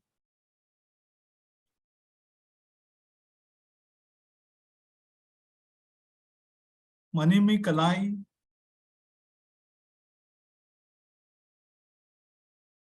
Good afternoon, sir. Can I start? Jyoti Kumari. Should I start? Please upload your PPT. Jyoti Kumari. Who have shared this? ये किसने share किया है?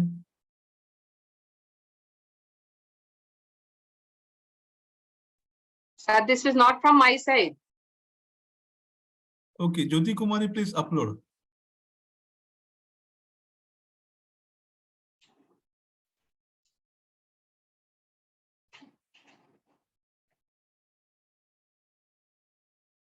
Jyoti Kumari, do you want oral presentation or PPT upload? No, sir, just I'm uploading my PPT, sir. Okay, open your PPT. Once it is open, then click on It share. is visible, sir? No, I'm giving the instruction how to upload the PPT. Open your PPT, then come to Zoom, click on screen, share screen button. The desktop will be appear. In that desktop, you are open PPT, you double click on that, automatically it will be uploaded on Zoom.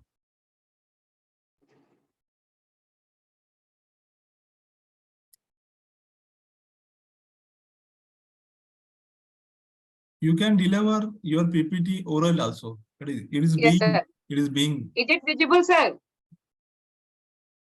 Please continue, visible. Yes.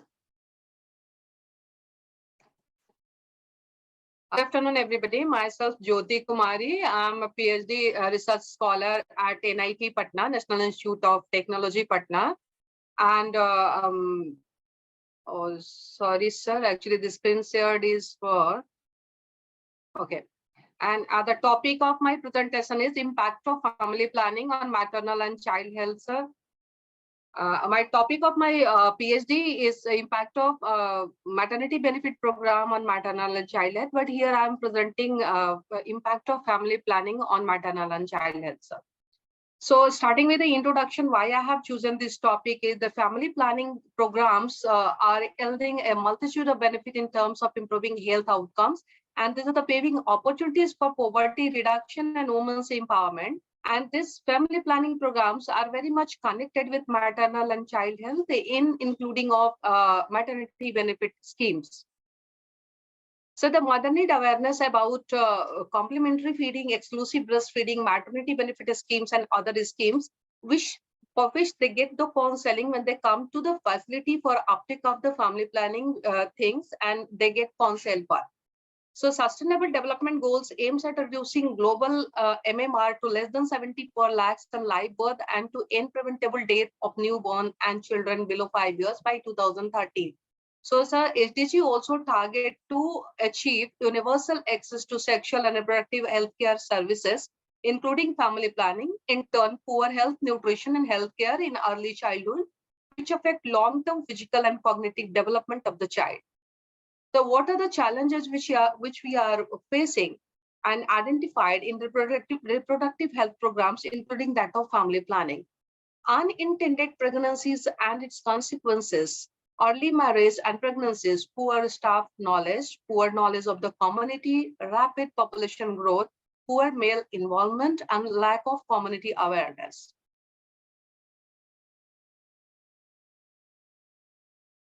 So, sir, the objective of the study is to identify the key issues relating to the family planning and country need for the improving maternal and newborn health, to introduce evidence-based norms and standards for family planning services in order to improve maternal and newborn health, and to develop a framework for the country plan of action for improving key issues of family planning services in order to improve maternal and newborn health. Here we can see that the increasing investment in the family planning thing, but it also reveals that the most of the family planning investment is going for the female sterilization, which is a matter of concern, because in previous slide also I pointed out the matter that male involvement is a challenge in this field. So how we can connect this program with the maternity benefit schemes? Presently, the government is offering a maternity benefit schemes named the Pradhan Mantri Matri Bandhana Yojana, which is benefiting all the pregnant women and the lactating mother whose first child is below 1 year old. And this schemes is providing the amount of ₹5,000 in 3 installments, but it is a conditional benefit. So that is how it is connected with the family, maternal and child health. So according to this scheme, the first installment is to be given on early registration of pregnancy at the concerned department grassroots level workers. Like for Bihar, if I am talking, the family planning counseling is very important at the level of Anganwadi centers and at the ASHA workers. So for this program, the beneficiary approaches to the Anganwadi worker, and where they got the registration, after which they received the first installment of this scheme. So there they get the counseling for the better health of the maternal and child. The second installment is being given, which is the amount of ₹2,000 on receiving at least one ANC, that is at least one antenatal care. It also promote the UHND, that is the Urban Health Nutrition Day, which is one of the most important block in improving the coordination between the different departments for improving the health care. The third installment is being given ₹2,000 on the birth of the child, but the child should be registered first. So that way the birth is being registered, and the second, the child has to receive the first cycle of BCG, OPV, DPT, and hepatitis B for its equivalent or its equivalent substitute. Like in Bihar, we are having pentavalent for this. So the very important thing which I'd like to point about this program and this maternity benefit scheme is, because I have worked for this as well in a project, that any woman, it's not necessary that only the backward class woman, there is no class criteria, there is no economic criteria. Whatever is your level of income, every eligible mother will get this opportunity to encash this government scheme for the birth of their first child. So this is one important thing I wanted to point it out. Next, when we can connect the women literacy and the key MCH indicators and family planning indicators. I'm taking the advantage to present this data on behalf of Bihar, as my working area is this. So we can see the data is reflecting in the PowerPoint, which I have already uploaded and shared with the team, that as the literacy is increasing, wherever the literacy is more, the uptake of the family planning component is better, and where the uptake of the family planning component is better, there the maternal child health is also better. So the things are related over here. Next, we can see in this graph that the total fertility rate is have been decreased from NFHS 3 to NFHS 4 and from NFHS 4 to NFHS 5, but still we have miles to go. And in context of Bihar, still the TFR is 3, for which we are to work hard to get up to the national standard. When we are talking of the unmet need, it is still 13.6%. And those women who are of the eligible women of reproductive age, 15 to 49 years of age, then they are in need of the family planning methods, but they are not getting that, maybe because of the awareness level or because of the thing that they are not able to reach the facility where the government is offering the free of cost medication of method mix of family planning.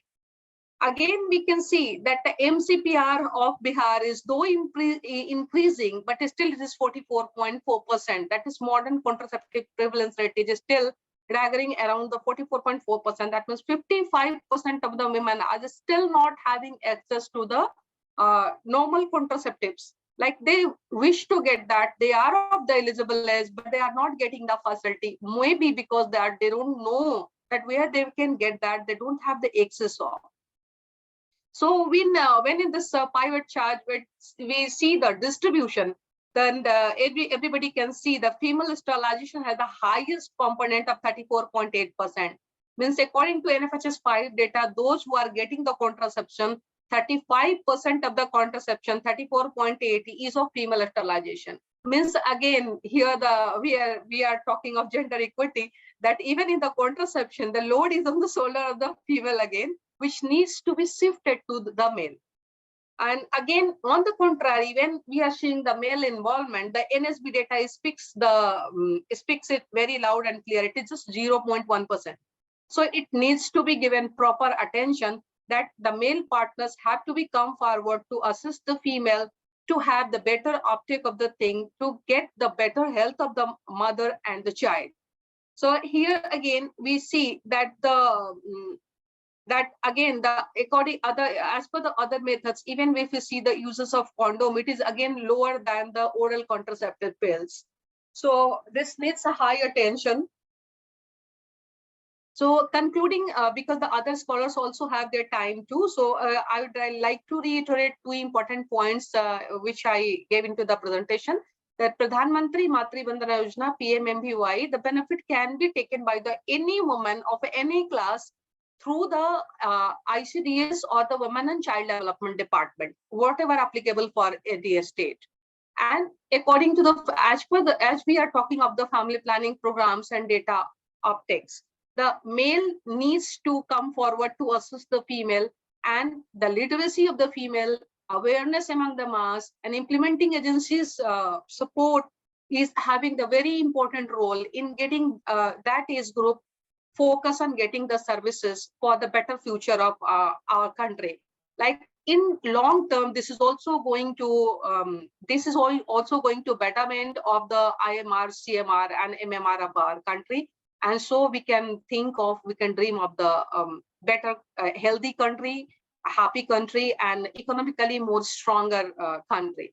So the table already reflects the things which I have been talking about, and we talked much about the NFHS 5 data as well, that the institutional delivery is increasing up to 20% in 5 years from 2015 to 2019.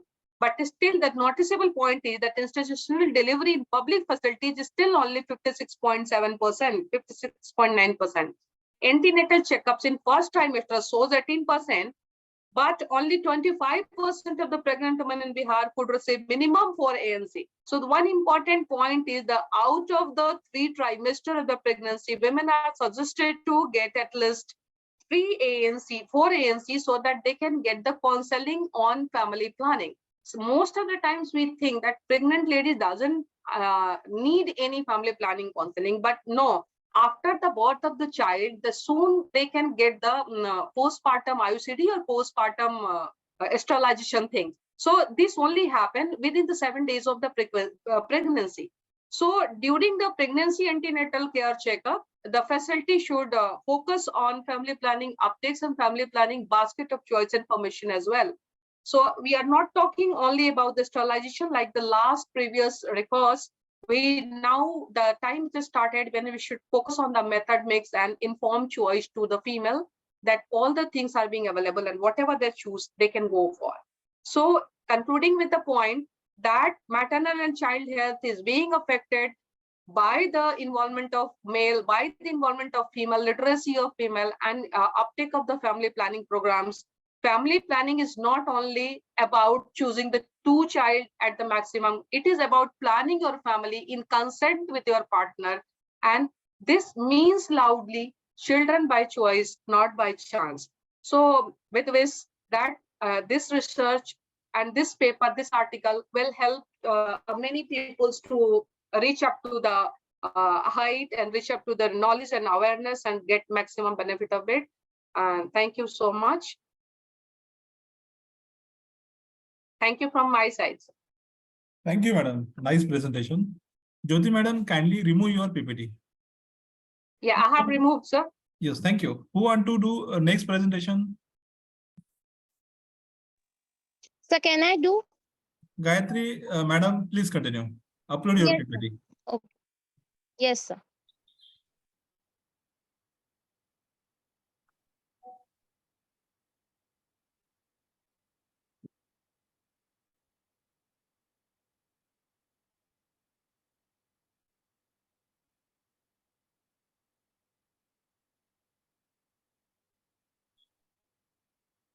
So actually it's saying it's unsupported file format.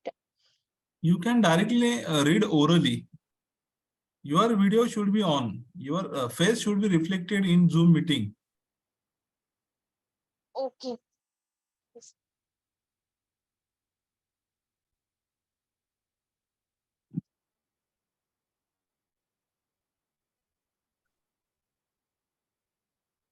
Who is the next Yes, sir. presenter after the what is Yes, the name sir. of Gayatri madam?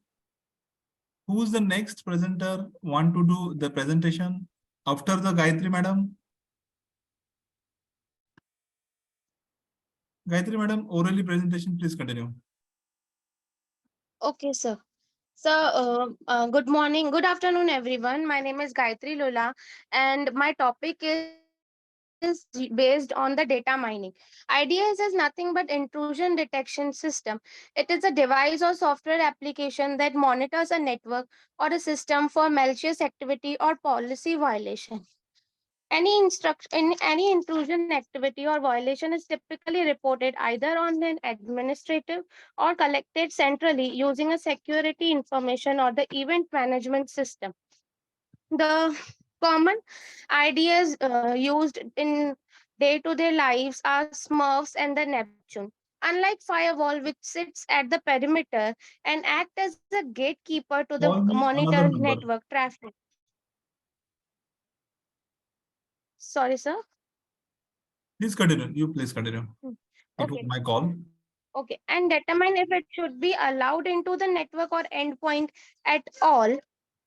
And ideas focus on the traffic that is not on the internal network to identify any suspicious or malicious activity. This allows an ideas to detect attacks that can be managed and that cannot be managed by the firewall, as well as attacks that originate from within the network. Most IDS solutions use combination of signature-based detection and anomaly-based detection. Signature-based detection compares traffic against the database of known attacks or the known techniques, whereas anomaly-based detection, which simply looks for the suspicious activity or behavior that is strange or that varies significantly from established norms. So three basic components of IDS are data collection, detection, and then response, which can briefly be classified as audit data processor, knowledge base, decision engine, alarm generation, and responses. Here the IDS is based on data mining. So it requires large data set to be to derive its knowledge and then take the wise decision. And the data should be clean, that is free from the noise. Here we are taking data set which is C.4, which is cleaned and trimmed to make modified data set C.4.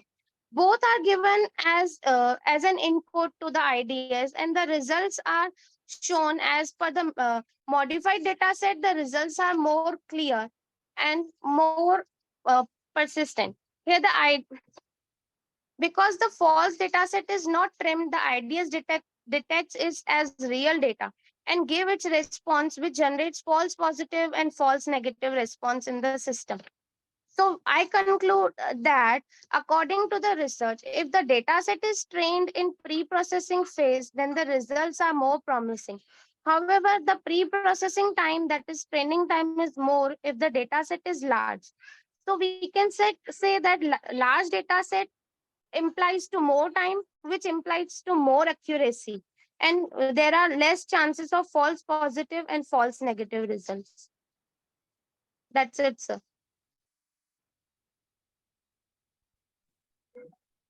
Have you completed your PPT? Yes, sir. Okay. Who want to do the next presentation? Who want to do the next presentation? Sir, may I? Monica, madam, please continue. Upload your PPT. Ji, sir. You are from Delhi? I'm Mumbai. Please upload your PPT. You can do the oral presentation also with your PPT if having some internet issue. You have to go your desktop, open your PPT, then it is a sharing. Yeah. Is that visible? Yeah, it is relevant. Please continue. Financial engineering.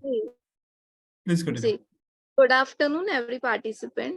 Myself, Monica Khatri. I'm from Mumbai and I'm assistant professor. My basically topic is financial engineering, Indian accounting system. Basically, both are the interrelated topic. Like financial engineering is the source from which we generate the financial income. In India, accounting system is correlated with the financial system. In this PPT, I covered some important concepts like objective of financial accountancy and financial engineering that generate the source of the income, uses, how we use that source which help to generate the income through the financial market, different instrument we have to generate that income. We have different area in which we can set our career for earning such income, which is nature in the passive in nature. We can say that the originality of the income is different, but the additional income we can earn with the financial engineering system. For that, we need to understand some different challenges we face. So I need to continue with the objective. Different objective we have for the financial engineering system, like we can define the scope, why we require additional income. Do we have the additional amount of investment? Do we have power to take a risk? And do we have any chances to take a risk? And we can say we can manage the risk on the different area of the market. And with that, we also have knowledge of the pricing and the proper valuation of such stock and the different area of the financial market, which can be engineered with the accounting system. Different portfolio we require to optimally manage, and like we require to follow the different portfolio plannings, segregation, that how much amount we invest in the particular area of the sector.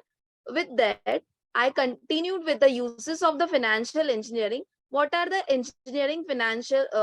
uses of engineering? Financial engineering useful for generating the additional income. Though we generate the additional income, the additional risk attached need to be managed, and like optimal portfolio need to be managed. Portfolio is basically we cannot invest the 100% amount in the single area. Like if we invest in the 100% amount in the single area, we face the problem of the losses. Might we earn the profit, but at the time of the risk, we face the 100% risk from the same company. The company facing the losses, ultimately we face the losses. We require to be portfolio managed properly because we invest we need to invest our funds in the different parts, in the different area of the portfolio, different different derivatives prices useful for the financial engineering to analyze what the financial benefit we will get. With that, we also analyze the risk bound on that particular financial area.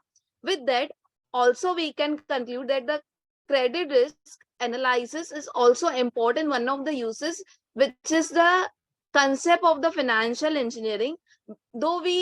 Though everyone want to earn the additional money, but without credit risk we cannot generate the additional money, because 100% own funds we unable to invest in a we 100% funds we cannot invest in the area to earn the additional funds. My next concept is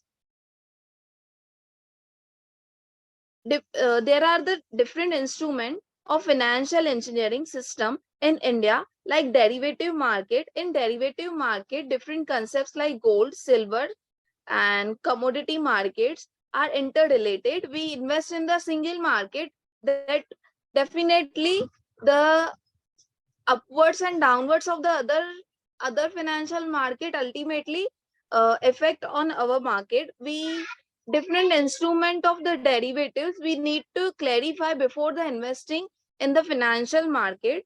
With that, also we can say that the proper structure should be made in which product we need to invest, because different product, different area of the market to earn from the financial market is available, but which is suitable for us, with how much we can take a risk, is all about the structure product.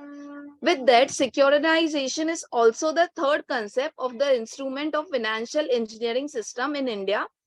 In that, different securities are available, but which securities are available for our, as per our requirement, as per our risk management, and other last also the financial market at the international level. We have the exchange traded funds, in which the dollar rates and the government policies related with the foreign exchange are bound with that exchange traded.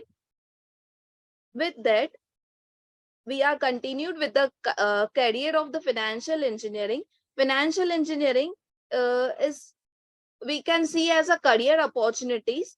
Though we are the student, though we are the faculties, though we are working at a 100% or the full-time worker or the employee anywhere, we can set our career in with the help of financial engineering. Like, we require educational requirement, basic certificates. For that, we can available for the financial engineering and system is diplomas and other short-term courses are available, which is certified.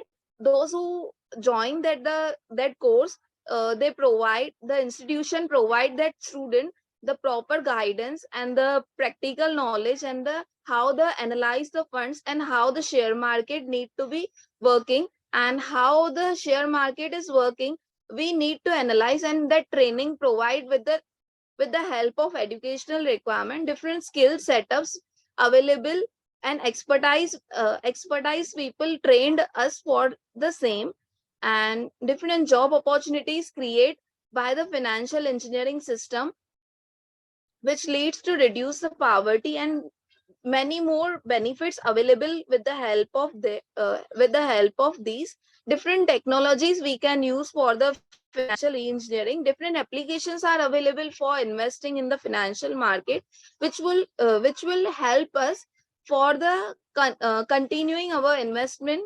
in the different areas of the source to earn the additional income.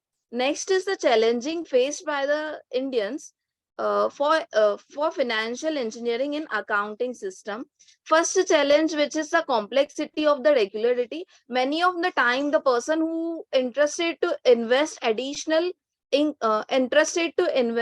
and to earn the additional income, which is very complex, just because of we do not know the terms and condition and the norms attached with the particular company, and the different government policies are attached on the on particular sector. We can say that the cryptocurrency, many of the people want to earn the additional income by investing in the cryptocurrency, but they have invested in the cryptocurrency without awareing the 100% government policies and the regulatories bounds on the cryptocurrencies. At last, they are some of them, they are continued and the waiting for that the market goes up and the policies will get changed and we will get the profit. But the 100% regularity and the regularity to come to know before investing, it's very challenging and the complex. And second is the data quality and the availability. Many of the time data is available on the Google and different websites are we unable to trust them, and the availability of data are the outdated. We can say that the 6 to 8 months before they have uploaded, we can't we unable to trust them that present scenario of same particular area are the working on the same base. Different technologies and the infrastructure used by the different country different companies, which is very useful, but some of the time it creating the challenging part for the Indians, or the we can say that the for the person who are the investor or who are interested to invest or to continue that continue for the purpose of to earning passive income, which is very challenging. Many of the time the skill gap or and the training program the company had done, but the level of understanding we didn't get from them, so it creates challenging phase for the purpose of the investing. And different global integrations and the ethical conclusion faced by the person who are the invest in the financial market. With that, different accounting system we need to follow, the accounting system of INDIAS and the accounting standard passed by the regularity and the central government, and different challenges these are the face. Basically, I searched that data on primary basis. I can conclude this data because many of the people are unaware about the questions which questionnaire I have framed, and many of that I need to explain them okay, what is the exact scenario is. Though we are the expertise in the financial areas, with that I can say that though, only the knowledge is not a sufficient, but the knowledge with the regularity, with that we should have the expertise and the practical knowledge for the financial system to engineer the accounting system, because basically both concept are the correlate. With that I can conclude that the Indian accounting system are growing with the complexity method, with the risk management and innovation of the and different regulation skill expertise knowledge required for the overcome from such challenges. With that different advantages we get after we complete or we overcome the challenges, different multiplications of the income we earn. But with the motive of that complete, we need to set up goals. With that we implication the same, along with that we should have the mathematic knowledge, economics knowledge and the financial knowledge to earn the additional income and to such and overcome from the such complex financial instruments. Thank you so much. Abba, Ji so may I sir. present, sir? Who's there? This is Swapnil Salunke, sir. Having a full of range. It is your third turn, huh? Please upload your PPT. Yes, sir. Please continue. It is visible. Is it visible? big. Am I audible and visible, sir? Audible, visible. Make it big. Here.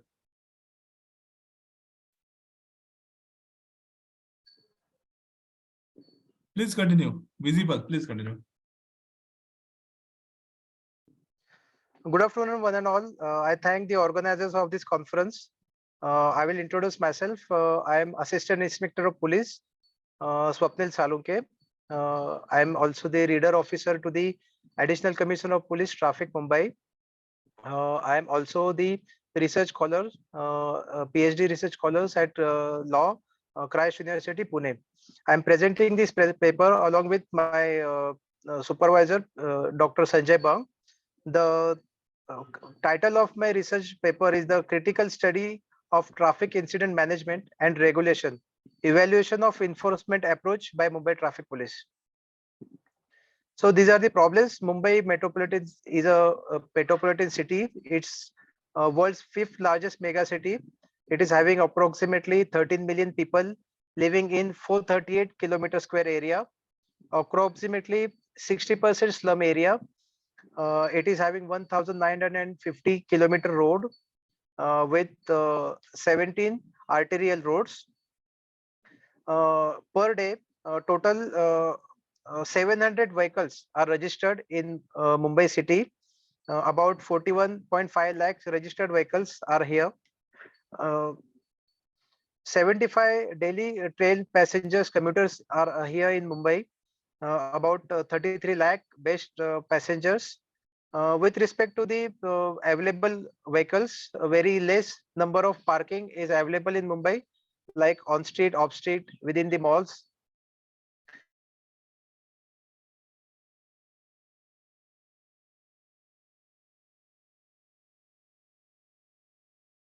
12 zones. In Mumbai, earlier it was 41. It was 50 traffic divisions. A month before, it is changed to 41 traffic divisions. Mumbai having 1250 important junctions. Mumbai City Surveillance Project. It was started in 2016. So Mumbai is having approximately 5,800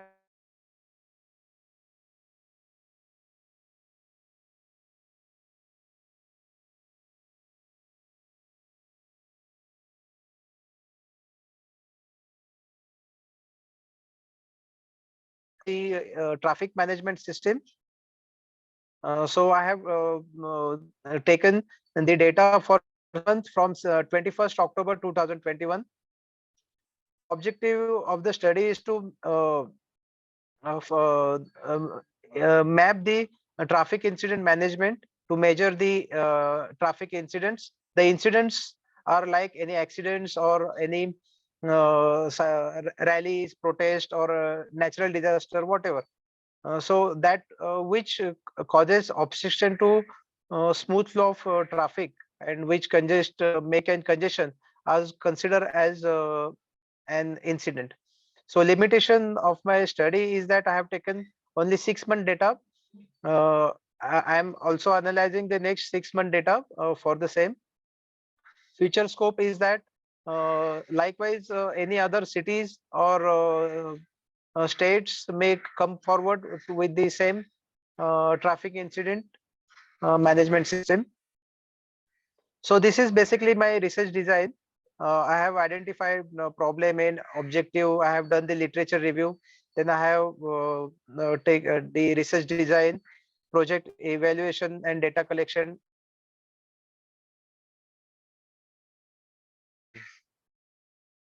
So this is the overall traffic incident management. Here, first of all, we timely detect the traffic incident where through the CCTV cameras or through the control room or wireless system, and we register this in the computer system placed at the traffic control room. So the geographic location, severity, and hazards, the strength is been identified. Then the scene is protected if in case of accidents or natural disaster. Then immediately communication and publicity is given to the public at large regarding the diversions and other routes so that the local commuters in within the area should not use that road and may prefer to go through the another route, so that they could not be stuck up in the traffic jam.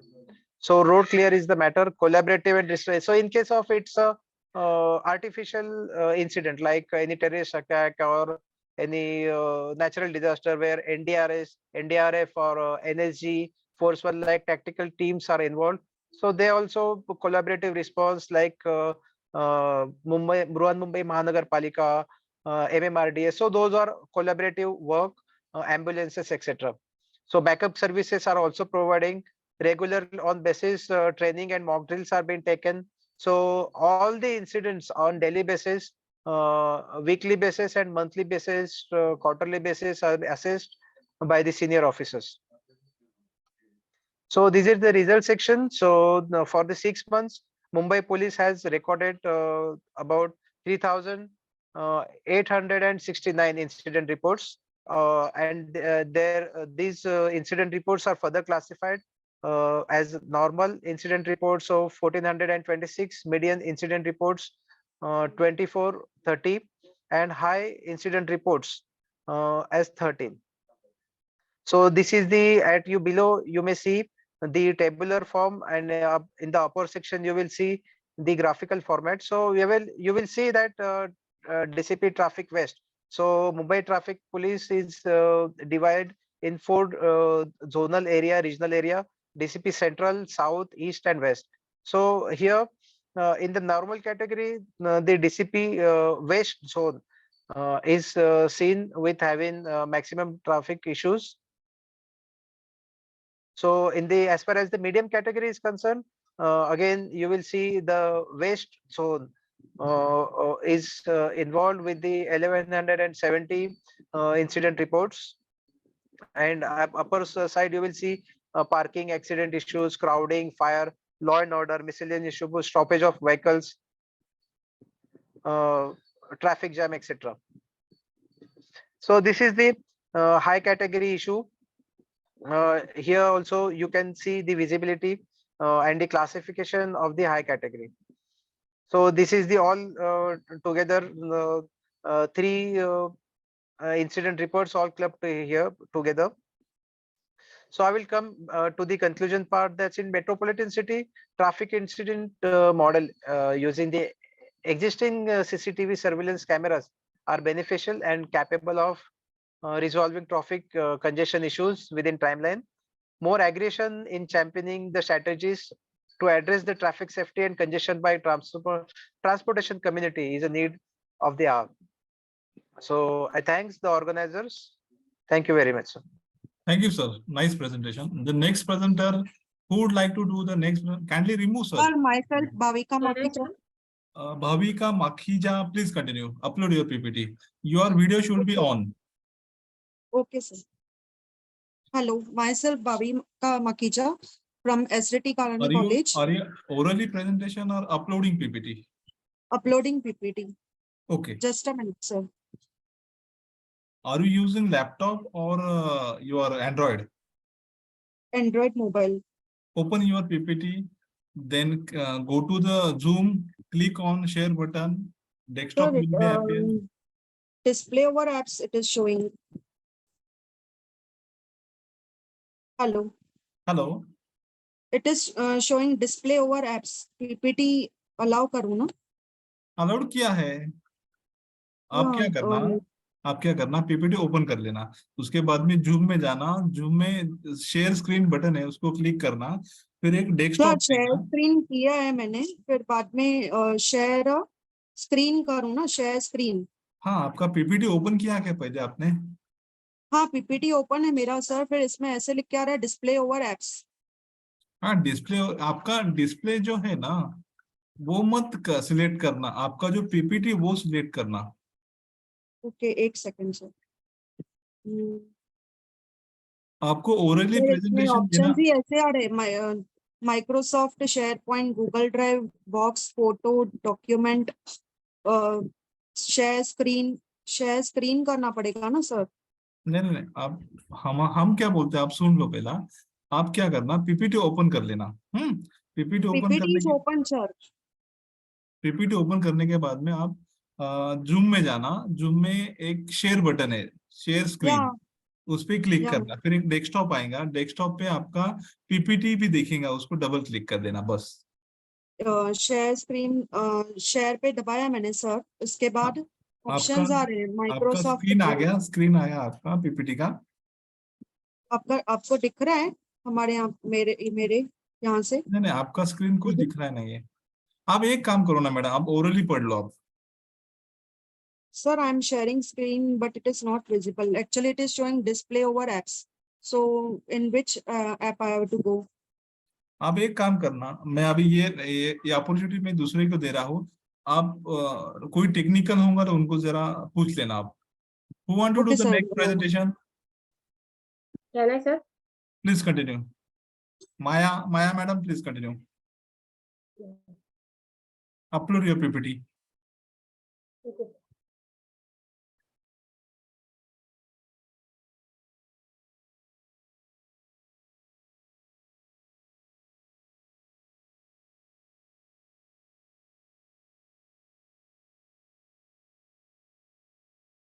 Good afternoon, all of you. First of all, I am introduce myself.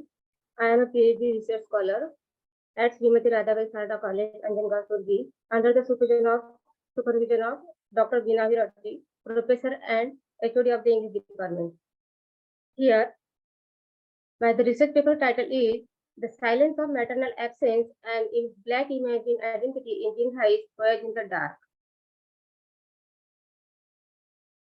Next, introduction. This research article dwells into the intricate exploration of the theme of maternal absence and its profound impact on the formation of a black imaging identity in Teen Heights' influential novel, Voyage in the Dark.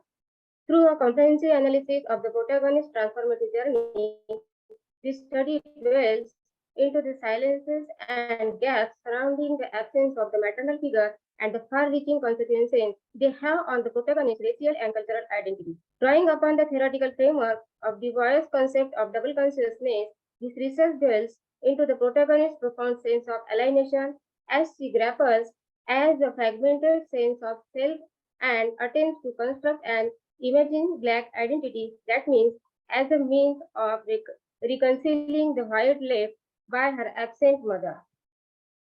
My next slide is, she is a fabulous author, sir. Discussion racial dynamics in the Voyage in the Dark. The racial dynamics depicted in Jinhai's Voyage in the Dark are intricate due to the fact that Anna's racial identity is both racial and personally constructed. Hester's statement. Hester means his stepmother. Sorry, her stepmother. Voyage in the Dark, female protagonist, leading character, Anna Morgan, and her stepmother's name is Hester. Hester's statement suggested that Anna's mother was not only a colored woman, as supposed to being a descendant of English settlers, but also that Anna's uncle, Ramsey Coletra's, fathered children with Afro-Dominican women. Anna's upbringing takes place on Constance Estate, a Dominican plantation that has been owned by her mother's family for 4 generations.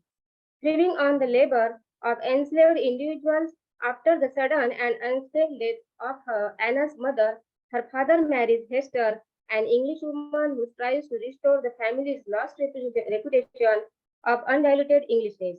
Hester implies that Anna's mother was of mixed race than that solely of white English heritage, and expresses disdain for Ramsey Coletra's, Anna's uncle, who has fathered children with Dominican women and possesses the love of a Negro. My next slide is Anna's longing for a mother figure. The role of Anna's mother is crucial in shaping her sense of identity. Having a suspected colored mother is Anna's only tangible connections to the blackness she longs for in England. Anna's language sets her apart from English people and contributes to her pursued difference. Additionally, the geographical origins of Dominica and Anna's physical appearance, which deviate from those of English women. My next slide is conclusion. So, in Jinhai's novel, Voyage in the Dark, the themes of maternal absence and Black emerging identity intersect shedding light on the complex dynamics of race and identity, Anna's longing for a mother figure and her yearning for blackness in the context of her Creole identity otherwise intertwined, revealing the profound impact of societal structures and personal experiences on one's sense of self. The absence of Anna's mother creates a void in her life, so she regretted and yearning for the mother love, so she wanted to meet her servant. Her name is Francie. Her affinity for Francie, her black servant, stems from a subconscious desire to fill the maternal void and find solace in the warmth and domesticity she associated with black women. Now, I want to sum up my paper's conclusion that Voyage in the Dark delves into the silence of maternal absence and the longing for blackness within the context of the Creole protagonist. Ray's exploration of this theme intervened with ideas of performative identity and racial consciousness, invites readers to critically examine the intersectionality of race, identity, and societal structure. Thank you, sir. Have a good day. Thank you for giving me such type of opportunity. Am I audible, sir? Please remove your PPT. Thank you. Who want to do next presentation?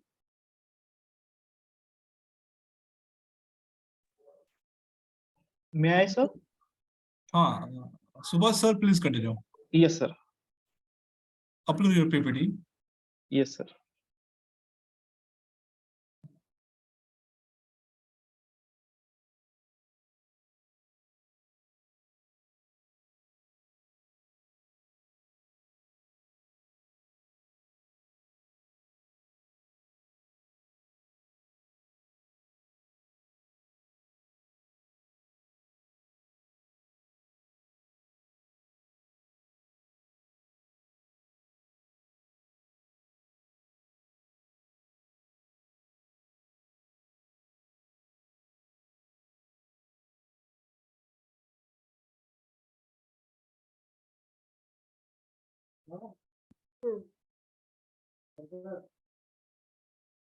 Maya Ambore. Hello hello sir अभी कौन presentation कौन करने वाला है? Hello वर्षा Desai sir hello हाँ madam, वर्षा देसाई ना? Yes sir I present हाँ, upload कर लेना, आपका पीपीटी अपलोड कर लेना. ओके सर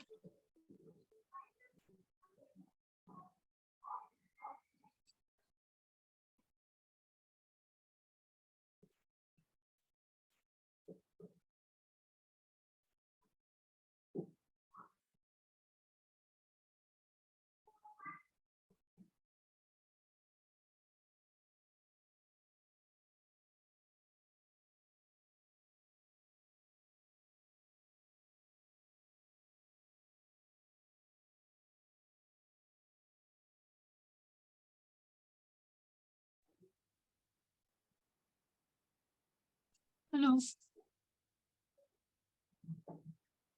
मैडम आपका पीपीटी अपलोड कर रहा हूँ. ओरल आपको ओरली प्रेजेंटेशन करना है क्या?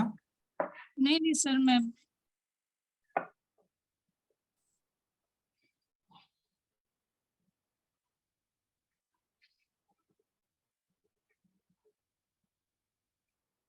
आप क्या करना, पीपीटी ओपन कर लेना, फिर जूम में जाना. जूम में जाने के बाद में शेयर स्क्रीन है, उसको क्लिक करना, डेस्कटॉप आएगा.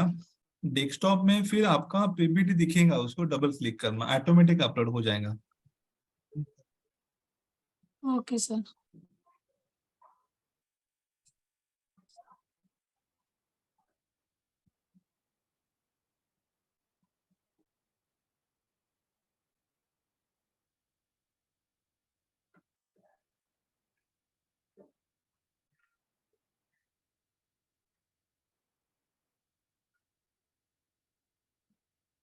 आप ओरली भी प्रेजेंट कर सकते हो.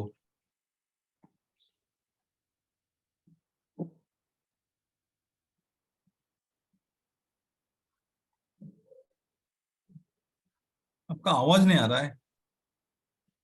Who want to do the next presentation? May I try, sir? Subhash sir, please upload your PPT. Varsha madam, Varsha Yes, sir. Desai, I'm trying it. after the Subhash. Excuse me, can I say something? Hello, sir. Hello. Yes, sir. Uh, Yes, sir. Sir, please continue. Yeah, okay, sir. Good afternoon, sir. My name is Subhash Munde from Amravati. Am I audible, sir? Yes, sir. Please continue. Okay, sir. The research topic of my is a theme of social milieu in select works of Sudha Murthy and Alice Walker. I am now presenting my paper. Literature is the reflection of society. We all know it represents the social, political, cultural, economic, and historical growth of society. So we must know first of all what is the milieu. The word milieu is defined as the people and the physical and social conditions and events that provide a background in which something acts or lives. Then after we must know what is social milieu. Social milieu is a social environment. It refers to the physical and social setting in which people live or in which things happen or develop. In literature, we must think what is social milieu. In literature, this is a term that can be comprehend wide variety of aspect of story. Milieu is overall the atmosphere or feel of story. This can include the culture and environment of the story, the historical and geographical context, and the mood and tone of the writing. So it is very useful to understand the socio-economic situation, political issues, the worldview, and the creativity of the writers, the system of the social and political organization, the relations between certain thoughts and cultural formation in which they occur and determine factors of the literary work. Then after, we must know what are the aspects of social milieu. The aspects of social milieu are human relationship. In literary writing, we must find out what are the relationships have been given in the by the authors. Then the status of women in society. Then the social issues that are discussed by the author in the literary work, that is a novel or short story, etc., or poetry. Then moral and ethical values that are given, which are very important in the modern era. Then vice and evils that are presented in the society. Then traditional values, poverty, superstitions, culture, child marriage, illiteracy, social, economical, and racial exploitation. These issues are focused or given the importance by the Sudha Murthy in her literary work. So in the present paper, I have selected the works, the three novels I selected for the study: Mahashweta, Dollar Bahu, House of Cards, and the collection of short stories are The Wise and Otherwise, Salute to Life, The Day I Stopped Drinking Milk, and 3000 Stitches. Then we must know what is the themes of social milieu in select works of Sudha Murthy. First of all, we must know some women like Mother Teresa, Indira Gandhi, or Sarojini Naidu have always been source of motivation for social change. Sudha Murthy is also one of them. She has also made a great impact on Indian society. She has always been an advocate of women's rights and pioneer of the development of education. She works for the betterment of the society and made a development of the people from rural area. For that, she has established Infosys Foundation in 1996. She wrote her work in English and Kannada. Her writing is related to the lives of common people. She wrote on different issues like her views on donation of charity, hospitality, her childhood, realizing and traveling experiences. In social views, there is a novel she has written, The Dollar Bow, which was published in 2003. Truly presents the dowry systems and the importance of money. It unfolds the story of woman protagonist who faces difficulties while settling in her married life. Another short story, that is a 3000 Stitches, Ordinary People with Extraordinary Lives. She narrates her experiences in having worked to raise the lives of these Devdasis. Devdasis is also very big issues, social issues that she focused in her writing. Then is another novel, that is Mahashweta, in which she describes that it is very difficult for an Indian girl to overcome the dishonor that the society offers to married woman who is left by her husband. Then there is another novel, House of Cards. In this novel, she narrates the problems faced by a protagonist, Murudula. It analyzes as how to ambition leads a person in quest of supremacy and material wealth. Then there is another issue, that is a moral and ethical values. Values are a set of principles and beliefs that influence our behavior and frame the words. Sudha Murthy's idea of life has always been one that does not give values to materialistic thoughts and possessions, because she believes that humility and knowledge, the two assets which help a man grow in life.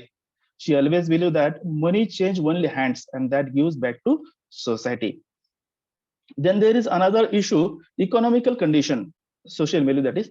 In 3000 Stitches, Sudha Murthy depicted the evil tradition that I have already discussed, Devdasi.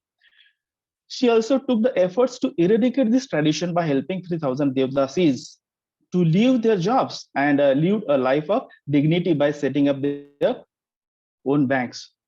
And through Infosys Foundation, she gave the help to 16,000 public toilets in rural area, several hundred toilets in Bangalore city, and also help in building more than 2,300 houses in flood affected areas. For the educational views, Sudha Murthy supported for the development in the areas of education, women empowerment, rural development, healthcare, arts and culture, and the care of very poor people. Through Infosys Foundation, she has provided computer education and library facilities to the government-aided schools. She has a vision of a library for each school. As a result, 15,000 libraries were set up in the schools. Then there is culture and religious views. Her verse reflect a rare combination of generous attitude and logical thoughts. Her writing takes up deep into the human minds with all its complexities. Her short story collection, her novel, House of Cards, portrays the lives of modern life-based society. This novel portrays the difference between the simplicity of rural lifestyle and the complexity of urban lifestyle. In this way, Sudha Murthy has focused the social milieus that are presented in a literary work. In conclusion, we can say her social works covers education, women and youth empowerment, healthcare, public hygiene, art and culture, poverty eradication at the grassroots level, and that all these are reflected in a literary work. Thank you, sir.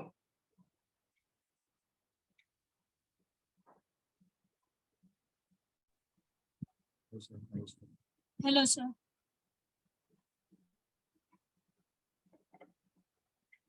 Who want to do the next presentation? Sir, can I do the next presentation? Yes, sir, I can do. Lobo, you just continue. Okay. After the Lobo, who want to do? Varsha Desai, sir. Varsha madam, after the Lobo. Lobo madam, please continue. Yes. Sir, can you see my this Visible, please continue. screen? Okay, so my title is The Work of Sardar Vallabhbhai Patel in Indian Institutionalization. So first we talk about who was Sardar Vallabhbhai Patel. He was also known as the Iron Man of India, was a well-known figure in Indian independence movement and had a considerable impact on the establishment of India's institutional system. Patel was a visionary statesman by a choice and a lawyer by profession. He was born on October 31st, 1875 in Nadia, Gujarat. He was a pivotal character in India's post-independence period because of his dedication to the values of harmony, integrity, and nation building. Sardar's approach to government and nation building was based on institutionalism. He played a key role in the political integration of more than 500 princely states into the new independent as the country's first deputy prime minister and home minister. His efforts to convince and bargain with the princely states were evidence of his remarkable institutional diplomatic abilities. Sardar Patel's dedication to institutionalism went beyond political integration as well. He thought it was crucial to create some strong administrative frameworks that could successfully handle the problems that came with a newly independent country. The All India Services, the Indian Administrative Services, that is the IAS, and the Indian Police Service, that is IPS, were just few of the institutions that Patel was instrumental in establishing and bolstering. These organizations were created with the intention of advancing efficiency, equity, and accountability in governance while cultivating a culture of professionalism that still had an impact of India's bureaucracy even today.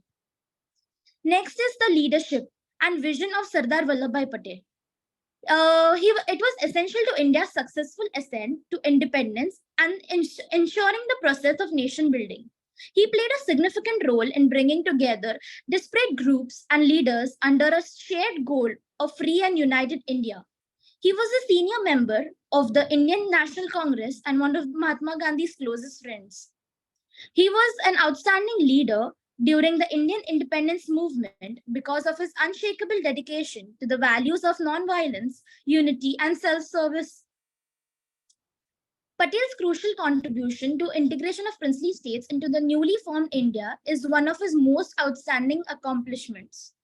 He stressed on the importance of creating strong institutions and fostering rural development in his vision for a strong and unified India, which went beyond the political union. He is now regarded as one of the most esteemed leaders in Indian history because of his selfless dedication and practical approach. Next is the integration of princely states. Sardar Vallabhbhai Patel was tasked with the important and difficult task of integrating princely kingdoms into the new independent India. India was split into two regions after gaining independence. In 1947, British India, which was directly under the administration of the Indian government, and the princely kingdoms, which was governed by individual kings.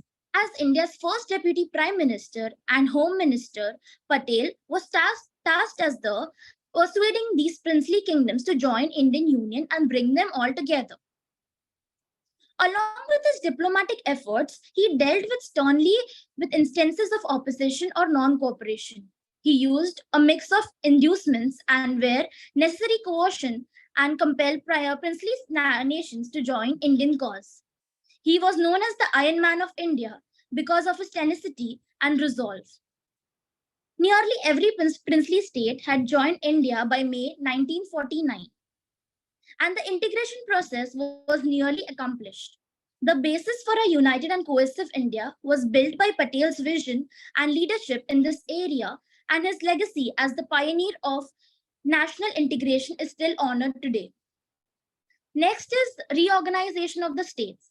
The restructuring of the Indian states under Sardar Vallabhbhai Patel was a significant and historic accomplishment.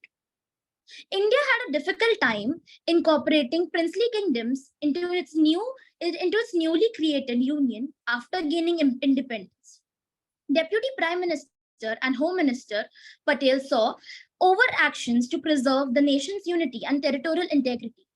He was instrumental in bringing about the rearrangement of states along linguistic lines thanks to his vision and practical outlook. The States Reorganization Act of 1956 was eventually passed and a result of Patel's statesmanship and persuasive abilities despite facing significant obstacles, including opposition for a number of sources. Patel's reorganization of the states paved the way for a more unified and peaceful India, encouraging regional growth and preserving the variety that has been long defining character of the India. The federal structure of India is still being shaped by his legacy in this area, and he made a substantial contribution to the development and unification of the nation. Last one, I would like to conclude this by the long-lasting contributions of Sardar Vallabhbhai Patel to Indian institutions have been nothing but short of revolutionary. To sum up, his pragmatic look and imaginative leadership were crucial in establishing the foundation of contemporary India. Patel's successful attempts to incorporate more than 50 princely states, 500 princely states into the Indian Union, preventing the nation from fracturing along regional lines, demonstrated his unflinching dedication to territorial integrity and national unity. With the help of his achievement, India became strong and united in its heterogeneous population, began to have a feeling of identity and belonging. The creation of Indian Administrative Services and Indian Police Services, as well as Patel's emphasis on creating strong administrative institutions, changed India's bureaucracy. Additionally, his belief in cooperative federalism and decentralization has aided regional growth and given states and local governments the tool that they need successfully to solve their particular problems. The Iron Man of India, Patel, is still revered as a model of tenacious leadership. For many generations to come, his contributions to Indian institutionalization will continue to influence the country's progress and development, solidifying his status as one of India's most renowned historical personalities. Thank you. Hello, sir. Lobo madam, have just completed your PPT? Yes, sir. Varsha madam, please upload your PPT. Yes, sir. Is this available, Varsha madam? Yes, sir. Please upload your Varsha Desai. Upload your PPT. Yes, sir.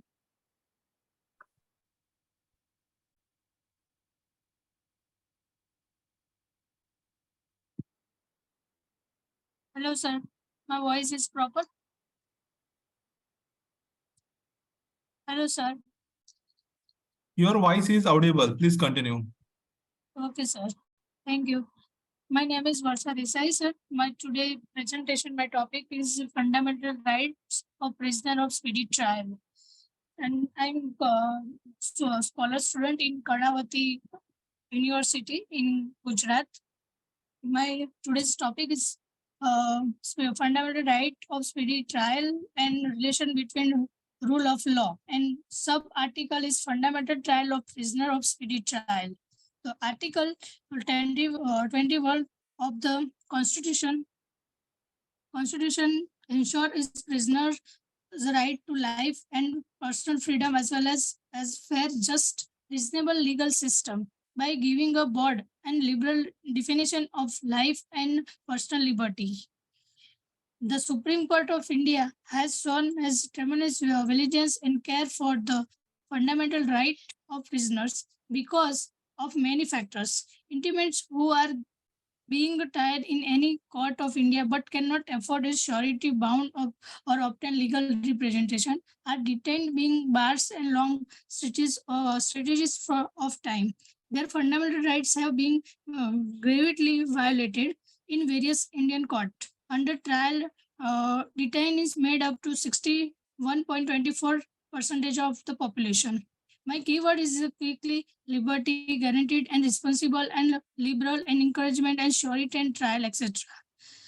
Today I present, sir, people who have been accused and found guilty by court are typically physically held and partially deprived of their freedom in jail. The prisoner system prisoner system is a circular components of any country criminal justice system. Prison may only be intended for males, women, adults, among other groups. From one country to another, causes of intrication may be different. Among other things, it may be punitive, reformative, deterrent, and for types, punitive or reformative and determinative or therapeutic and conviction are permanently used defend society against the criminals are crime. The primary object of regulation cannot be reached by reformative techniques of therapy alone. Justice is worse quality when an innocent person in imprisoned or guilty person is acquitted, as well as when criminal cases are decided with great delay. Our criminal justice system is like that of every other democratic society, is supposed to deal with crime or offenders in efficient, swift, and lawful manner in order to give a general public the greatest sense in security. A civil society cannot survive without the criminal justice system functioning properly and effectively. Victim, accused parties, and witness endures countless forms harassment and throughout drawn out trials. To lighten the load of trials and promote swift cases resolutions, A variety of facts and instruments have been employed in different jurisdictions. Justice must be served quickly, which necessitates the trial. The Indian judicial system went deeply into the principle underlying the basic liberty guaranteed by studied our constitution in our, and notice that Article 21's provision, and it is the inherent right to speedy trial. Then in historical case, Hazen Horton versus State of Bihar, and M.H. Hoxha versus State of Maharashtra. Then Supreme Court agreed state trial and be speedy trial we mean responsible expedition trial is in general an essential part of the fundamental right to life and liberty enhanced Article 214 of the Constitution. In other important instances, the Supreme Court rules that Article 21 of the Constitution implicitly guaranteed the right to timely trial, and the violating it may result in the privileges. A person's right to speedy trial in affected by international treaties like 966 Convention on Civil and Political Rights, which also underline the need of fast justice. India ratified the covenants, taking on the obligation to respect legally. Despite the 16th Amendment of the United States Constitution guaranteeing the right to timely trial, 35 state constitution provide to quick trial, but these clauses only apply when the delay has been significant. The U.S. Supreme Court has refused the established by any specific trial time range due to the ambiguity, the constitutional requirement, and the need for swift justice. Legislature have recently showed strong interest in strengthening the provision of fast trial. The 1974 amendment in 1979 Federal Speedy Trial Act is the guaranteed greatest, the most thorough attempt. A notable example of legislation that work to accusing criminal prosecution is the Speedy Trial Act of 1974. Contrary to right to speedy trial is not expressly included as one of the fundamental freedoms in state constitution, explicitly formally referring this right is in the United States. In all criminal proceeding, the accused is guaranteed the right to fair, transparent, and quick trial. According to 4th U.S. Amendment, no person shall be deprived of life, liberty, or property without the due process of law. This come on top that this changes closely corresponding to both Article 31st and the deleted clause second of Article 20 of the Indian Constitution. Article 21 of the Constitution state that no individual shall be deprived of this life or personal liberty without for the first time. The Supreme Court of India determined that the right to fair and trial was inherent in the body definition in the case of Shubham Mittal versus Home Secretary, State of Bihar. The right to promote the empirical public of the elements of the fair and reasonable process that Article 21 protects. It could be cruel, unfair, irrational at its core. Speedy trial was seen as guaranteed against imprisonment. Then my second is concept of meaning the speedy trial. The essential requirements of criminal law has always been justice to protect against the oppressive and unnecessary detention. In crucial, it lessens the worry and deride the come with allegation. Additionally, it significantly reduces the chance of limiting accused prisoners' capacity for self-defense.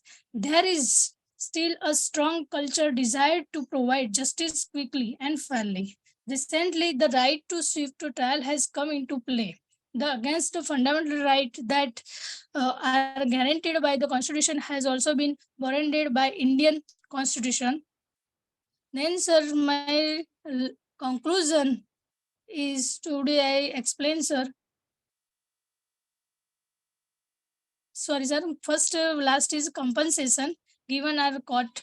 The prisoner, defendant, and detained many submit and claim for damages with High Court under Article 226 and the Supreme Court under Article 32 for violation of his rights while custodial Sultan Muhammad versus released from jail after surviving 12-year term of Sultan Muhammad versus State of Bihar and others on the ground of insanity.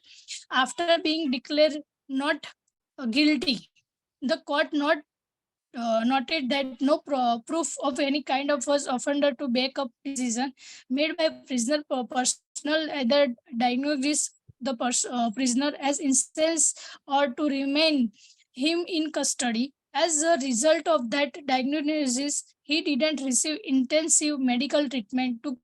The court further stated that any mental illness and prisoner could have had to do with the condition at the facility. The petitioner was guaranteed rupees 65,000 in compensation by the court, and it was made clear that additional compensation claim will be filed in the appropriate court. Article 21 would not have any real relevance if court could simply order persons. And then second release in Mohan last little case 16 habeas corpus petition was filed. Both parties of Nanga people and principal of Mohanlal, his school received visit from military in additional to the petitioner. The army was charged with many offenses, including kidnapping. A petition for habeas corpus was filed, but the state ignored the judge's instruction that court in required as what the right to procedure was for guaranteeing a writ of habeas corpus complaint. As a result, the state is required to provide each of the rightful areas of missing people 2 lakh rupees. The court ruler later compensation in the sum of 70,000 was given confinement for unlawful or managing purposes in connection with Janak Ram versus case. 17 MLA was held police custody and remand order were obtained without his appearing before the appropriate magistrate. The apex court established Naila Bhati Modi case 18. The urgent need for the courts create new tools and strategy to guarantee simply public laws by adapting them context and scenarios with a view uploading the preserving the rule of law. See, a Supreme Court arranged amount of the compensation to given 41 member of the general classes who denied police custody while discrediting court order from 20,000 and 40,000. The court further noted that although the payment of such amount does Time not is over. absolute the Time is over. Kindly jump on conclusion. Okay, sir. Hello. Get ready. Who's next presenter? Sir, Bhavika Makhija. Sarika Makija, kindly upload your PPT. Okay, sir. After the Sarika Makija, who want to do the presentation? Bhavika Makhija. Sir, I'm Bhavika Makhija. Bhavika Makhija. After that, who want to do the presentation? Sir, my name is Mona Lisa Ghosh. Ghosh madam. After the madam. This madam. Sir, my hello. Visible, please continue. Sir, my PPT is visible now. Yes, please continue. Okay, myself Bhavika Makhija, Assistant Professor of Kalani College, Ulhasnagar 1. My research topic is a study on consumers' equity towards online shopping of groceries with reference to Ulhasnagar city. First part is related to introduction. In 10 years span, most of the important technological developments have been seen in the globe. Consumer lifestyles are now changed. Online grocery is form of e-commerce that is from business to consumer for online sale of groceries. E-grocery concept was started in the year 2011 by Big Basket. and it was followed by Amazon, Flipkart, DMart, GeoMart, etc. Saving time, effort, online shopping. Hello. Sorry, sir. Hello. हाँ madam आपका I'm audible, ना? Yes, please continue. Saving time, effort, shopping at convenient time, replacement options offered to the client. These are the benefits offered while online grocery shopping. Next part is related to literature review. I have considered 5 literature reviews. First one is Shipra Agrawal of 2021. In this, researcher concluded that pandemic has been successful in causing a shift from physical buying behavior to online shopping behavior of groceries to the customers. Second, a literature review is of Dr. S.S. Muruganandam, which was conducted in the year 2022. In this, researcher concluded that customer can place online order for goods and services that accept both walk-in and online customers. And by placing online order, one can easily look for goods online without physically going to the market. Third one is of Yelmanchil 2021. In this, researcher concluded that online grocery shopping has increased since pandemic, and social distancing is one of the important reason for online grocery shopping. Fourth literature review is of Dr. S. Suguna of 2020. In this, researcher concluded that consumer buy goods online from various online shopping websites due to various facilities and benefits offered to the customers like discount, variety of products, free home delivery, cash on delivery option, and so on. Next literature review I have taken is of Raj Gopalan of year 2017. In this, researcher concluded that major reason for online grocery shopping is saving of time and effort, and expectation of consumers for online shopping and physical buying of grocery is totally different. Next part is related to the research methodology. First one is objectives of the study. There are 3 objectives taken in my study. First one is to ascertain the consumer's equity towards online grocery shopping. Second one, to find whether the customers are aware of the online grocery sites or not. Third one is to determine the quality impact on consumer buying decision. In this, I have taken hypothesis testing, null hypothesis HO, that is, there is no statistically significant difference between age and gender while buying online groceries. And alternative hypothesis H1 is there is a statistically significant difference in age and gender while purchasing groceries online. Data, sources of data is primary data, which I have collected through Google from 126 respondents of the Ulhasnagar city, and secondary data I have collected from websites and e-journals. My limitations of the study, there are 3 limitations. First one is the time constraint. Due to time constraint, I have collected data of only 126 respondents of Ulhasnagar city. Second one is results cannot be universal due to small sample size. Third one is accuracy of the data is subject to respondents' view. Next is statistical tools. Statistical tools used in my data are percentage, frequency table, chi-square test, and so on. Next is related to data analysis. First, I have taken data on the basis of the literacy level, that is postgraduate, professional, undergraduate, or up to school level.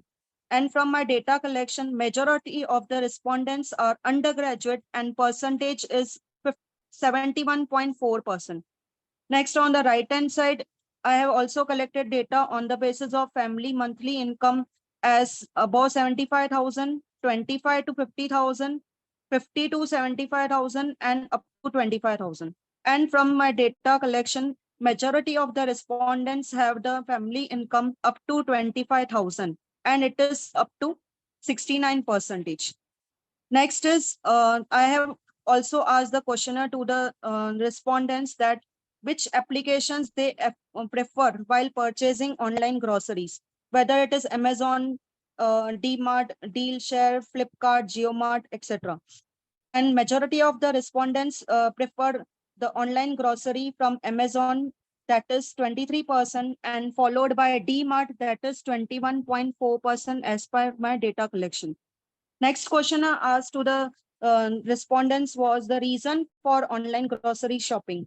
That is anytime shopping, easy accessibility and convenience, no time to go for so, or recommendation. The majority of the respondents about preferred easy accessibility and convenience, that is up to 33.3%. Next is related to data analysis and hypothesis testing result. The purpose was to determine and examine whether there is a statistically significant difference in age and gender while purchasing online groceries or not. And the data was analyzed from the 126 respondents of the Ulhasnagar city, and chi-square testing was used by me for data analysis. And it was concluded that there is no statistically significant difference between age and gender while purchasing online groceries. So null hypothesis HO is accepted in my study. Findings are same which I have mentioned before only while data analysis. Coming to the conclusion part, Amazon and Flipkart have contributed much in online shopping, and my study concluded that people of Ulhasnagar are aware about various online grocery sites available.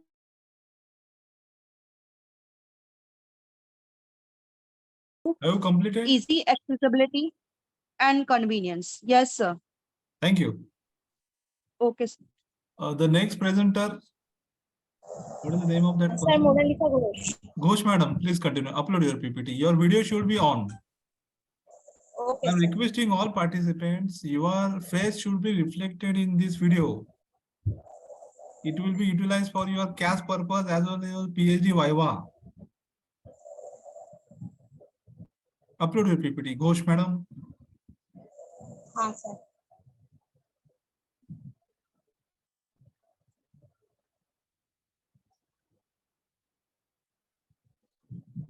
Forty-two persons are remaining to present PPT. Please do fast.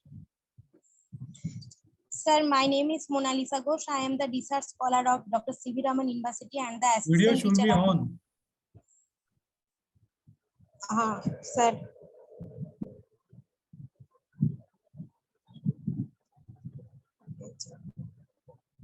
During your career announcement scheme camp, the Vice Chancellor nominee, the Joint Director or some of the peer team will ask you where you did present your paper, show your video.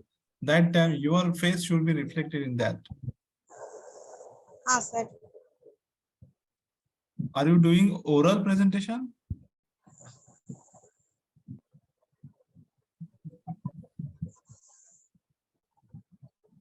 Sir, showing the PPT. Are you uploading a PPT? Sir. Open your PPT, then go to the Zoom meeting, then click on share button, share screen button, and then the desktop will be appear. In that desktop, your open already open PPT will be visible. Click on, double click on that. Automatically, it will be uploaded on Zoom. Who want to do the next presentation?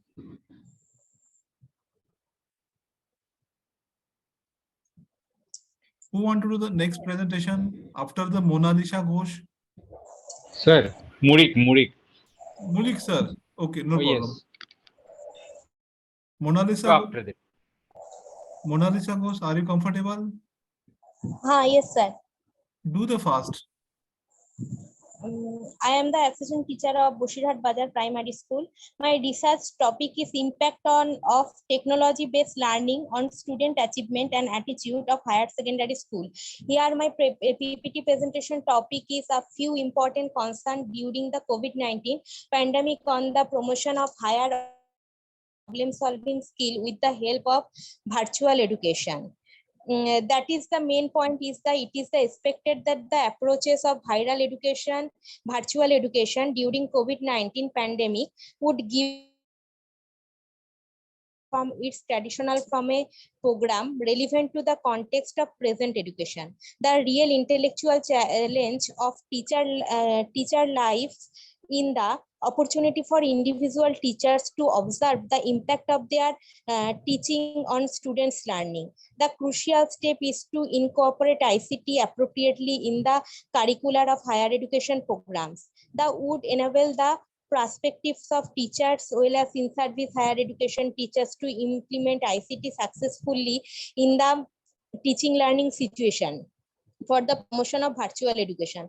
In the context of globalization, we are studying and using different approaches, way of teaching, different media. In the present situation, virtual education has made emphasis on educational technology and communication system. The objective of the paper was to find out how to teachers with the use of the latest technology have learned to transform their thinking and feelings, which help the not only to transfer their expression of content, but they have developed the encouraged to act out their values with the help of virtual education. This paper has major tried to focus the different methods of virtual learning in promotion, higher order thinking and problem solving skill. The rise of a global world and global society driven by the technology and communication development are shaping learners of the future generation of the world into quality global citizens. Education system around the world are under increasing pressure to use the new information and communication technology and virtual education to teach students the knowledge and skill they need in the 21st century. Information and communication technology have been powerful enabling tool for education. When information and communication technology and virtual education are used appropriately, teachers are able to motivate individual learners by providing motivation. We teachers, with the help of ICT and virtual education, may organize our learning experiences to encourage sequential cumulative learning that promotes integration across discipline and application. The differential method that may be used: online tutorials, simulation, knowledge reinforcement exercises, computer assisted assessment, open-ended learning environment. Major method of virtual education in promoting higher order thinking and problem solving skill, that is foundation course. ICT component should be the integrated into a subject areas like the math, science, social studies, English, so on, so the student have a role model of ICT integrated teaching learning environment. And putting ICT skill into context, when pre-service or in-service teacher are taught ICT skill in context, they are able to take an interest in the sports, knowing that the skill have real application. And combination pre-service and in-service training, pre-service preparation can be aligned with in-service teacher education, where a practicing teacher may work or pre-service teacher education student at inactive educational project. And reciprocal mentoring, a teacher may facilitate learning by reversing the teaching roles. Major method of the virtual education in promoting higher order thinking and problem solving skill, that is the start with a small group. In a teaching learning sections, we can use ICT in a small group of teachers and the learners. And the multimedia presentation, multimedia combination media objects such as text, graphics, video, animation, sound, represent and convey information which can be further utilized in designing, planning and acquiring new knowledge. And telecommunicating project, that the pre-service teacher in one location may collaborate with other students or adults who are in the other location with the help of inter-enriched learning activities. And online discussion, online teaching learning discussion will increasing meaning and understanding of the context and the providing more globally. Pedagogic reform with respect to virtual education. Motivation, individual learn through the use of ICT by providing both intrinsic and intrinsic incentive. Motivation, individuals learn and fostering the development of ways of learning, application, all life experiences, and selecting and organizing learning experiences through the use of ICT. Structuring the teaching learning materials and experiences accordingly so as to encourage sequential cumulative learning that promotes integration across discipline and application. And the adaptation teaching learning materials, experiences and delivery system to the particular problem, context এবং student in order to enhance learning. Pedagogic reform with respect to virtual education, that is the individualizing experiences by reference student learning ability. Teaching through the use of ICT must be based upon the context in which it takes place, upon the context in which subsequent learning is to be used. Evaluating the learning progress and developing learners' independence and motivation through the use of ICT. Career planning and program planning for students through the use of ICT. Effective teaching learning, the basic of the context, keeping a close coordination with the objective of learning through the use of ICT. Teaching learning needs to be evaluated on the basis of relevance and quality of what is learned through the use of ICT. Effectiveness with respect to the use of ICT may be increased by careful selection and possible adaptation for teaching learning material, method, organization, principles and environment. To assess the effectiveness of the education system by comparing the output with the inputs in the teaching learning environment. And that the conclusion is that the network environment of this new internet connected world has explained the opportunities for teaching and learning in ways that we are only beginning to understand. And what make the implementation of e-teaching so challenging to the teachers is that asking them to the dot and com and is to teach in a way in which they haven't ever been taught when they were at school.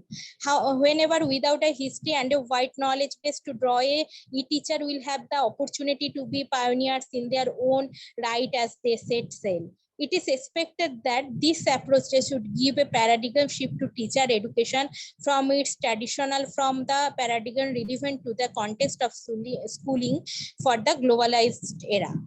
Thank you.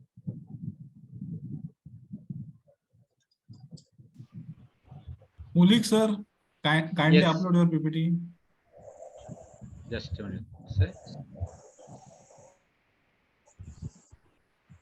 After the Mulik sir, who want to do the presentation?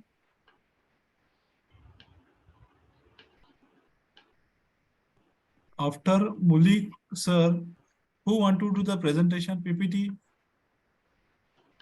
Is this Leena Pandey? Leena Pandey? Yes, sir. After the Mulik sir, your turn. Okay, sir.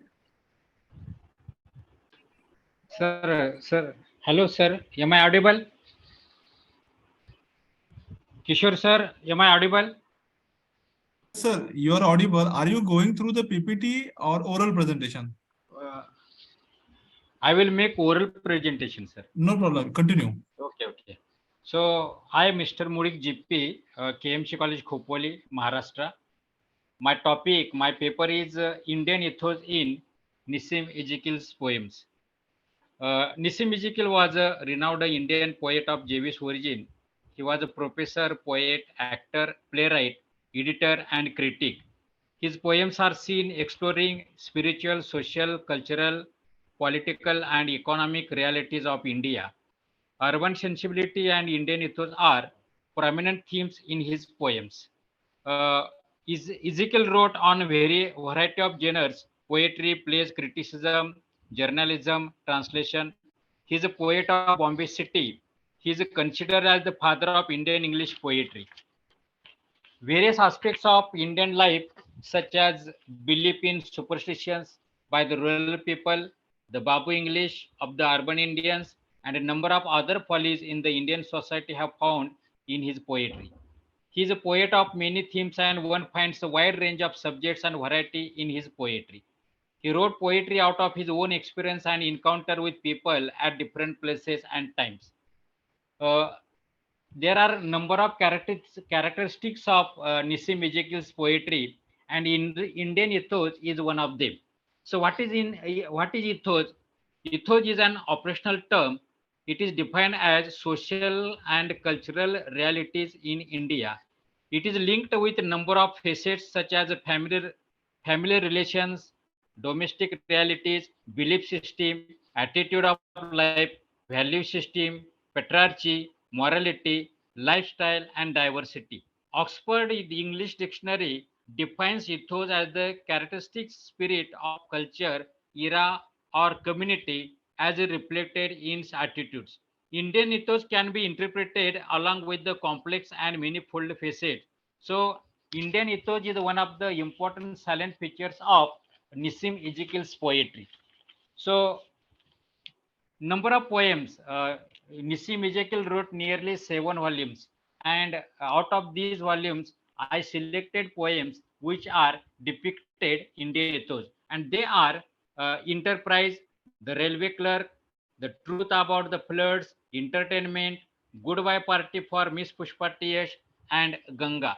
So the first poem, remarkable poem, is Enterprise, and in this finest lyric, Nissim Ezekiel reflect this poem is an allegory of the human condition on this planet. In this poem, Ezekiel makes effort to reflect the Indian ethos concerning the proverb diversity in unity.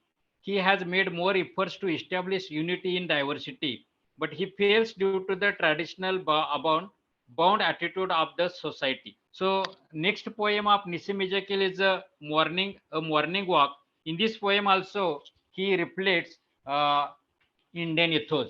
The very important poem written by Nissim Ezekiel is uh, The Night of Scorpion. So this is the one of the best poems written by Nissim Ezekiel. This poem reflects the rural idea or rural background. It presents contrast between popular superstitions and skeptical rationalism. The poem is about a typical incidents in Indian village. The poet describes Indian social situation. So, in this poem, the majority of the villagers are superstitious. It is reflected by Nissim Ezekiel. So, another poem by Nissim Ezekiel which shows the Indian ethos is Entertainment.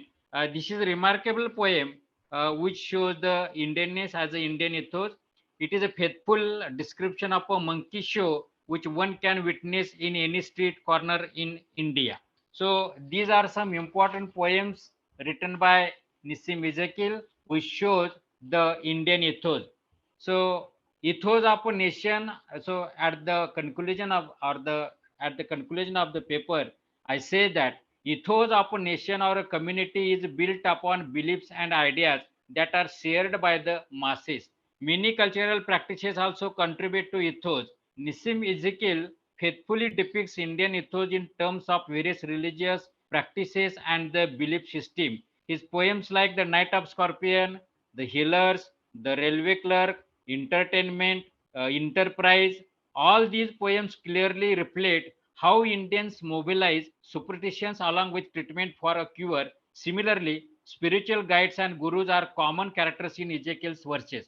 Themes such as festivals, myths, and spiritual quests, which regularly appear in Ezekiel's poems, also add to the Indian ethos. So, at the end, I say that Nissim Ezekiel's poems depicts Indian culture, Indian social institutions, Indian languages, Indian belief systems, Indian English usage, Indian worldview, and Indian political realities. Okay, thank you very much. Thank you, sir. Thank you. Nice presentation. Is this available, you, Leena sir. Pandey? Leena Pandey? Yes, sir. Leena Pandey, please upload your PPT. Mannat Sohanda? Mannat Sohanda? जी sir. After the Leena Pandey. जी sure. Yes, visible. Leena Pandey, please continue.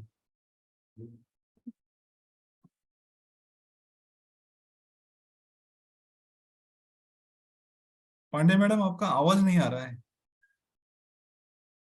Sir येतोय आता? हाँ अभी आ रहा. Please continue. Sir मी लीना पांडे. माझं संस्कृतमध्ये हे research paper आहे. संस्कृतमधील प्रतिनायक याविषयी माझं रिसर्च आहे.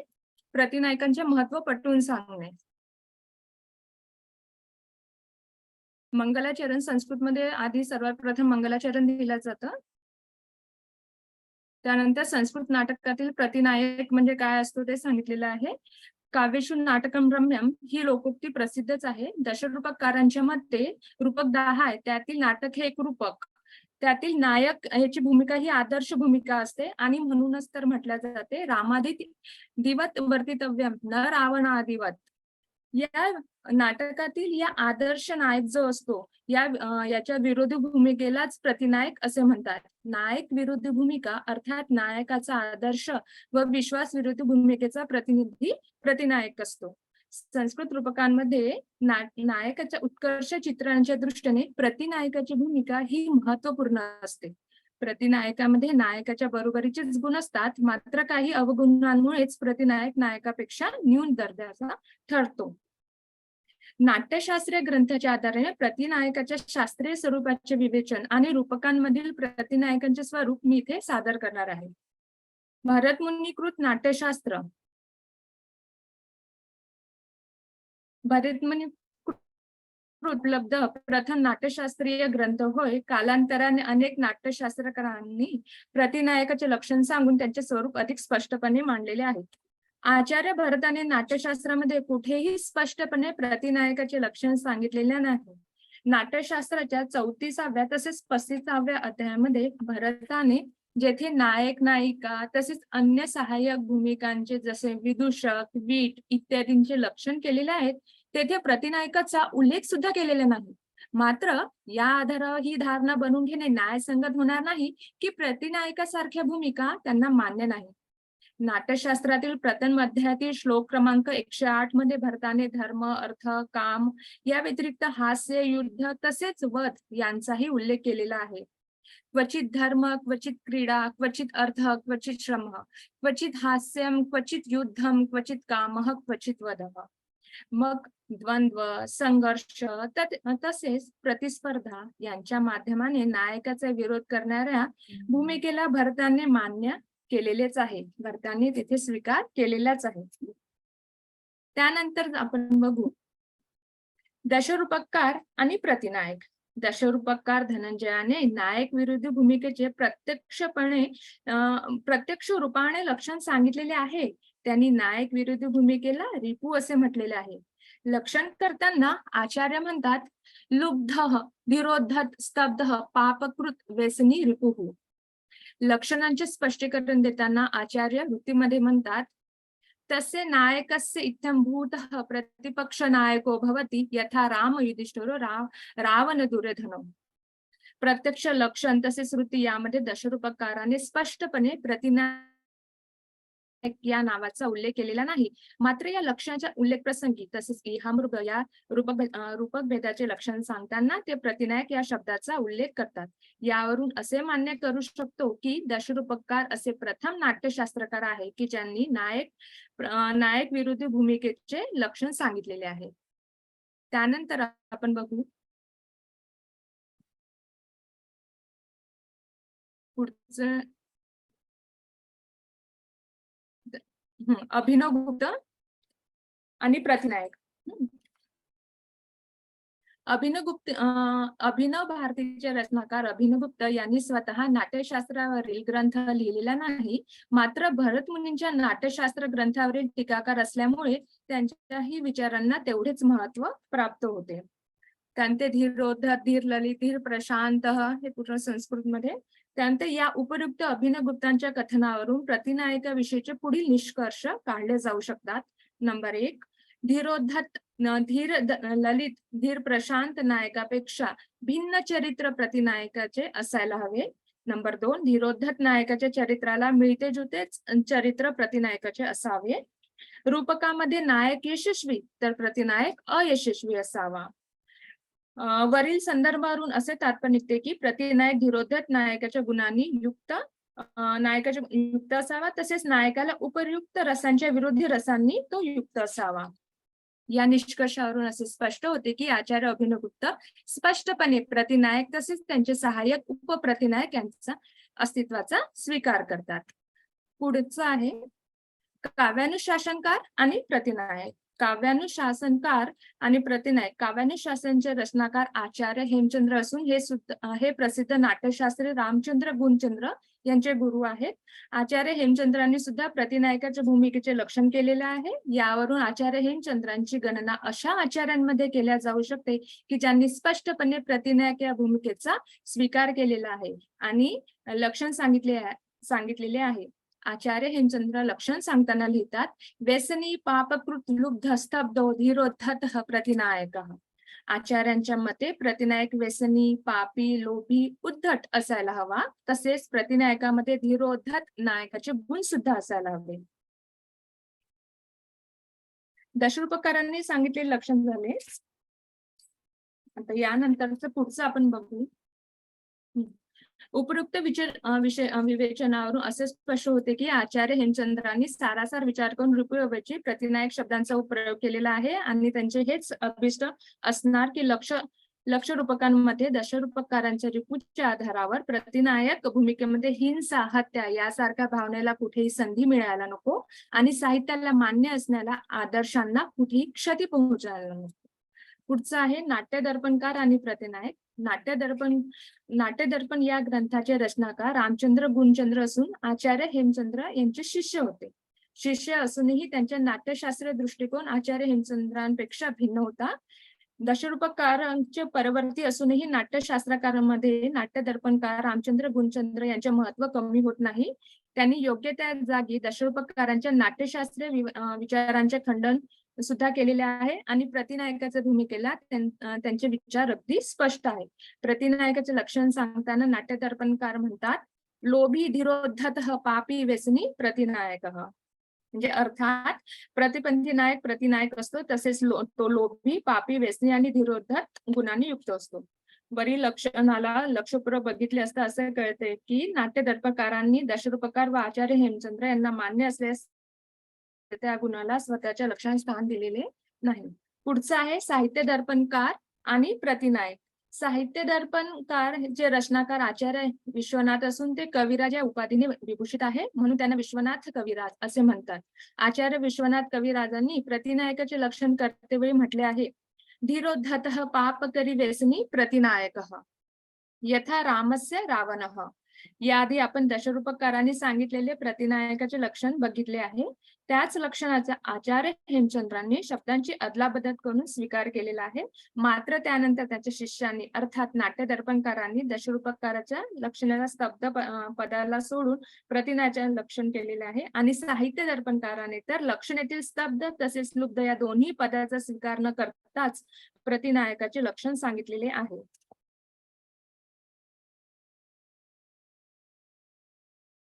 याविषयी अधिक स्पष्ट करताना करून आचार्य विश्वनाथ वृत्तीमध्ये पताका नायक अर्थात उपनायक तसेच उपप्रतिनायक यांचा उल्लेख करतात. त्यांची संख्या सांगताना त्यांनी दशनायक असा उल्लेख केलेला आहे. अर्थात त्यांनी 4 अंकी असणाऱ्या इहा मृगया रूपकामध्ये प्रत्येक अंकात प्रतिनायक असणार असे सूचित केलेले आहे. अशा अनेक प्रसंगानुकूल उल्लेखावरून सिद्ध होते की आचार्य विश्वनाथ सुद्धा नायकाला उत्कर्ष प्राप्त करून देणाऱ्या प्रतिनायकाच्या भूमिकेला महत्वपूर्ण म्हणतात. निष्कर्ष रूपात असे म्हटले जाऊ शकते की संस्कृत रूपकांमध्ये प्रतिनायकाची भूमिका अत्यंत महत्वपूर्ण असते, कारण त्यांच्या आधारावरच नायक नायकत्वाचे स्थान प्राप्त करू शकतो.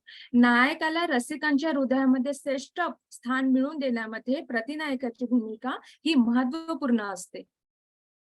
Thank you. Kindly remove your PPT.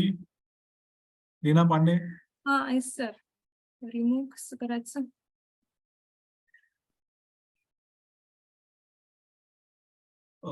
Who was the Mannat Sohanda? Available Mannat Sohanda?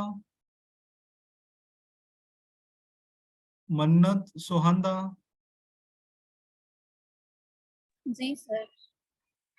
Thank you. Mannat Sohanda, are you available? जी sir. Upload PPT.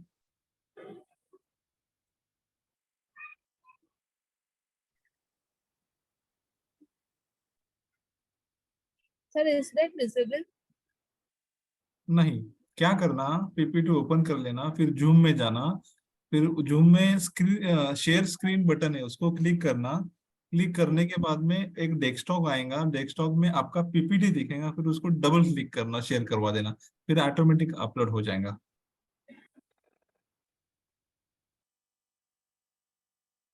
Who's the next presenter after the Mannat Johanda Sohanda? Sir, me Mokhushi Ghosh. मन्नत madam, आपको time लगने वाला है क्या? नहीं sir, visible है। Orally presentation किया तो भी चलेगा। सर मेरे यहाँ पे शो हो रहा है, आवाज नहीं आ रहा, आवाज नहीं आ रहा है आपका। मैं बोल रही हूँ यहाँ पे दिख रहा है मेरे यहाँ से। आपके स्क्रीन पर दिख रहा है। मैं वही टेक्निक आपको बता रहा हूँ, पहले आपका पीपीटी ओपन कर लेना, फिर उसके बाद में जूम में जाना, जूम में शेयर बटन है। हाँ अभी हो रहा है, इसका शेयर हो रहा है आपका। पीपीटी किधर है आपकी? Is that good? हाँ अभी शेयर हो गया, अब पढ़ सकते हैं आप। Please continue. Good afternoon everyone. My topic is human development. Mobile का आवाज बढ़ा लेना, आपका आवाज नहीं आ रहा है। Is that okay now? Please continue. See, my topic is human development in India, challenging policy for a society in transition. And thank you so much, sir, for giving such opportunity to present paper on international level. I am assistant professor Manat Suwanda, SNDT Patan College, and I am HOD of the class department. My key concern I cover in this presentation is development. And gender equality and concept of the social life. The first concept is basically I want to cover the introduction part of my topic. Introduction is complete with the discuss of the concept which I have written. So, basically, in my introduction part, I want to cover the crisis or the comprehensive concept which is faced by the user for the purpose of to be developed, and which may be related with the growth, related with the economical sector or the urbanization and different technological advancement. Despite of that, the significant progress in the country and resident challenges and awareness and realization of potential is unavailability and the different concept, which is the different concept, different problem. The personally we have faced that opportunity to develop. And then in the next slide, I would like to share some important concepts which is topics related to the human development, and in which the different kinds of challenges of education. Because of the education, many of the students or the children face the crisis to get the develop the key obstacle and the hindrance and to realize that the potential addressing that particular group of the community is too hard just because of the different policies regarding the educational system and the different online schools create a huge amount of the level of the development, but we require high level of unable to pay it leads to undeveloped and this for my next concept is the healthcare discussion, and that the proper healthcare discussion is not available because the level of population is high and the proper services for each and every person and each and every area is unable to sustain the healthcare problem. And next is the gender equality.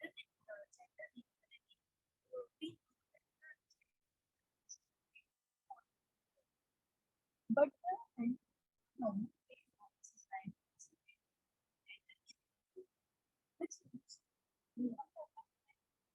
if the inequality reduces, but due to the madam आपका आवाज नहीं आ रहा है. अभी आ रहा है sir? हाँ, जरा आपका मोबाइल का आवाज बढ़ा लेना, क्योंकि आप क्या पढ़ रहे हो समझ रहा ही नहीं.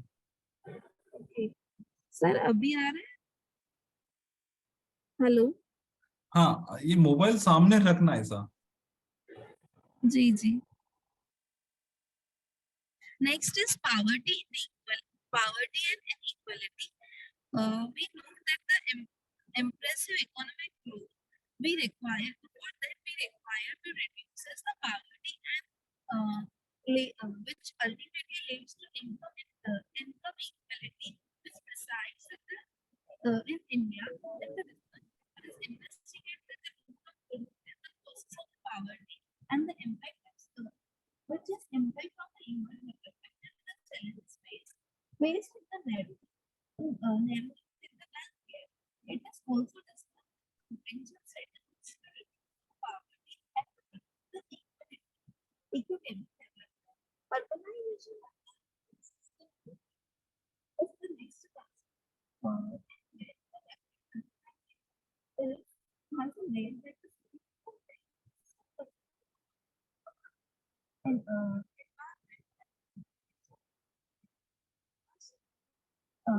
Islam. Yeah.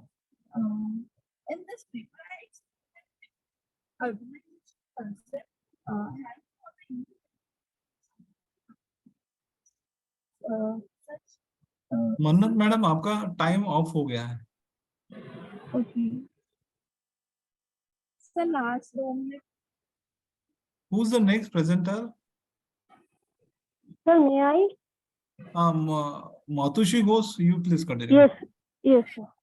After you get past.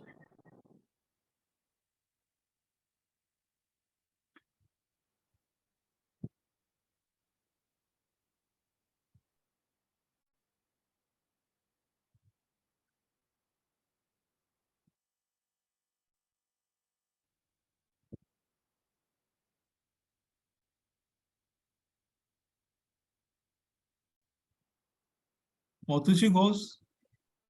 Yes, sir. I'm shared the slide, sir. Can you see it? No. You go through the orally. Do not worry about that. Okay. Good afternoon, everyone. My name is Mutushi Bose, Research Scholar, Department of Education, Dr. C.V. Raman University, Kota, Bilaspur. My topic is impact of drama-based teaching practice on language subjects among middle school students. Engaging in classroom drama activities can have a profound impact on student communication and social skills. That's why the primary focus of this paper has been exploring the impact of drama-based teaching practices on language subjects among middle school students. Several studies have also established a positive correlation between classroom drama activities and reading comprehension, writing, and oral communication skills. The methodology of this study is carefully matching in each school based on their size, demographics, and performance on the English language assessment. The study took place in Howrah district of West Bengal, India. In total, 200 students are participating. Data collection of the study is during the 2 months in which the study took place. 7th and 8th grade students in Howrah district of West Bengal were required to take assessment. Proficient students are those with a scale score between 200 and 249, partial proficiency in a score below the scale proficiency range, and advanced proficiency in any scale score above. On the data analysis, the analytic sample consists of 207th and 8th grade students. Using data analyzing software, independent sample t-tests were also conducted at each grade level, testing the difference it means scores between conditions for the language arts standardized exam that students at the district take yearly. Finding of the study, The first set of findings provide basic descriptive statistics of students' performance in language arts and mathematics. Furthermore, in an effort to further understand whether the average passing scores different for the treatment and control group and independent sample t-tests were also conducted at each grade level. Whole group differences, this finding suggests that 7th grade students in this art integrated group were more likely to pass the state assessment in language than students who were part of the control group. In 7th grade students' art, the differences were just slightly below the 0.05 probability level. And also in the 8th grade, while 8th grade students who participated in the art intervention slightly outperformed their control group counterparts, none of the results in at this grade level were found to be statistically significant.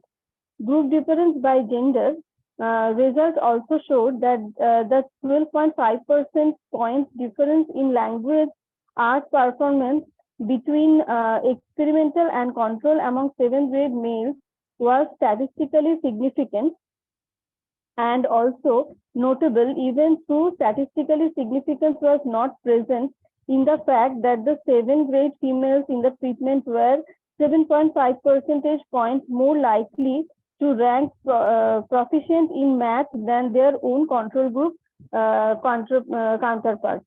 While in the 8th grade, while the difference among the 8th grade males across conditions was not significant, it is important to note that males in treatment did score 7.9 percentage points higher than 8th grade male in the comparison group. Furthermore, 7th grade males showed a 4.2 percentage point advantage above their control group counterparts through statistical significance was once again not present. Limitation even through this study, who participated in this study did often outperform students in the comparison level subject group, sometimes by sustainable margin. Their differences were rarely statistically significant, and due to lack of homogeneity during the initial equivalency testing, students were disaggregated by grade level, which resulted in decreased sample size. On the discussion, in the present study, students receiving a theater arts intervention, both 7th and 8th grade, outscored their control group counterparts in language subject. The most significant result occurred in 7th grade, where students receiving a theater arts intervention outperformed their control group counterparts by almost 8 process points. A differently missed statistical significance by 100 points, while a math treatment once again suppressed control group participants, this time by 11.5% point. A difference was statistically significant.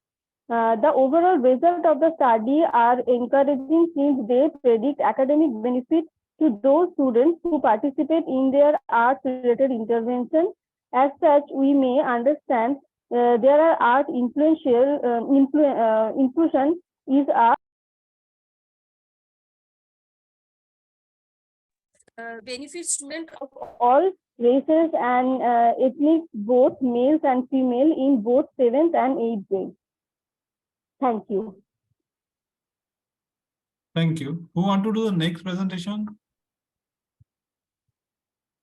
Nami me Kalan. Is this available? Mani me Kalan. Kalai. Mani me Kalai. Hello. Who want to do the next presentation?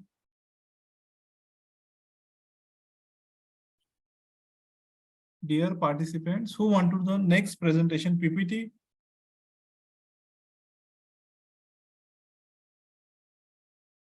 Mani me Kalai. Do you want to do the presentation PPT?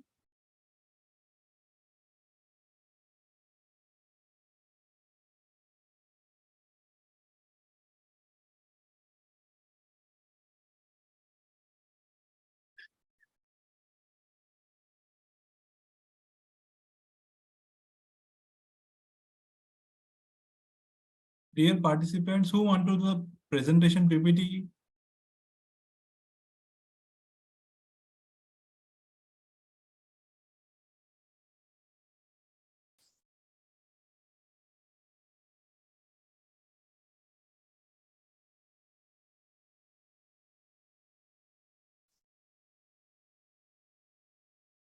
Dear participant, who want to do the presentation?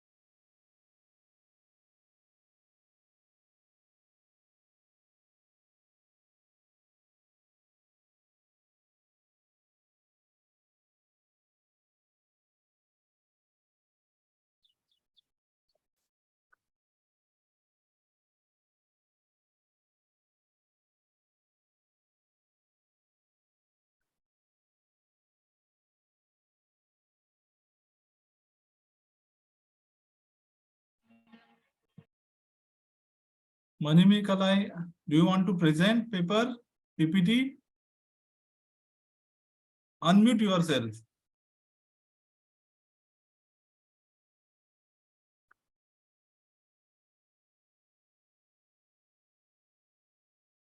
Anand Prakash Srivastav, do you want to present PPT?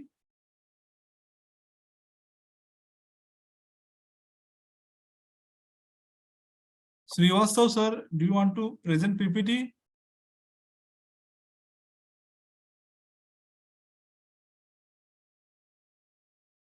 मैं audible to you? मेरा आवाज आ रहा है क्या आपको?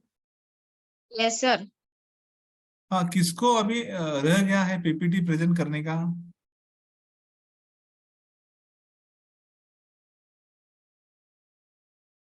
Madam आप unmute करना, money में कलाई आप अनम्यूट करना, आप खुद को अनम्यूट कर देना, आपका आवाज नहीं आ रहा है।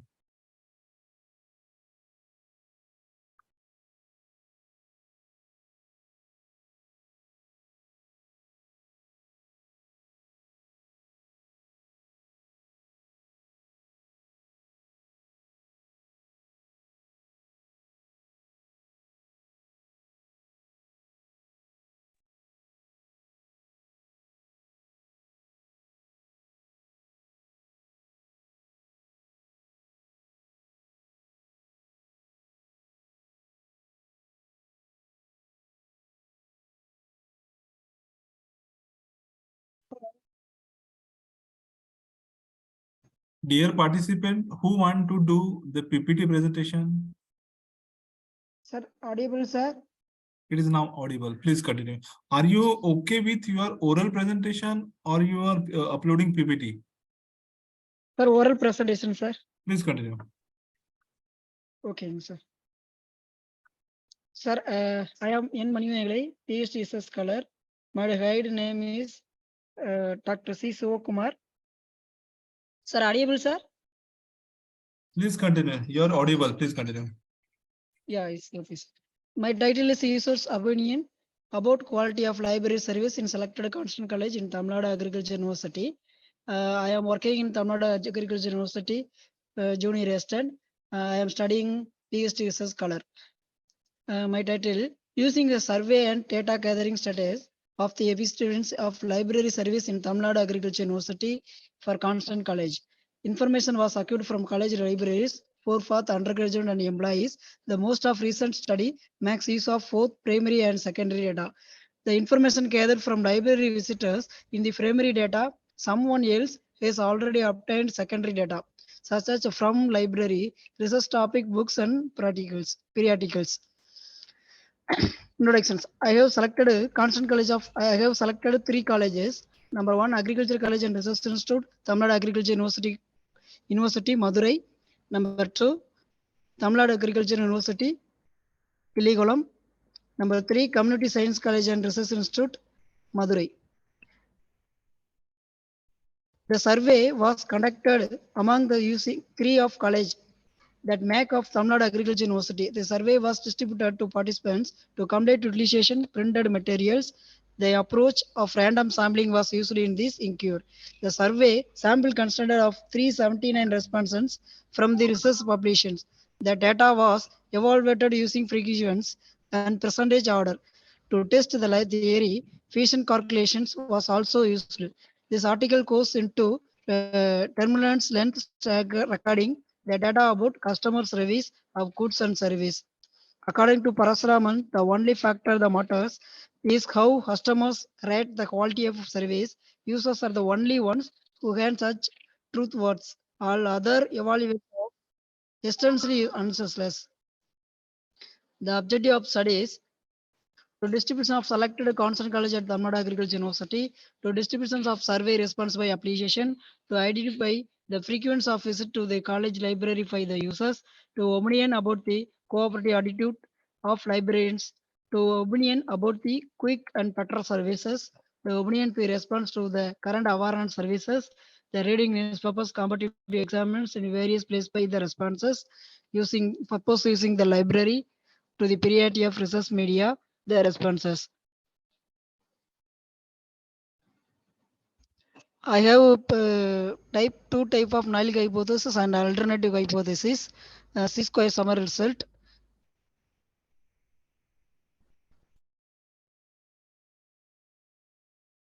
And recommendation to outcomes of the investigation provided that the university employees as well as communities needed to be of the highest standard to satisfy its customers. The high quality of the service offered is going to assert them achieve their needs.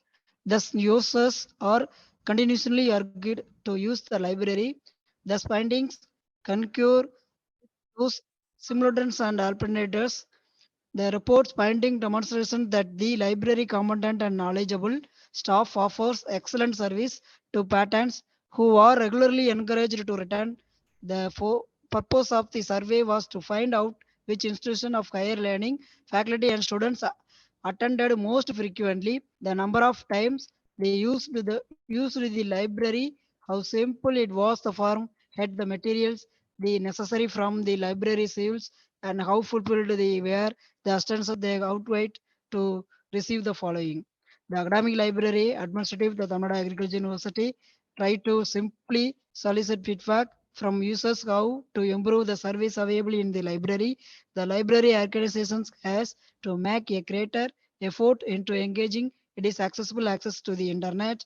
The academic library administrative of Tamil Nadu Agriculture University should set up training programs for its workers, further improve the quality of library offerings, that to improve the caliber of the library asset. The research library administrative of the Tamil Nadu Agriculture University should provide education opportunities to its help. Conclusion. The present research project proposed is to investigate how to improve the quality of library service. It investigates customers' characters as well as reader impressions of the usefulness of service offered by libraries. Some of them prefer to use the global bookstore, which is located near their university library. The study used sample size from the three Tamil Nadu Agriculture University colleges, the Agriculture College and Research Institute Madurai, the Community Science College and Research Institute in Madurai, and the Agriculture College and Research Institute Kiligulam. Because bookstores are reliable sources of information and knowledge, even with ordinary library resource, successful staff members and resources may strive to meet the standards of customers. Thank you, sir. Thank you for our opportunities. Thank you, sir. Thank you. Thank you. Move on to the next presentation. Move on to the next presentation.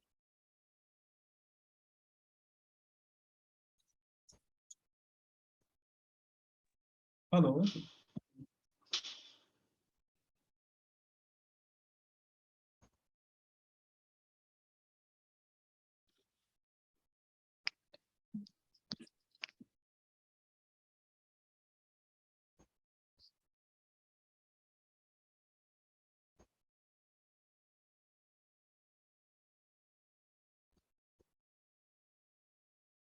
Dear participant, do you want to PPT presentation? Who are remaining?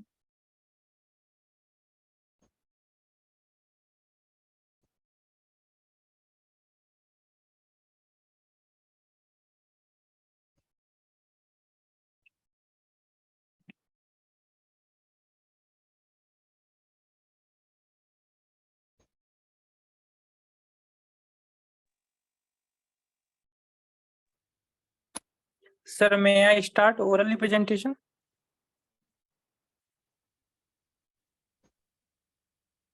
Harshit? Yes, sir. I am audible, sir. You are audible. Upload your PPT. Sir, I want to oral presentation, sir. Okay, no problem. Open your video. Okay.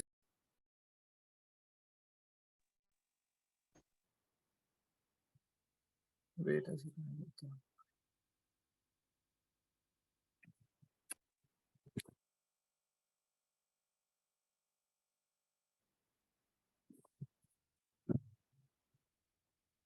Myself, Harshit Gupta from Bareilly College, Bareilly, research scholars, and my topic of research is library automation system. So introduced here, library automation refers to use of computer, keep track of books that are issued in a library, written and added into a library. Library automation is another name known as Library Management System or RFID. It is a user-friendly system created to ensure the proper management of books in a library. Some of the people know library automation can store the information consist of books, numbers, authors' names, rack details, book titles, and much more. It makes issues and returning the process easily. It provides the search function which helps the student to save their times and searching the books any library. According to the Dr. R.S. Raghunathan, library automation stores information of all members and keep track of book issued and written by them. So there are many of advantages of library automation in different colleges of engineering and etc. and different medium of library like special academic and university. First of all, they're easy to access. The automation of library helps the easy to access library material that may be research paper, journal from home, apart from library at anywhere. It makes library more flexible. So can each anyone can add their books and gathering their books at own response. Another is collection.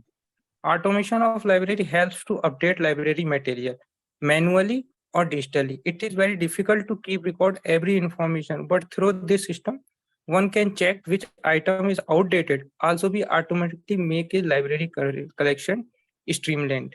Paperless. Paperless is the another library automation advantage that made operation of borrowing and managing inventories in libraries paperless. All records are saved automatically in the system. One can track anytime status of any book. Next is improved customer service. Automation of library helps reducing the workload of librarian. Also the other staffs of members in the area of acquisition, catalog, circulation, and other sections. There are others in advantage that are tracking the number of books. If there are library, there are several number of books in different department, so we can easily track the department wise. Create a books categories, subject wise, add managing the books, issues and return are easily, and etc. Library automation system contain the various models such as cataloging, reporting, accusing, circulation, OPEC, database management, periodicals, and many more. So little bit we have informed here like catalog. Catalog is a process of creating list of bibliographic items such as short description, list of subject, author names, classification, etc. Next is membership module. The module keep track all the important information of student and who the taking the membership of library for generating their coursework of research scholars and reference sections for the scientists and research scholars. Next one is report generator. It's help to generate various types of report like issued books, total number of books, members, return books, fines, bonding of books, missing books, etc. There is a management system used RFD. RFD is a self-management system which is used to check issue system and etc. Next is the circulation module. It is a central, highly visible function of library. Keeps the record and status of books. There is a digital software used in the next section, that is OPEC, COL, SOHA. This is an open source system which helps to acquisition. In acquisition, the Department of Library, which is responsible for selection and purchase of material or resources in the library. Hello. Yes, sir. नाही पाठवत जाईल. जीपे वापरता तुम्ही?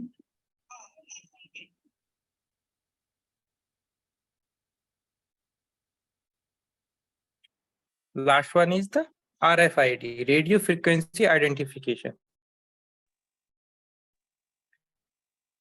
Radio frequency identification is a technology where digital data is enforced in RFID tags. It is an automatic data capture technology that uses radio frequency waves to read any information stored in text. It is the latest technology used in libraries. Library with RFID system, also known as modern academic library. RFID in a library contains of books which are attached in RFID tags, RFID readers and computer, which are the components of the RFID system. RFID reader helps to locate the books. There are so many benefits of RFID. Mainly it's improve the customer service, assisted the inventory check, easy book identification from shelves, detect the theft of books, loss of books, damaging of books, enhance the book return process, after inventory process, allow better accuracy in book collection. There are some applications used in RIFD library management system. First of things, book drops. It is facilitated to dropping a book where book drop is mentioned within the library or outside the library. It is convenient to returning any library item at any time one of the day. RIFD tagging. RIFD tag is an important part of RIFD system. It stores information related to a specific item that is attached. A unique identification number is given to each and every item within a tag. They are attached with a book, CD, DVD available in library. Self-checkout station. This station consists of computer and RFID reader. When a tag attached to a book, it put on RFID reader. It reads all of the information about the book and one can choose the option of checkout display on screen that take to book. Anti-theft detection. It gets the act and anti-theft detection in library management system. They detect the item which has not scrutinized by computer before checking out. An alarm system becomes active if anybody tries to theft and this. So there are the following functions to showing the how the library automation is important in library management system with RFID. So we have concluded is now. Thank you, sir. Thank you, sir. Thank you. Who want to do the next presentation? Who want to next PPT presentation? Anita Chaudhary. Anita Chaudhary.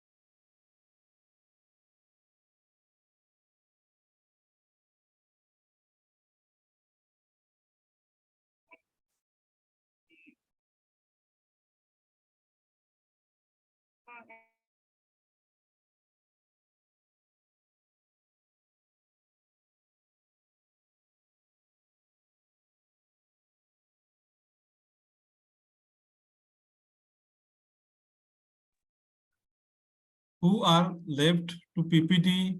Who are the remaining for PPT?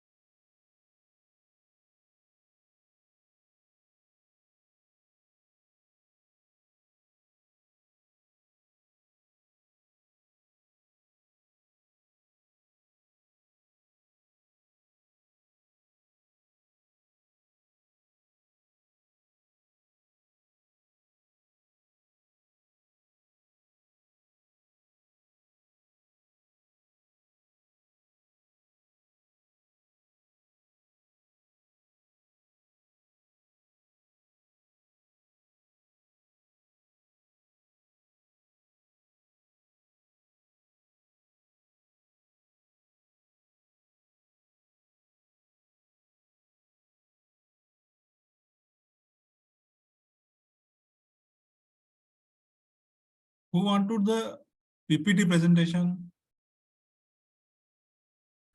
Gaur Shettiwar madam, hai kya? Hello. Is this available? Vaishali madam? Upload your PPT. 2 minutes, sir. Share. You can do oral presentation also. Yes, 2 minutes, sir. माझी संस्कृत मधनं चालेल ना sir? चालेल sir.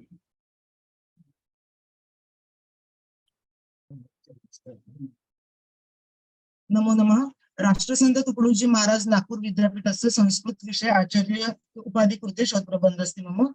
शोधप्रबंधस्य विषय अस्ति तिसॄणां वैदिक देवतानां विशिष्टाध्ययनम्. तिस्रः एव देवता अग्नि इंद्रः सूर्यः च.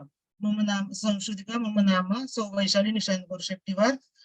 मम मार्गदर्शिका अस्ति डॉक्टर सुचिता दलाल महोदया.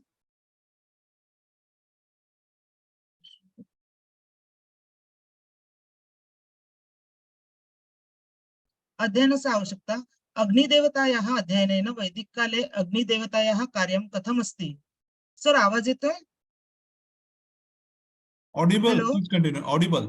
ओके. अन्य देवता अपेक्षया अग्नेः स्थानं मानवस्य जीवने कथं महत्त्वपूर्णम् अस्ति. एतद्विषये ज्ञानं तथा अग्निदेवतायाः वैज्ञानिकदृष्ट्या महत्त्वं किम् अस्ति. एतत् ज्ञातुं संशोधनस्य कृते अहम् एतद् विषयं स्वीकरोमि. वैदिक देवतायाः वैशिष्ट्यं. भारतीय विश्वसाहित्यस्य सर्वाधिक प्राचीनतमः ग्रन्थः वेदः अस्ति. भारतीय धर्म संस्कृति साहित्य भाषा सभ्यतायाः विकासः तथा उन्नतासु वेदाः स्थानं महत्त्वपूर्णम् अस्ति. वेद शब्दस्य निष्पत्ति विद्यज्ञाने विदसत्तायां विदर्लु लाभे विदविचारणे इति चत्वारः धातुतः कथयन्. इष्टप्राप्ते अनिष्टपरिहारयोः लौकिक उपायं यो ग्रन्थो वेदयति स वेदः इति आचार्य सायनेन अकथयत्. वेदस्य अपरं नाम श्रुतिः. श्रुतिस्तु वेदो विज्ञेय इति मनुस्मृतिग्रन्थायाम् उल्लेखितमस्ति. मन्त्रब्राह्मणयोः वेदनामधेयम् आपस्तम्भ परिभाषा सूत्रे अकथयत्. वेदो किलो धर्ममूलं वेदः सर्वज्ञानम् अस्ति इति मनुस्मृति अकथयत्. प्रत्यक्षेण अनुमित्या वा यस्तुपायो न विद्यते एवं विदन्ति वेदेन तस्मात् वेदस्य वेदता इति मीमांसकाः वेदस्य महत्तां वर्णनं कृतवन्तः. वेदाः ईश्वरीय ज्ञानम् अस्ति इति वेदेषु तथा परिवर्ति साहित्येषु नैके प्रमाणाः प्राप्नुवन्ति. तस्मात् आद्य सर्वभूत रुचः सामानि जज्ञिरे छन्दांसि जज्ञिरे तस्मात् यजुः तस्मात् अजायत्. यस्माद्रुच अपाक्षयत् यजुः यस्माद् अपाकशन् सामानि यस्य लोकान्यन् अर्थावाङ्गिरसो मुखम्. बृहदारण्यक उपनिषदे वेदाः ईश्वरस्य निश्वासः अस्ति इति अकथयत्. यो ब्राह्मणं विदधाति पूर्वं यो वै वेदांश्च प्रहिणोत तस्मै इति श्वेतोपनिषदे उपदिशत्.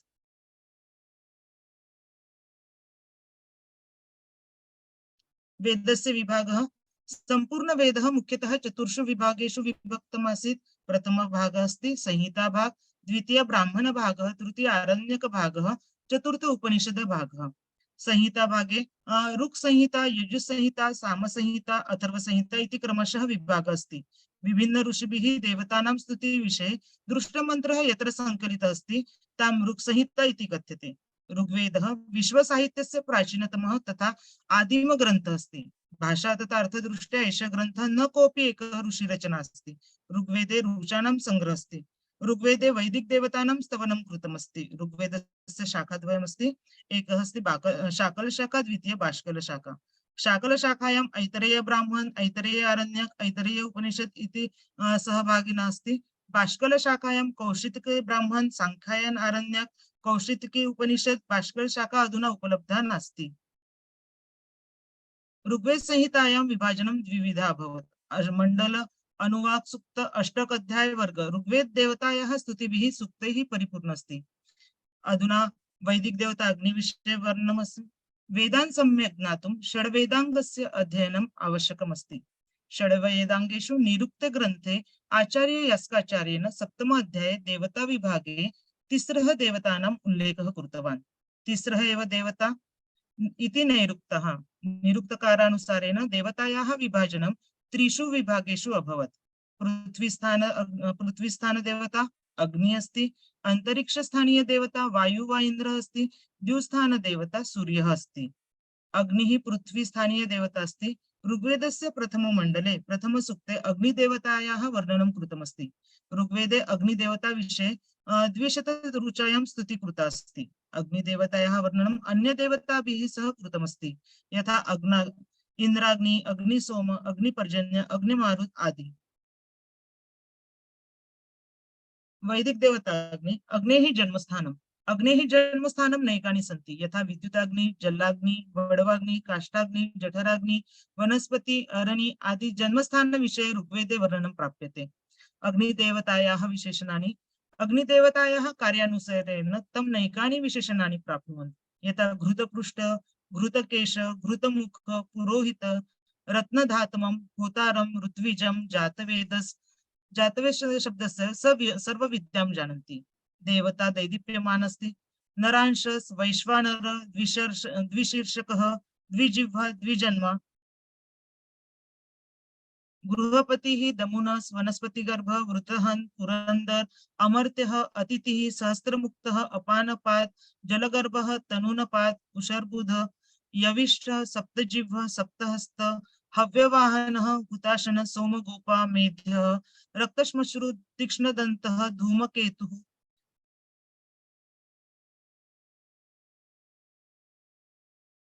अग्निदेवतायाः स्वरूपं प्रभावः तथा विस्तारानुसारेण ऋग्वेदे अग्नि द्वितीय स्थानं प्राप्तमस्ति। ऋग्वेदे 200 सूक्तेषु अग्नेः स्तुतिं कृता अस्ति। ऋग्वेदस्य मन्त्रेषु अग्नेः विशेषसम्बन्धः यज्ञस्य अग्निना सह अस्ति। वैदिकमन्त्रेषु अग्नेः तिस्रः प्रमुखः विशेषता अकथयन्। अग्नि नेतृत्वशक्त्या सम्पन्नमस्ति, यज्ञस्य आहुति ग्रहणं करोति, तेजः एव प्रकाशस्य अधिष्ठाता अस्ति। अग्नेः उपासना प्राचीनकालतः प्रचलन् अस्ति। अग्निदेवता उपासकानां कल्याणं करोति। अग्निदेवता यज्ञस्य प्रधानः अङ्गः अस्ति। देवतासु प्रथमः स्थानम् अग्नेः अस्ति इति नैकवारम् ऐतरेय ब्राह्मण आदि ग्रन्थेषु अकथयन्। अग्नेः जिह्वाद्वारा देवता हविनाम् उपभोगः कुर्वन्ति। अग्निः यज्ञं देवता प्रतिनयति। द्यौ तथा पृथ्वी अग्नेः माता पिता अस्ति। अग्निं जलस्य पुत्रम् अपि कथयत्। इन्द्रः तथा अग्निः समभ्राता अपि अस्ति। अग्नि जलस्य गर्भरूपम् अस्ति तथा जलात् उत्पन्नं भवति। अग्निः द्युस्थाने अपि उत्पन्नं भवति तथा वायुना सह पृथिव्याम् आगच्छति। सूर्यः अपि अग्नेः रूपम् अस्ति।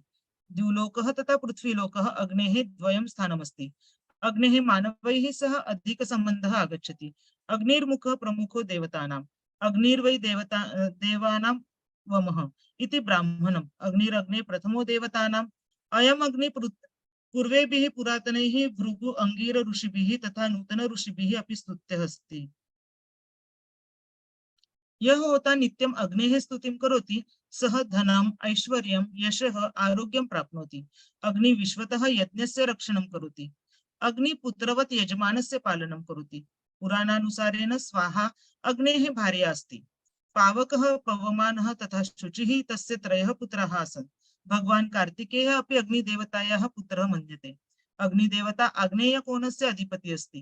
अग्निनामक प्रसिद्ध पुराणस्य वक्ता अस्ति।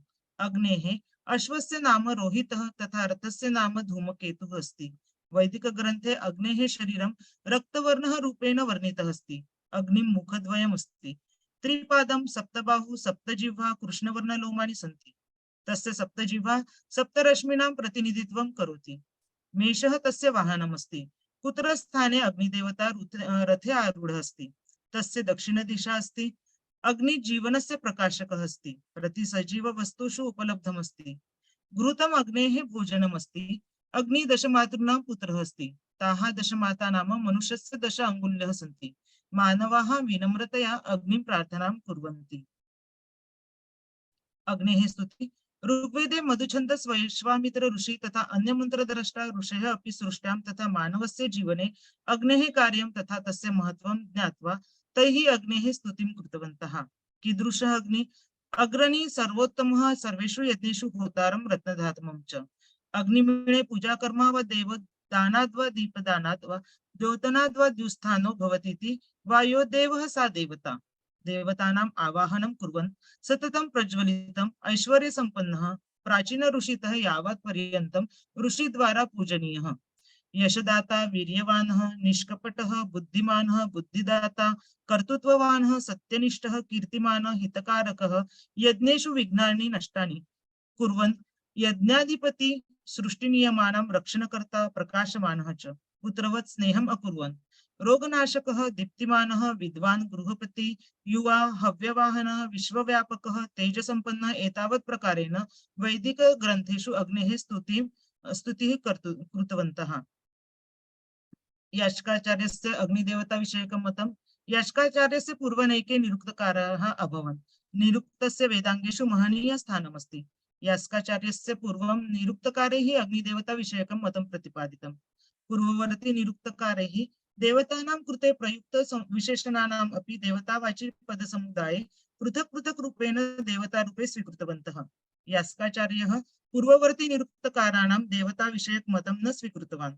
विशेषतः विशेषणानाम् अपि यदि देवतारूपेण स्वीकृतवान् तर्हि देवताय संख्या बृहत् भवेत्। यास्काचार्येण निरुक्ते 7 अध्यायतः 13 अध्यायपर्यन्तं देवतानां वर्णनं कृतमस्ति। पृथ्वीस्थानीय अग्नि, द्युस्थानीय अग्नि, अंतरिक्षस्थानीय अग्नि इति अग्नेः 3 स्थानमस्ति। पूर्वाचार्य पक्षकार्यस्य मतानां खण्डनं कृत्वा यास्काचार्येण अग्निदेवता विषये मतं प्रतिपादितवान्। त्रिविधाग्नि, आहवनीय अग्नि, जातवेदस्, वैश्वानर अग्नि इति अग्नेः प्रकारस्य वर्णनं निरुक्ते कृतवान्। निष्कर्षः, वैदिक देवता अग्नेः स्थानं मानवस्य जीवने महत्त्वपूर्णमस्ति। पंचमहाभूतेषु अग्नितत्वं श्रेष्ठं तत्त्वमस्ति। मानवाः पंचमहाभूतेषु स्वस्य अधिकारः प्राप्तुम् इच्छन्ति, दासः कर्तुम् इच्छन्ति। मानवस्य जीवने जन्मतः मृत्युपर्यन्तम् अग्नेः अनन्यसाधारणः महत्त्वमस्ति। अग्निं विना मानवस्य किमपि कार्यं शक्यं न भवति। वैदिककालतः सर्वे ऋषयः तथा जनाः स्वस्य इच्छा कामनापूर्तिम् अग्नेः पूजनं यज्ञयागं च कुर्वन्ति। अग्नितत्वं यावत् सहायकरम् अस्ति तावत् तत् प्रलयकारिमपि अस्ति। विद्युताग्नि, सूर्याग्नि, जलाग्नि इति अग्नेः विविधानि रूपाणि वयं द्रष्टुं तथा अनुभवितुं शक्नुमः। अग्नि पवित्रम् उच्यते। अग्निः देवतानां दूतमस्ति, अतः विश्वव्यापकः तेजसम्पन्न अग्निं विश्वकल्याणार्थं सदैव प्रार्थनां कुर्वन्ति। एतानि प्रमाणग्रन्थानि अध्ययनस्य कृते अहम् उपयोजितवती। धन्यवादः। धन्यवाद। Thank you, madam. Thank you, madam. Remove your PPT. Who want to do the next PPT presentation? 2 minutes, sir.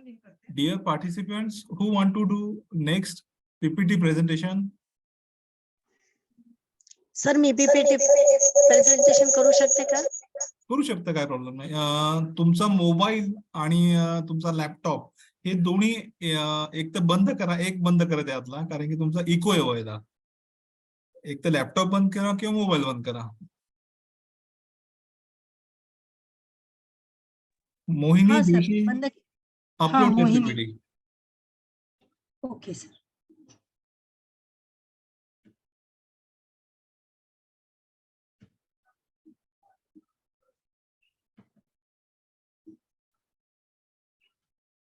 Please continue. Thank you sir.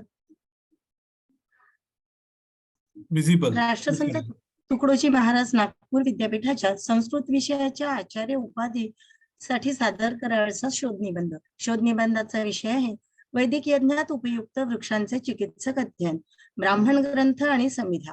संशोधिका सौ मोहिनी मकरंद जोशी. मार्गदर्शक आहेत डॉक्टर सुचिता दलाल, प्रोफेसर व विभाग प्रमुख, स्नातकोत्तर संस्कृत विभाग, राष्ट्रसंत तुकडोजी महाराज नागपूर विद्यापीठ नागपूर. संशोधनाची आवश्यकता. यज्ञात उपयुक्त वृक्षांचे अध्ययन करताना त्यांचे आध्यात्मिक, आयुर्वेदिक आणि पर्यावरणीय महत्व जाणून घेणे फार आवश्यक आहे. यज्ञामध्ये हवी म्हणून जे पदार्थ अर्पण करतात त्यामध्ये समिधा म्हणून विविध वृक्षांच्या वाळलेल्या काड्या वापरतात. याचा नेमका पर्यावरणाशी कसा संबंध आहे?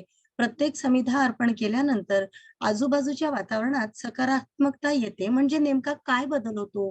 दिवसभर प्राणवायूचा स्रोत असलेल्या या वृक्षांच्या समिधांच्या ज्वलनाने देखील प्राणवायूंचे उत्सर्जन होते का? या यज्ञाच्या निमित्ताने होणाऱ्या समिधांच्या आहुतीने मानवाच्या जीवनात कसे परिवर्तन होते? आणि म्हणून आजच्या वैज्ञानिक युगात यज्ञ यागादी कर्मकांडांचे महत्व तरुण पिढीला पटवून देण्यासाठी या संशोधनाची आवश्यकता आहे असे मला वाटले आणि म्हणून संशोधनासाठी वैदिक यज्ञात उपयुक्त वृक्षांचे चिकित्सक अध्ययन हा विषय मी निवडला. वैदिक साहित्याचे 4 स्तंभ म्हणजे 4 वेद, ऋग्वेद, यजुर्वेद, सामवेद आणि अथर्ववेद.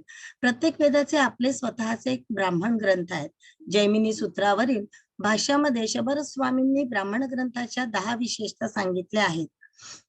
मंत्र ब्राह्मणात्मक वेदानाम अध्ययन, अर्थात वेद मंत्र आणि ब्राह्मणात्मक आहेत. जैमिनीनुसार वेदांमधील पूर्वतीर्थ अंश म्हणजे ब्राह्मण आहे. 4 वेदांमध्ये ऋग्वेदांचा ऐतरेय ब्राह्मण आणि कौशितकी ब्राह्मण असे 2 ग्रंथ आहेत, तर शुक्ल यजुर्वेदाचा शतपथ ब्राह्मण, कृष्ण यजुर्वेदाचा तैत्रीय ब्राह्मण आणि सामवेदाचे 25 षडविंश सामविधान, आर्षीय, दैवताध्याय, उपनिषद, मंत्र ब्राह्मण, संहितोपनिषद, वंश ब्राह्मण तथा जैमिनीय या तवलकार ब्राह्मण. तर अथर्व वेदाचा गोपद ब्राह्मण हे ब्राह्मण ग्रंथ आहे, ज्यामध्ये यज्ञ यागाविषयीचे कर्मकांडांविषयीची विस्तृत विवेचन आहे. ऐतरेय ब्राह्मण हा ऋग्वेद संहितेतील ब्राह्मण ग्रंथ आहे. वेदातील ग्रंथ साहित्य म्हणजे ब्राह्मण ग्रंथ होय, गद्य साहित्य म्हणजे ब्राह्मण ग्रंथ होय. यामध्ये विविध यज्ञ कसे करायचे, यज्ञात प्रधान आणि अंगभूत कर्म कोणती, त्यांची नावे, साधने, यज्ञाचे अधिकारी तसेच यज्ञाचे फळ, आहुती इत्यादींचे विस्तृत विवेचन या ग्रंथात केले आहे. प्रामुख्याने कर्मकांडांचा भाग ब्राह्मण ग्रंथात येतो. देवतांमध्ये अग्नी हा सर्वप्रथम तर विष्णू सर्वात शेवटच्या स्थानावर असतो. या दोघांमध्ये इतर इंद्रादी सर्व मुख्य देवतांचे स्थान आहे. यज्ञात अग्नी आणि विष्णू यांना 11 पुरोडाशांचा हवी देण्यास सांगितले आहे. या दोघांना दिलेला हवी सर्व देवतांना मिळतो, कारण अग्निर्वै सर्व देवता विष्णू सर्वा देवता एते वै यज्ञस्य अन्ते तन्वो यज्ञश्च विष्णुश्च तद अग्नै वैष्णवाय. ऐतरेय ब्राह्मणामध्ये असे सांगितले गेले आहे की या दोघांना दिलेला पुरोडश हा सर्व देवतांपर्यंत पोचतो. ऐतरेय ब्राह्मण ग्रंथात यज्ञात विविध संविधानद्वारे विविध देवतांना आहुती देण्यास सांगितले आहे. आहुती देणे म्हणजे देवतांना आव्हान करणे आणि त्यांच्याद्वारे इष्ट फळाची प्राप्ती करून घेणे होय. त्यासाठी विविध मंत्रांचे प्रयोग सुद्धा सांगितले आहे. उदाहरणार्थ दीर्घायू होण्यासाठी 2 उष्णिक छंदस्य मंत्राचा प्रयोग, स्वर्गाची इच्छा करणाऱ्यांसाठी 2 अनुष्टुप छंदातील मंत्राचा प्रयोग, जसं तेजोवै ब्रह्मवर्चस्वम गायत्री म्हणजे 2 गायत्री मंत्रांचा जर आपण प्रयोग केला तर आपल्याला तेज प्राप्त होते. त्याच्यानंतर श्रीवै यश छंदसा बृहत छंदाचा जर वापर केला तर आपल्याला वैभव मिळतं, लक्ष्मी मिळते, यश मिळतं. यज्ञामध्ये आहुती देण्यासाठी विविध वृक्षांच्या स्तुवा, अरणी, विविध उपकरणे असतात. त्यांचे विशिष्ट आकार आणि विशिष्ट प्रकारच्या आहुतींसाठी असतो. निघंटू, भावप्रकाश तसेच इतर आयुर्वेदांच्या ग्रंथांमध्ये यज्ञोपचार उपयोगी वनौषधींची नावे देखील दिलेली आहेत. यज्ञामध्ये विविध वृक्षांच्या समिधांच्या आवाहनाने जो धूर निर्माण होतो त्याने मनुष्याचे रोग दूर होतात. तसेच हवेतील सूक्ष्म कार्बन कण ही नष्ट होतात. उदाहरणार्थ जसं किसमिस, तूप आणि साखर यांचे जर हवन केले तर या धुराने विषम ज्वर, ज्याला आपण टायफॉइड म्हणतो, टायफॉइडच्या रोगाचे जंतू नष्ट होतात. अर्थात यज्ञात पडणाऱ्या हविष्यान्नाचा प्रत्येक भाग हा वायुमंडलामध्ये पसरून जीव, मानव आणि वनस्पतींना प्रभावित करीत असतो. यज्ञ करीत असताना अनेक प्रकारचे द्रव्य वा पदार्थ त्यामध्ये त्याचा हवी केला जातो. या पदार्थांमध्ये चरू याचा अर्थ असतो तूप आणि तांदूळ यांचं मिश्रण. दूध, तूप, दही, धूप, तेल, जल इत्यादी सगळे वापरले जाते. यज्ञातील अग्नी प्रज्वलित करण्याकरता शमीच्या किंवा पिंपळाच्या झाडाची अळणी करून त्याच्या घर्षणाने अग्नी उत्पन्न केला जातो. या पवित्र अग्नीत टाकण्यासाठी आणलेल्या पवित्र वृक्षांच्या वाळलेल्या काड्यांना समिधा म्हणतात. या समिधांमध्ये प्रामुख्याने वड, पिंपळ, औदुंबर, बेल, रुई, पळस, खदीर, शमी, आघाडा, दर्भ इत्यादींचा समावेश असतो. या प्रत्येकाचे विस्तृत विवेचन आपण बघूया. आपल्या प्राचीन ऋषीमुनींनी खूप संशोधन करून यज्ञामध्ये उपयुक्त असलेल्या समिधांची नावे, झाडे निवडली आहेत. जसे वड, पिंपळ, आंबा, औदुंबर, बेल, पळस, शमी, अशोक, पारिजात, आवळा, रुई या झाडांच्या समिधांचे तुपासहित यज्ञात हवन केल्यास पंचमहाभूतांची शुद्धी होते, जे आपल्या पर्यावरणाचे अंग आहेत. यज्ञ विज्ञानानुसार जेव्हा कोणताही पदार्थ अग्नीत स्वाहा केला जातो तेव्हा अग्नी त्या पदार्थाच्या स्थूल रूपाला सूक्ष्म रूपात परिवर्तित करतं आणि म्हणूनच यजुर्वेदात अग्नीला धूरसी असे म्हटले आहे. हवनामध्ये रोगनाशक, आरोग्यवर्धक, बलवर्धक औषधी वृक्षच वापरले जातात. वृक्ष वनस्पती विषनाशक आहे, प्रदूषणाला नष्ट करणारे आहेत आणि म्हणून या वृक्षांना विषदूषणी असे सुद्धा म्हणतात. आणि वृक्षांचे संरक्षण करणे हे खरोखर वृक्ष हे जीवन रक्षक आहे, चिकित्सकीचे प्रमुख साधन आहे. वृक्षांच्या साहाय्याने विविध रोगांना दूर करता येतं, म्हणून त्यांना भेषज किंवा सुभेषज असं देखील म्हणतात. वनस्पतींच्या रसापासून अनेक प्रकारची औषधे बनवतात. हे रस आयुर्वर्धक असतात. या काळात या आधुनिक काळामध्ये पर्यावरण रक्षणासाठी यज्ञ करणे फार आवश्यक आहे. यज्ञात पडणारी प्रत्येक आहुती ही पर्यावरणाला शुद्ध करणारी आहे. याशिवाय मंत्र करताना यज्ञ करताना जे मंत्रोच्चार होतात त्याचाही सकारात्मक प्रभाव वातावरणावर राहतो. वेद मंत्र विशिष्ट शक्ती आणि सामर्थ्याने भरलेल्या एका शृंखलेसहित निर्माण केलेले आहेत. त्यांच्या उच्चारणातून विशेष प्रकारचे शक्ती संपन्न ध्वनी कंपन निघतात आणि ज्या उद्देशाने त्या मंत्रांची निर्मिती झाली त्या उद्देशासाठी ते सभोवतालचे वातावरण अनुकूल करत असतात. जो कोणी या ध्वनींच्या संपर्कात येतो त्यावर या ध्वनी लहरींचा खूप परिणाम होतो. मंत्रांचा हा प्रभाव ध्वनी प्रदूषणाची समस्या निश्चितपणे दूर करतो. वटवृक्ष म्हणजे वड, जो आपल्याला गावामध्ये प्रत्येक ठिकाणी आढळतो. हे पूर्ण वाढलेलं वडाचं झाड एका तासाला तब्बल 712 किलो इतक्या प्रचंड प्रमाणात प्राणवायू प्रदान करतं. आयुर्वेदात वटवृक्षाला अनन्यसाधारण महत्व आहे. वडाची मुळे, पाने, फूल, चीक, साल सगळेच रोजच्या जीवनात औषध म्हणून उपयोग करतात. वटपूजन ही जी भारतीय संस्कृती आहे ही देखील एवढ्याच साठी की वर्षातनं एखादी स्त्री एकदा जरी त्या वडाच्या संपर्कामध्ये 5 ते 7-10 मिनिटं राहिली तरी पण तिला 1 वर्षभर पुरेल एवढा पुटेटोरियम नावाचा द्रव प्राप्त होतो आणि तिचं आयुष्य वाढायला, प्रतिकार शक्ती वाढायला मदत होते.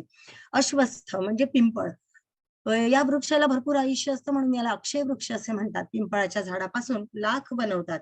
याच्या औषधाने व्रण बरे होतात. पोटदुखी, अपस्मार, पोटाचे अन्य विकार यावर पिंपळाच्या फळांचा वापर करतात. अन्य 50 प्रकारच्या रोगावर देखील हे पिंपळ गुणकारी आहे. तसंच याचा काढा शक्तिवर्धक आहे. औदुंबर म्हणजे उंबर. प्राचीन काळापासून औदुंबराखाली सद्गुरु दत्ताचे स्थान आहे अशी लोकांची श्रद्धा आहे. हा वृक्ष जमिनीतील पाण्याचा साठा दर्शवतो. तसेच हा वृक्ष जिथे असेल तिथे पाण्याचा साठा निर्माण होतो. हे उदगार गलम हे आपले जे शास्त्र आहे, जे जमिनीखालील पाणी शोधण्याचं काम करत असतं त्या शास्त्रामध्ये उद्धृत केलेलं आहे. तसेच हा वृक्ष 24 तास प्राणवायू सोडत असतो. वृक्षाचे सर्व भागांमध्ये औषधीय गुण आहेत हे आयुर्वेदाने सिद्ध केले आहे. औदुंबराचा उपयोग कावीळ, मधुमेह, पित्ताचे रोग, आमांश, अतिसार तसेच दाहक परिस्थितीत करतात. उंबराचा चीक हा दाहाचे शमन करतो. रक्तस्राव थांबवण्यासाठी तसेच विषावर उतारा म्हणून देखील याचा उपयोग होतो. याचे आपल्याला पुराणात दाखले मिळतात. प्रल्हादाच्या वेळेला नरसिंह अवतारामध्ये विष्णूंनी जो नरसिंह अवतार घेतला होता त्यावेळेला हिरण्यकश्यपूचे पोट फाडल्यानंतर त्या विषाने त्यांच्या बोटांची, नखांचा असा दाह होत होता. त्यावेळेला असं म्हणतात की त्यांनी या उंबराच्या फळांमध्ये आपली नख खुपसली आणि त्यांचा सगळा दाह नाहीसा झाला. आणि म्हणूनच उंबराला हे वरदान आहे की त्याची रोज पूजा करणाऱ्या व्यक्तीची सगळ्या मनोकामना पूर्ण होतात. श्वेततारका म्हणजे आपली रुई, मंदार, अर्क, अकवा किंवा रुई या नावाने हे झाड ओळखले जाते. हे कुठेही आपल्या परिसरामध्ये आपल्याला आढळून येतं.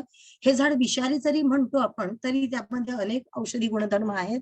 बऱ्याच व्याधींवर याचा उपचार म्हणून उपयोग करतात. गावखेड्यांमधनं पायामध्ये काटा गेला असता त्याच्यात हे रुईचं दूध भरून अगदी सहज तो काटा बाहेर काढला जातो.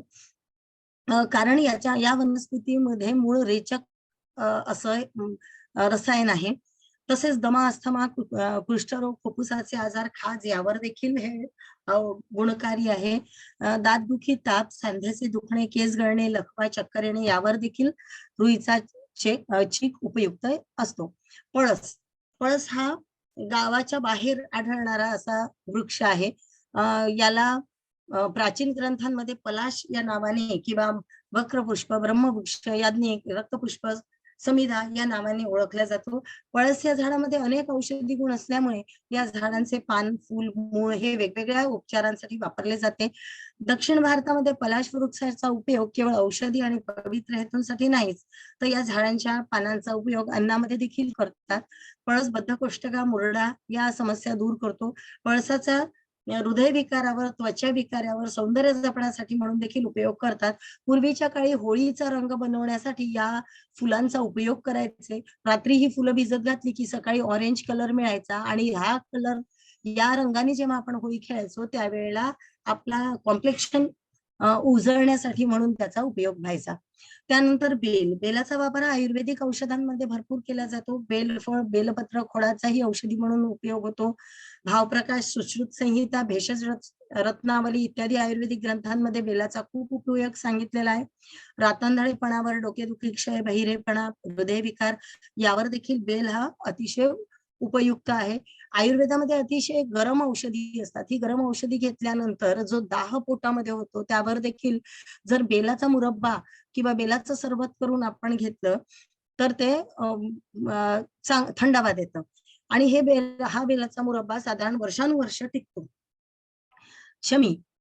शमीच्या लाकडाचा उपयोग बाभळीच्या लाकडाप्रमाणे इंधन म्हणून करतात. शमीची लाकडे एकमेकांवर घासून अग्नी निर्माण करतो. बाभळी आणि शमीमध्ये हा फरक आहे की शमीच्या लाकडामध्ये अग्नी नसतो आणि त्याच्यामुळे बाभळीला आपण यज्ञामध्ये स्थान नाही. पण यज्ञकर्मात शमीच्या समिधा म्हणून उपयोग करतात. पूर नियंत्रणासाठी शमी हा उत्तम वृक्ष आहे.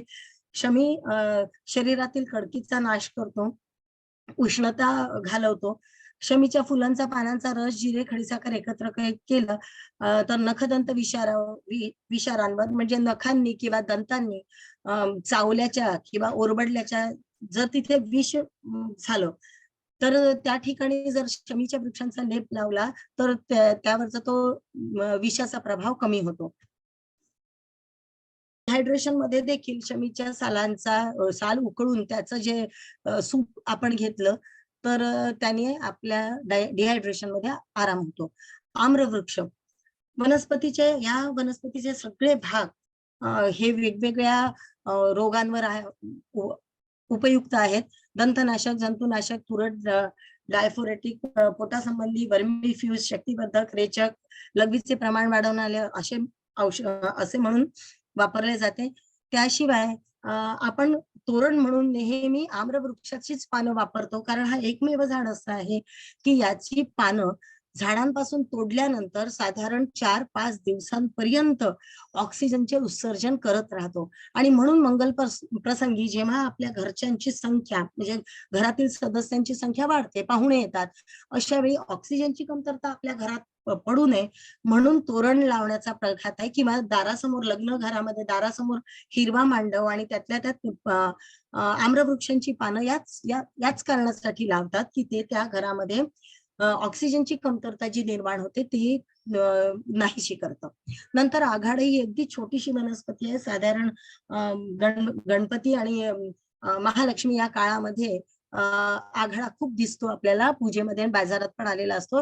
याच्या काड्या दात घासण्यासाठी म्हणून उपयोगात आणतात. दातदुखी, मस्तकरोग, कफ, रातंधळेपणा, काळी पोटदुखी, खोकला इत्यादी रोगांमध्ये हा आघाडा उपयोगी ठरतो. कफ पडत नसेल तर या आघाड्याची झाडे मुळासकट जाळून त्या राखेचं मधासोबत चाटण घेतलं तर कफ पडायला लागतो. मूत्रविकार, मूत्रखडा या विकारांवर देखील आघाड्याने गुण येतो. डोळे आले असेल, आता जसं खूप डोळ्यांची साथ आहे त्यावेळेला देखील या आघाड्याच्या पानांचा रस जर डोळ्यामध्ये टाकला तर डोळे जातात. आता यावरनं निष्कर्ष असा निघतो की आता सध्या आपल्या पर्यावरणाच्या विविध समस्यांनी आपण ग्रस्त आहोत. पूर आहे, दुष्काळ आहे, भूजल समस्या आहेत, प्रदूषण आहे. या सगळ्यांवर जर आपल्याला उपाय हवा असेल तर पर्यावरणाची रक्षा करणे, पर्यावरणाचं शुद्धीकरण करणे, ऋतुचक्राचं नियमन करणे आणि त्याद्वारे रोगांचे निवारण करणे हा एकच आहे. आणि त्यासाठी वृक्ष वाढवणे, वृक्षांचे संरक्षण करणे आणि वेगवेगळ्या प्रकारचे यज्ञ यागादी कर्मकांड करून आपल्या आजूबाजूच्या परिसरांची शुद्धता करणे हे फार आवश्यक आहे. तेव्हा आपल्या हातामध्ये आहे की आपण आपल्या पर्यावरणाची रक्षा करायची आहे की या विविध येणाऱ्या वेगवेगळ्या समस्यांना आपल्याला तोंड द्यायचे आहे. धन्यवाद. Thank you for nice presentation. Who would like to do the presentation? Dear participants, who want to the PPT presentation? किसको PPT presentation करना है क्या?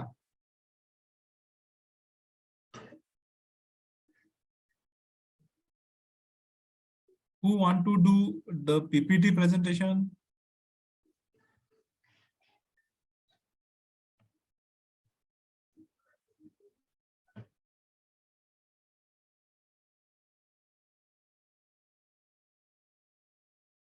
Dear participants, Who want to do PPT presentation? किसको PPT present करना है क्या?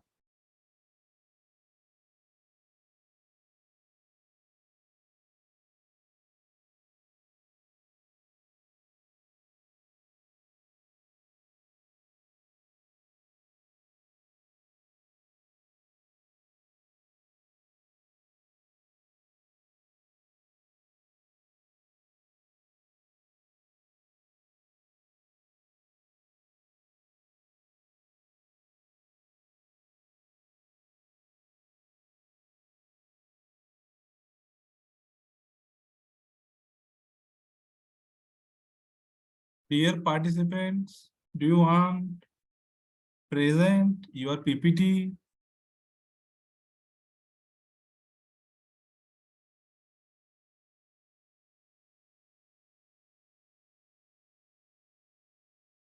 Okay. Winding up session is going on.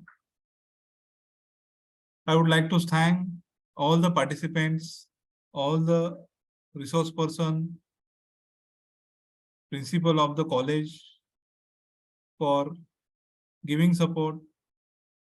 I would like to stop here and end this conference.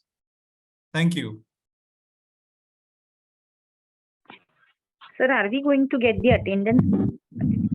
Yes, everyone get attendance. Thank you. Thank you, sir. Thank you, sir.